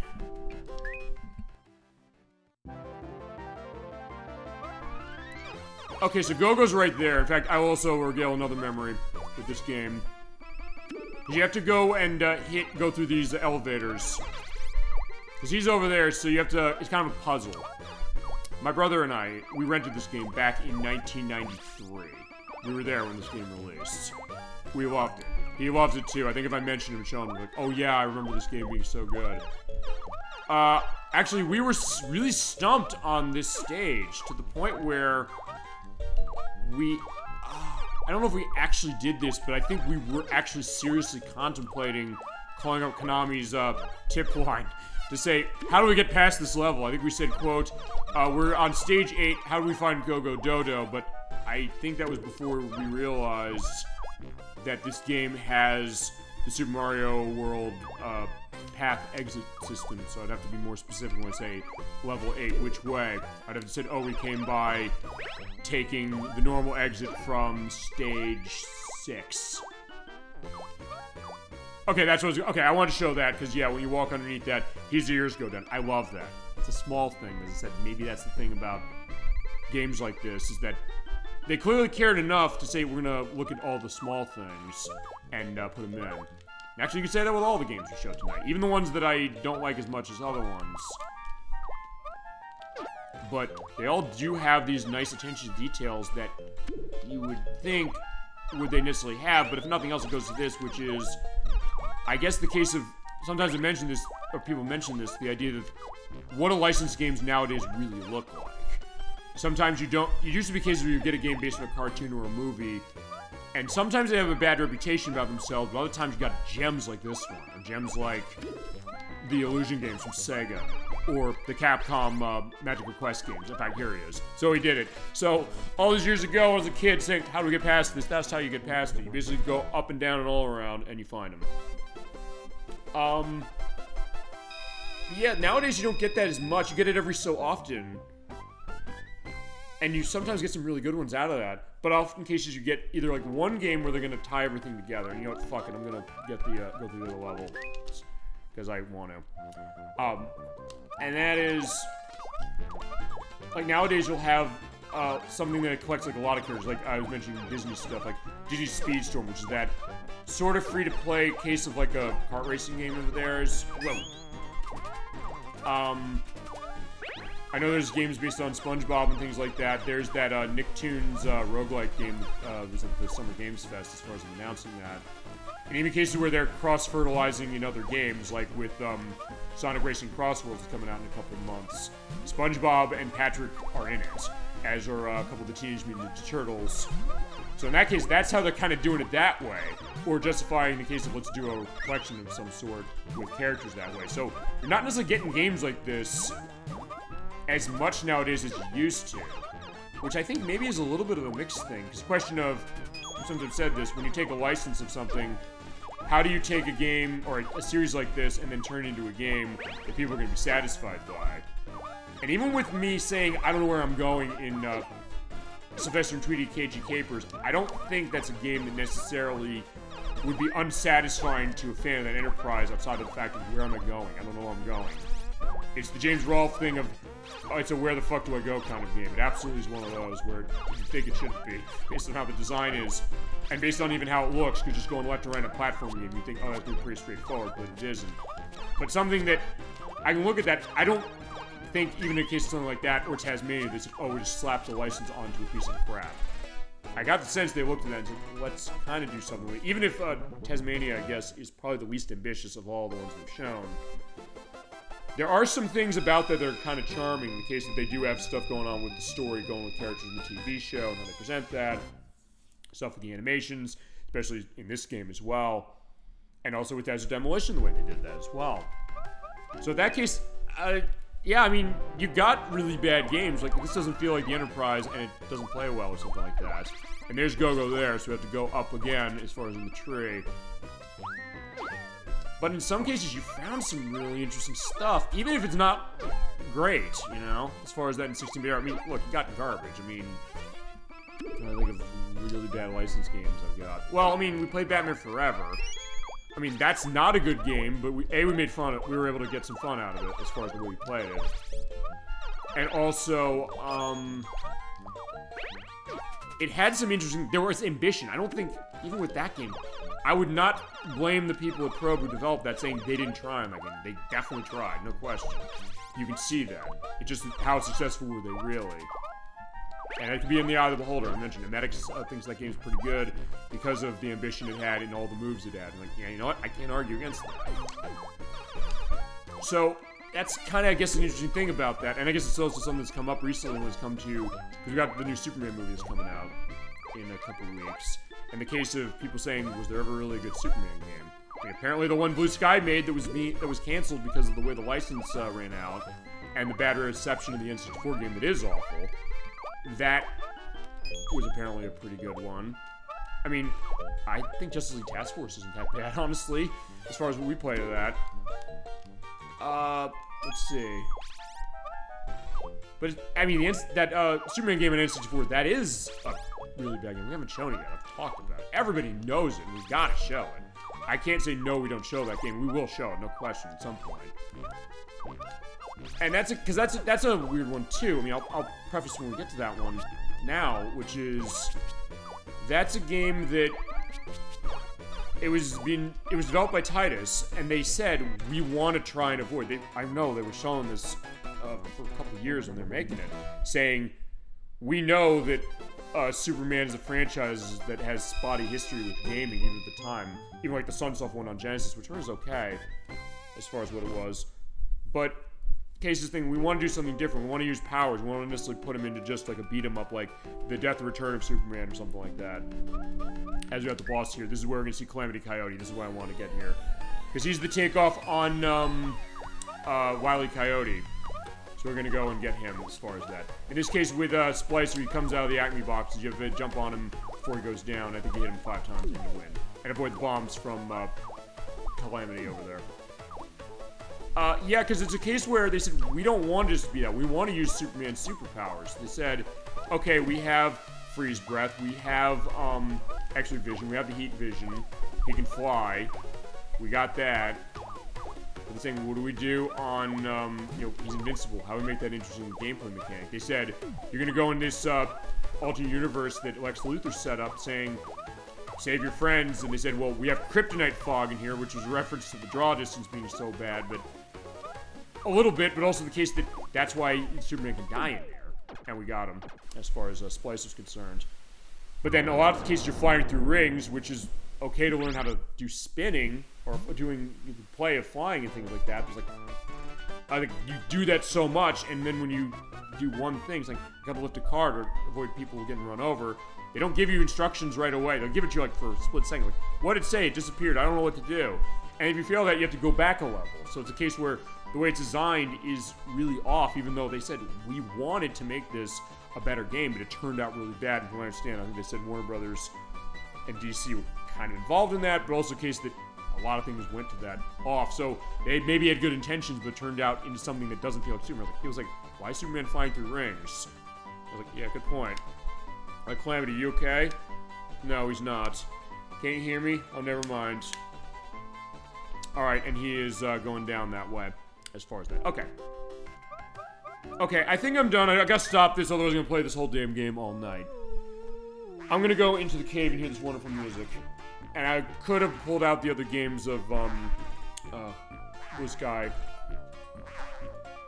Hey, there's something making noise over here. A frog, I wanna kill it. I do love this kind of spooky atmosphere of the cave here, and the great thing with the waterfall over here. But I think this is going to do it for Super Bowl Game Saturday for tonight.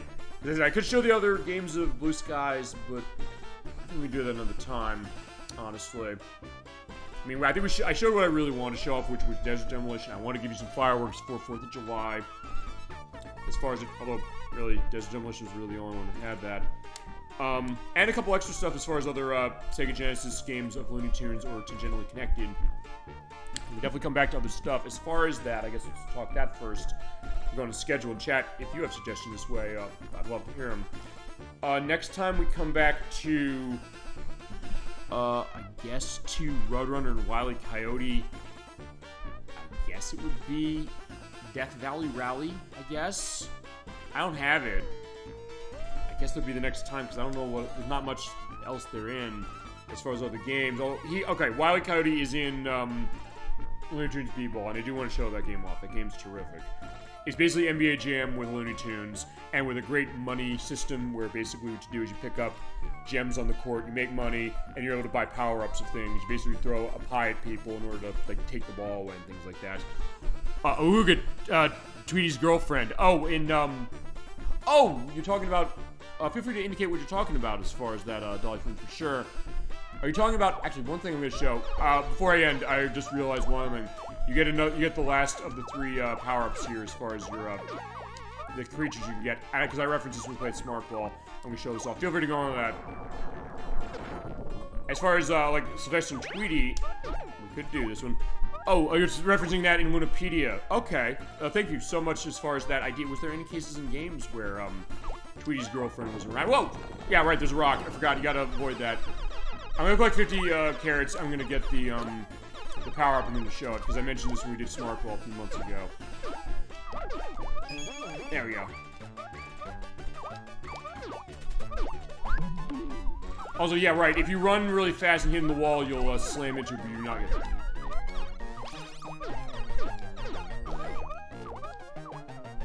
And this is also where you have to use the wall jump more. And also be careful of the rocks. Oh, from Tweety's High Flying Adventure. Oh, the movie. I've never seen that. I remember hearing about that. How is that? Actually, I'm trying to remember. Actually, thank you for mentioning that. I'm trying to remember if that had a game based on it. I know there was I think there was Tweety and the Magic Gems. I don't know what that was on. I thought it might have been tied to that, or there might have been a game tied to that movie. I've never seen it. I don't know if it's how it is. Oh, it did. Oh, was that the one? What was the game? Was it Tweety and the Magic Gems? I think that was what it was, unless maybe it was something else. And if you remember what console it was on. Also, I do want to find something to use this on. Yeah, because I do remember there are tons. It was on Game Boy Color. Right, oh, right, it was on Game Boy Color from Kemco.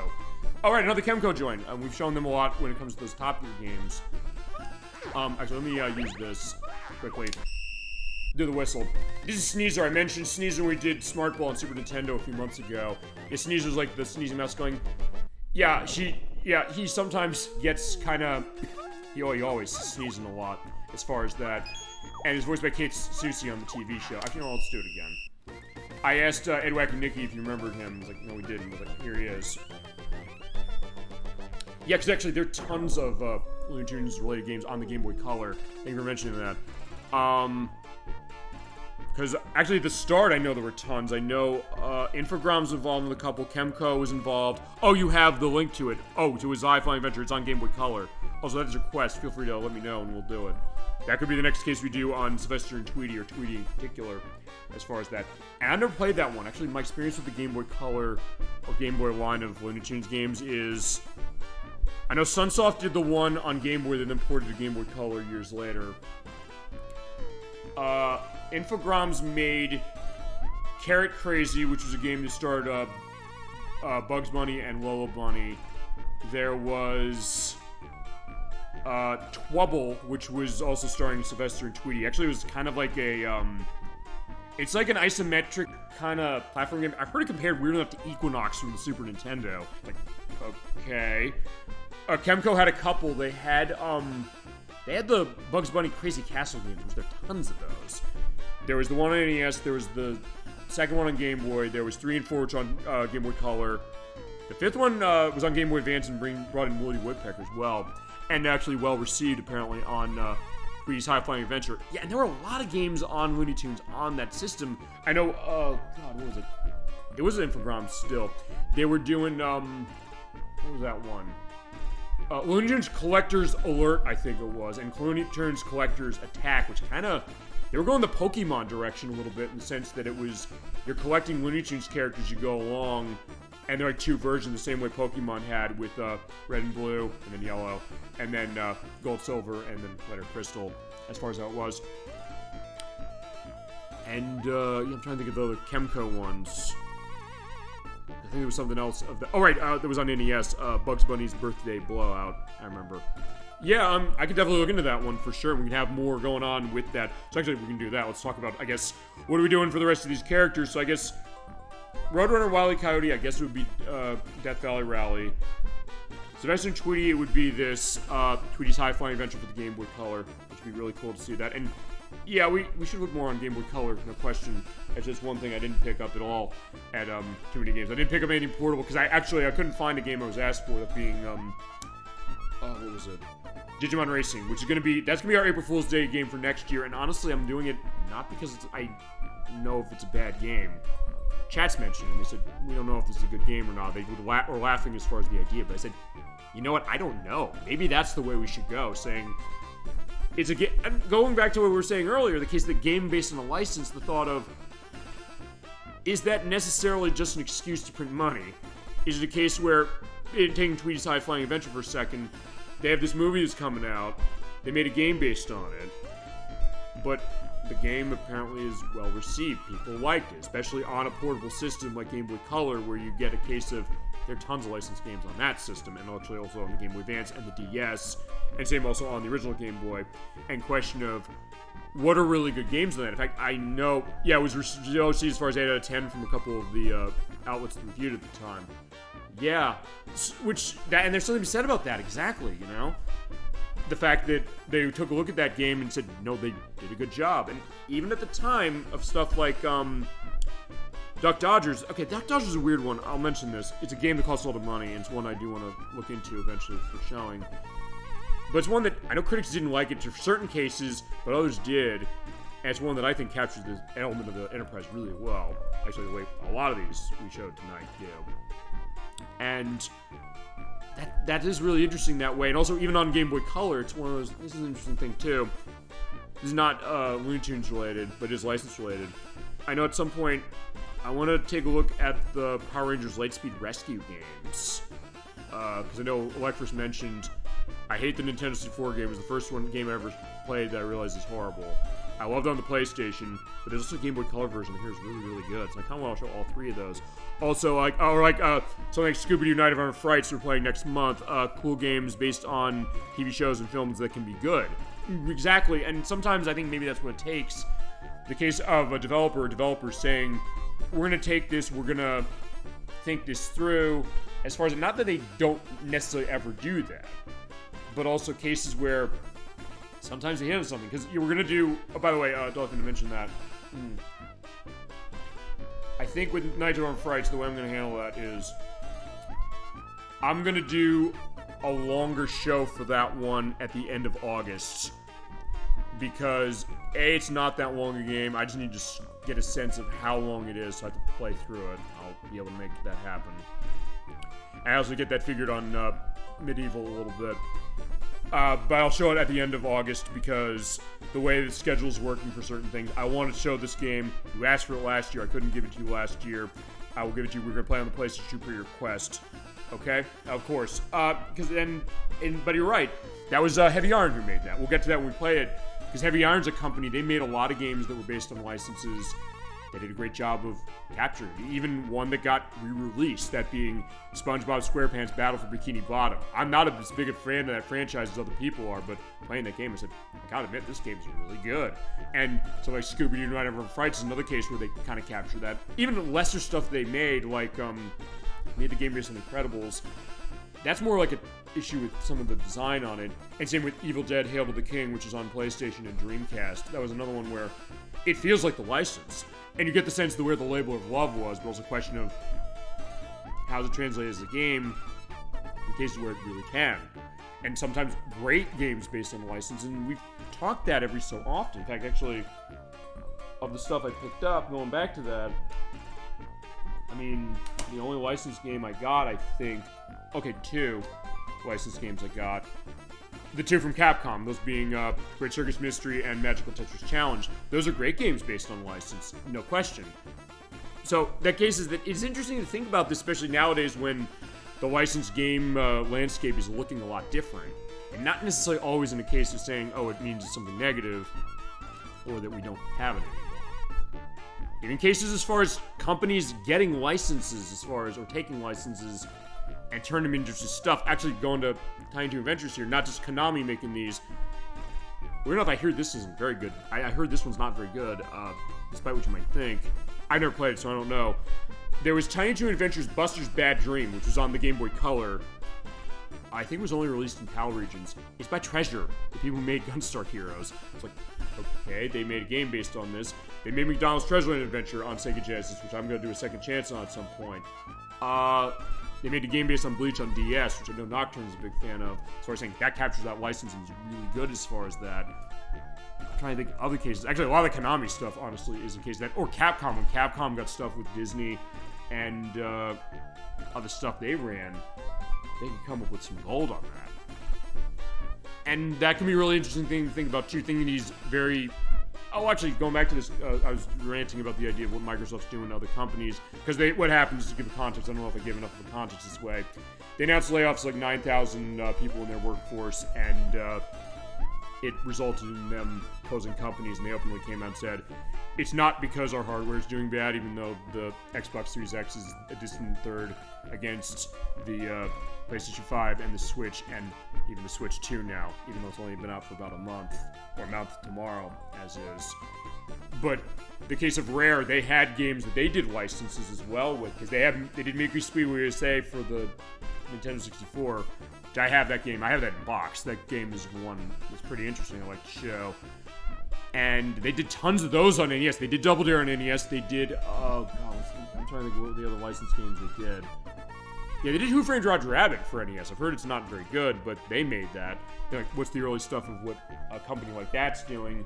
And going back to Power Rangers for a second, when we played Power Rangers on Super Nintendo, and also that Power Rangers Lightspeed Rescue for the Game Boy Color, that's Natsume who made that. He made Harvest Moon. It's like, that's kind of interesting to see that. But you're right, seeing something that even, you might look at a game on a license like, I don't know if this is going to be good. I mean, but then again, if you love the license, you love to play it. and seeing, in some cases, there's some interesting things going on. And then I'll even maybe sort of stick up for the 2 games tonight that I'd say are probably the weakest. Those being Sylvester, Tweety, Cagey Capers. It's just, I don't know where to go in this game. If not for that, it would, and that they clean the controls up, there's things about this that are not worthless. I think they've got something potentially going on there, but it's got a lot of problems that are annoying. And Taz-Mania, I think, is sort of the same, although maybe not as much. But if nothing else, it does show, as you mentioned, the idea of how vast a landscape of something like this can be. And you know what? I'll tell you what I'm going to do. I'm going to end on a different piece of music. So I'm going to reset, because I can go into the, sound test. Oh, this will give us a good 4 hours on this, as it is. It does look weird, I guess, saying, like, why were we with some of these games for longer than others? Let's go in options. Let me pick a piece of music out of this. That's the Konami sound. I love that. That's the title screen. That's the map. That's the theme of the shot. Stick there. That's the forest. Actually, you know what? I'll pick up a piece of music we are not going to hear until we play this. Oh, that's like the water area. I do love that. Oh, that's the volcano. Oh my god, the volcano is so good. But oh yeah, the jazzy pirate ship. Oh my god, this. I'm stopping here. This is it. I love this music so much. Yeah, okay. Consider preview when we come back to this game for show fully. We are gonna do this for show fully. I promise. I want to do this one so bad. Then again, there are a lot of games I want to do so bad. As it is clearly, if my Too Many Games Hall is any indication. Or cases where you want to see stuff, and I'll also, I guess this request, it sounds like, for Tweety's high-flying adventure for the Game Boy Color. I'll look into that. I will do that. We'll have more stuff on Looney Tunes. I'll be on next case on Sylvester and Tweety. I guess with Taz, I guess I'll do Taz-Mania, because I have it. Tiny Toon Adventures, I don't know if it's going to be this in the NES game, but we'll do one of these. But yeah, there you go. That's going to be our 4th of July episode. I guess a little bit of a mini showcase, a little bit, all along with our full play of Desert Demolition. And good news also on all 4 of these games. If you are a Sega Genesis owner and you're curious about any of these, they don't cost much. So that's also the other thing about it. I will say maybe that's the other thing why I'm maybe a little easier on Sylvester and Tweety and Taz-Mania than other people might be, because I've heard these games are not well received and they've got good points as to why not. But as opposed to back then we were paying $50, $60 for them, these are like $10 a piece, if that. I got Taz-Mania for like $10. I got Sylvester and Tweety for $10. And Desert Demolition I think was about $10. And Tiny Toon Adventures Buster's Hidden Treasure might be a bit more, only because I'm thinking it's a Konami game and people want it. Actually, I wanted to see something here. I'm gonna actually briefly save myself an edit, and then I'll talk about schedule. Let's see, how much is this on Genesis? Yeah, loose like $15. Yeah, not bad at all. So yeah, if you have not played this game in particular, I recommend it highly. We will do this for show, I promise. And I recommend the other ones as far as if you like their enterprises. They might surprise you, or you might even get something out of them that maybe I didn't. And I do like Desert Demolition. Go back to that one, because that was the impetus for tonight's show. I had a great time playing it, great time looking at all the other games, and giving you a preview of them, and getting it into you with all you as far as the best channel on Twitch. And so glad to see you again. It's great to be back, but of course, as I mentioned, it's just because I went out last week as far as Too Many Games, and I get used to that, by the way. Yeah, we're gonna have probably that show off, but I will come up with stuff for the purpose of weeks I'm off. Generally speaking, there might be a couple I'm not gonna do that with. With that, I think we are good for Super Bowl Game Saturday. Almost getting to Saturday, because yeah, it is Friday. Super Bowl Game almost Saturday, and we're gonna be Friday again next week. So let's talk schedule, because next week we got another licensed game, another Konami game coming up next week, and actually it's technically 2, for our second chance. Going to be Teenage Mutant Ninja Turtles. We played the 1989 arcade game before. I used the Xbox 360 version that you cannot purchase anymore. But this time I'm coming back to it with Teenage Mutant Ninja Turtles Cowabunga Collection, which is on Switch, and it's also on PS4, PS5, Xbox One, Series S and X, and PC, and by extension Switch too, because you put the Switch 1 game into it and play it there. We're going to look at that 1989 beat-em-up from Konami once more, but I also said I don't want it to just be a return to that game completely, with new audio tech, of course. but I want to give it a little something extra. So I'm going to show off Teenage Mutant Ninja Turtles 2, the arcade game, which is the NES port of the arcade release that we're going to show. And we'll give a little bit of a brief look at that collection, which is by Digital Eclipse, so, you know they did it right. I mean, not that they always do it right. We're going to show that when we do Midway Treasures 3 next year. So much so I'm buttressing with other games. But having said that, they're on fire right now, and I got a couple games of theirs coming in eventually as far as pre-orders of Tetris Forever, Megan Karateka, and Lamasoft the Jeff Minter story. And Cowabunga Collection was right before they got into the perspective of doing their interactive gaming documentaries with Atari 50 and the couple I mentioned. And also that Mortal Kombat Legacy Collection when that comes out. I cannot wait for that one when they announce a date. But they did have a lot of stuff with Cowabunga Collection. We'll take a look at Cowabunga Collection and what it offers. Why it's totally worth the 30 bills. I will definitely say that right now. It's fantastic. And also because there are games on that cost a fortune. Because even if they're not great, like Teenage Mutant Ninja Turtles Tournament Fighters for NES, that's a game that's like $400. But it's in there. So yeah, you're saving tons of scratch on that one, and you're getting a lot of great extras. And I will show off those games as far as it next Friday. That's going to be Friday show again on July 11th at 7 p.m. Eastern Standard Time. Week after that, we're going back to Saturday with our viewer request for July. This is on elect versus request, and the only thing I know it's something that you were curious of seeing too when he mentioned it. And we also talked about it more. Going back to a classic gaming remakes, we have Space Invaders for the PlayStation. From Z-Axis, the people who made Aggressive Inline and Thrasher Skin Destroy. It is a really good remake of Space Invaders that has a lot of unique things going on. It has multiple levels. We're going to show them all off. There's great stuff going on with power-ups. There's a good amount of strategy going on. It's also a really good evolution of some of the Space Invaders games that we showed off in Title Legends 2 a couple months ago. Particularly Majestic 12 is pulling off some ideas of that one. And it's really, really good. And it has the original in it, so we'll take another look at the original too. We're going to give it a full look. That's going to be the Saturday show on July 19th at 7 p.m. Eastern Standard Time.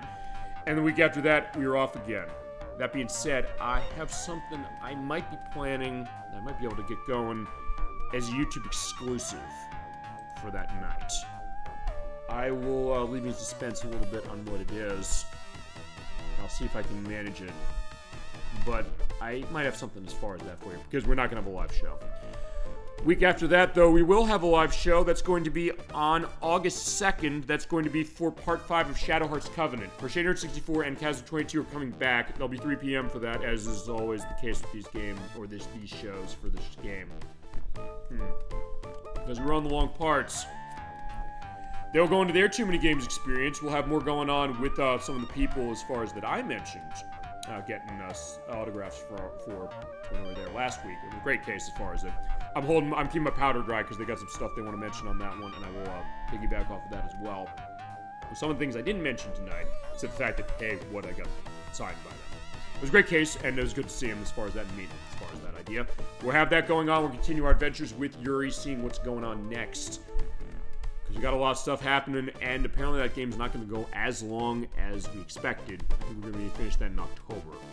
As far as other stuff we got that month, on August 9th, that's going to be the viewer request for August. That's going to be another Sega Genesis game. It's going to be a request of AJ42. We're going to be doing Toe Jam and Earl. That's roguelite, sort of. In fact, it's the first roguelite we played for the show, actually. About 2 aliens who were stuck on Earth. They have to find all the pieces of their ship to get their way home. It's very strange. It is very funky. It has a great sense of Genesis attitude going on of itself.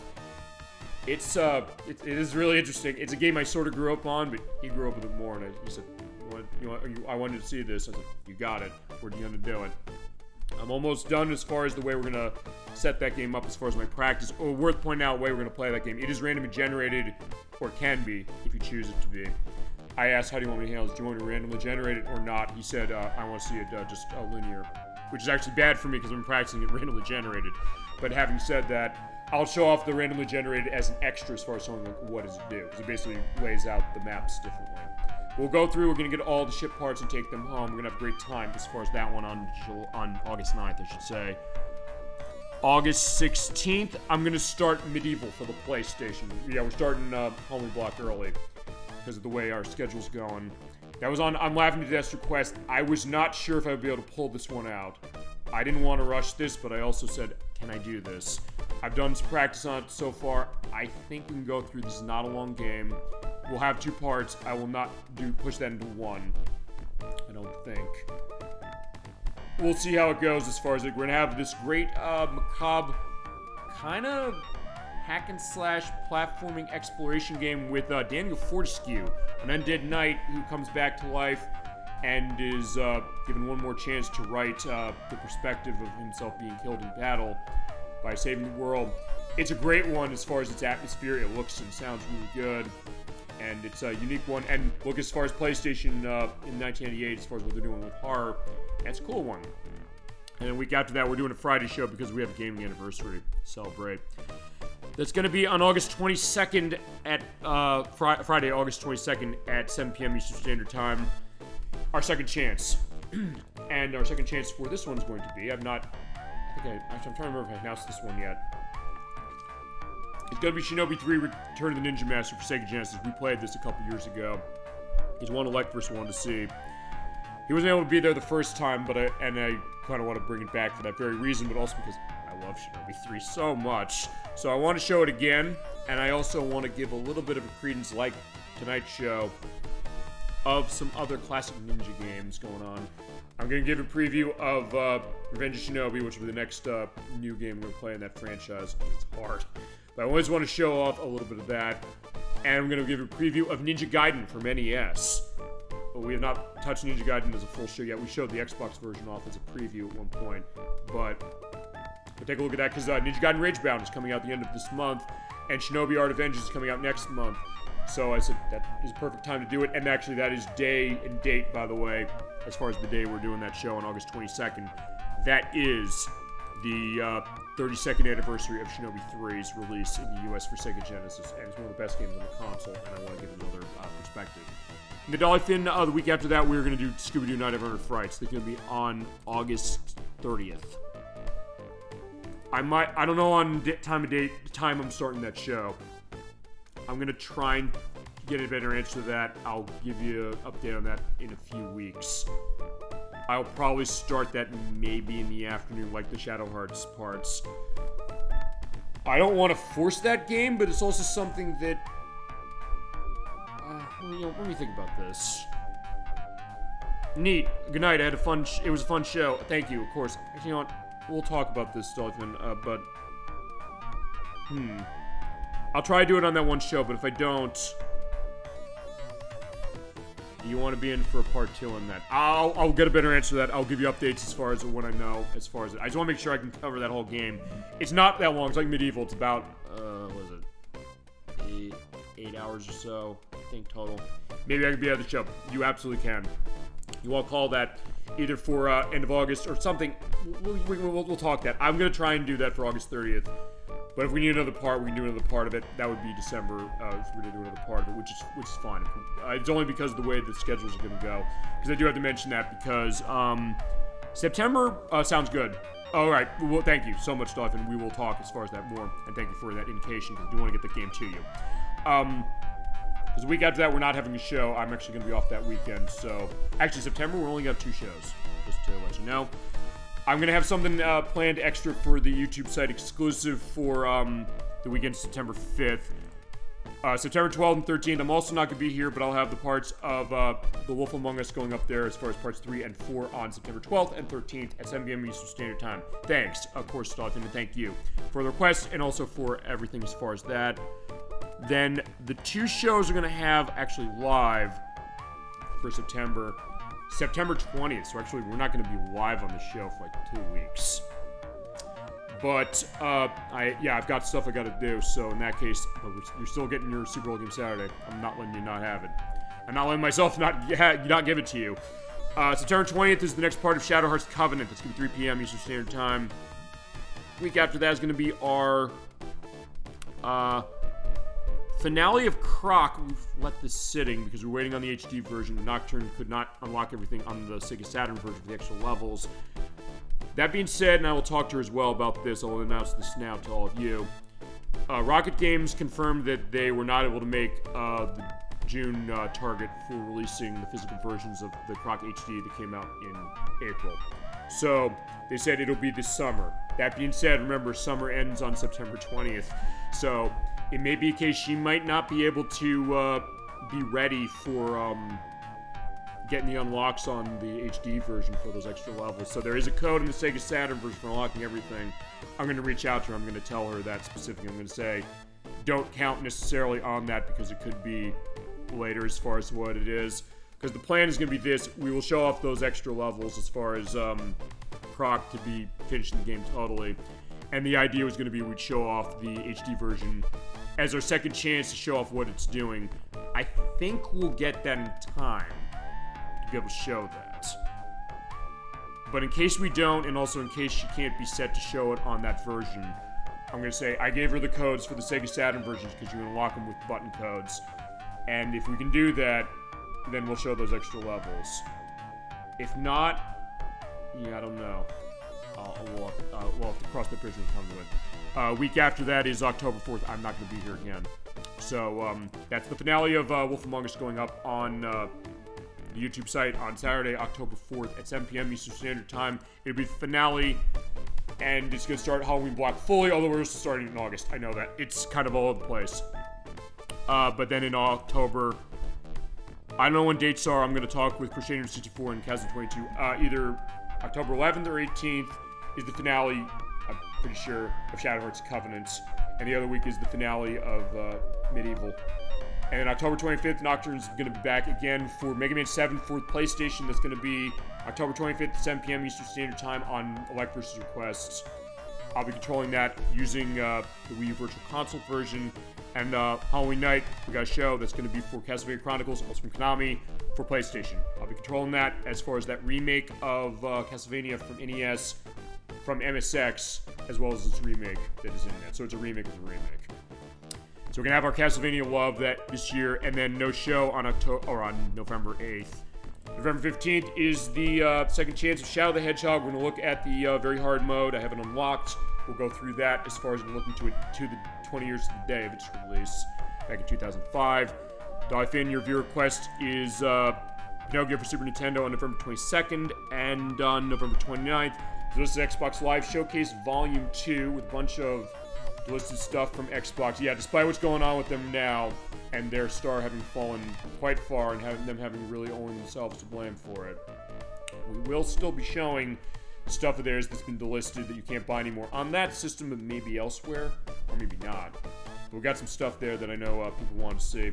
In December, I don't know. We'll see as far as what's going on with Scooby-Doo, if I can do it in one show. We'll see.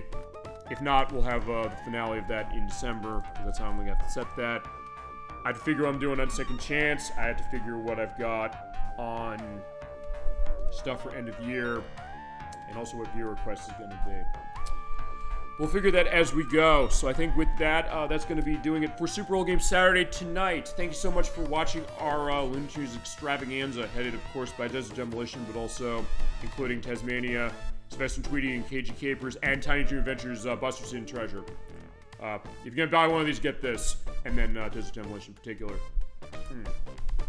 But that being said, we'll see this game eventually later. Bye, thanks. Of course, Dolly Finn, thank you so much for joining us. Thank you for joining the Best Challenge Twitch, being part of the Best Challenge Twitch, best guests as well. So, it was a great time. I had a great time. Thank you so much for joining us. Have a great rest of your weekend starting now. Have a great week coming forward next week.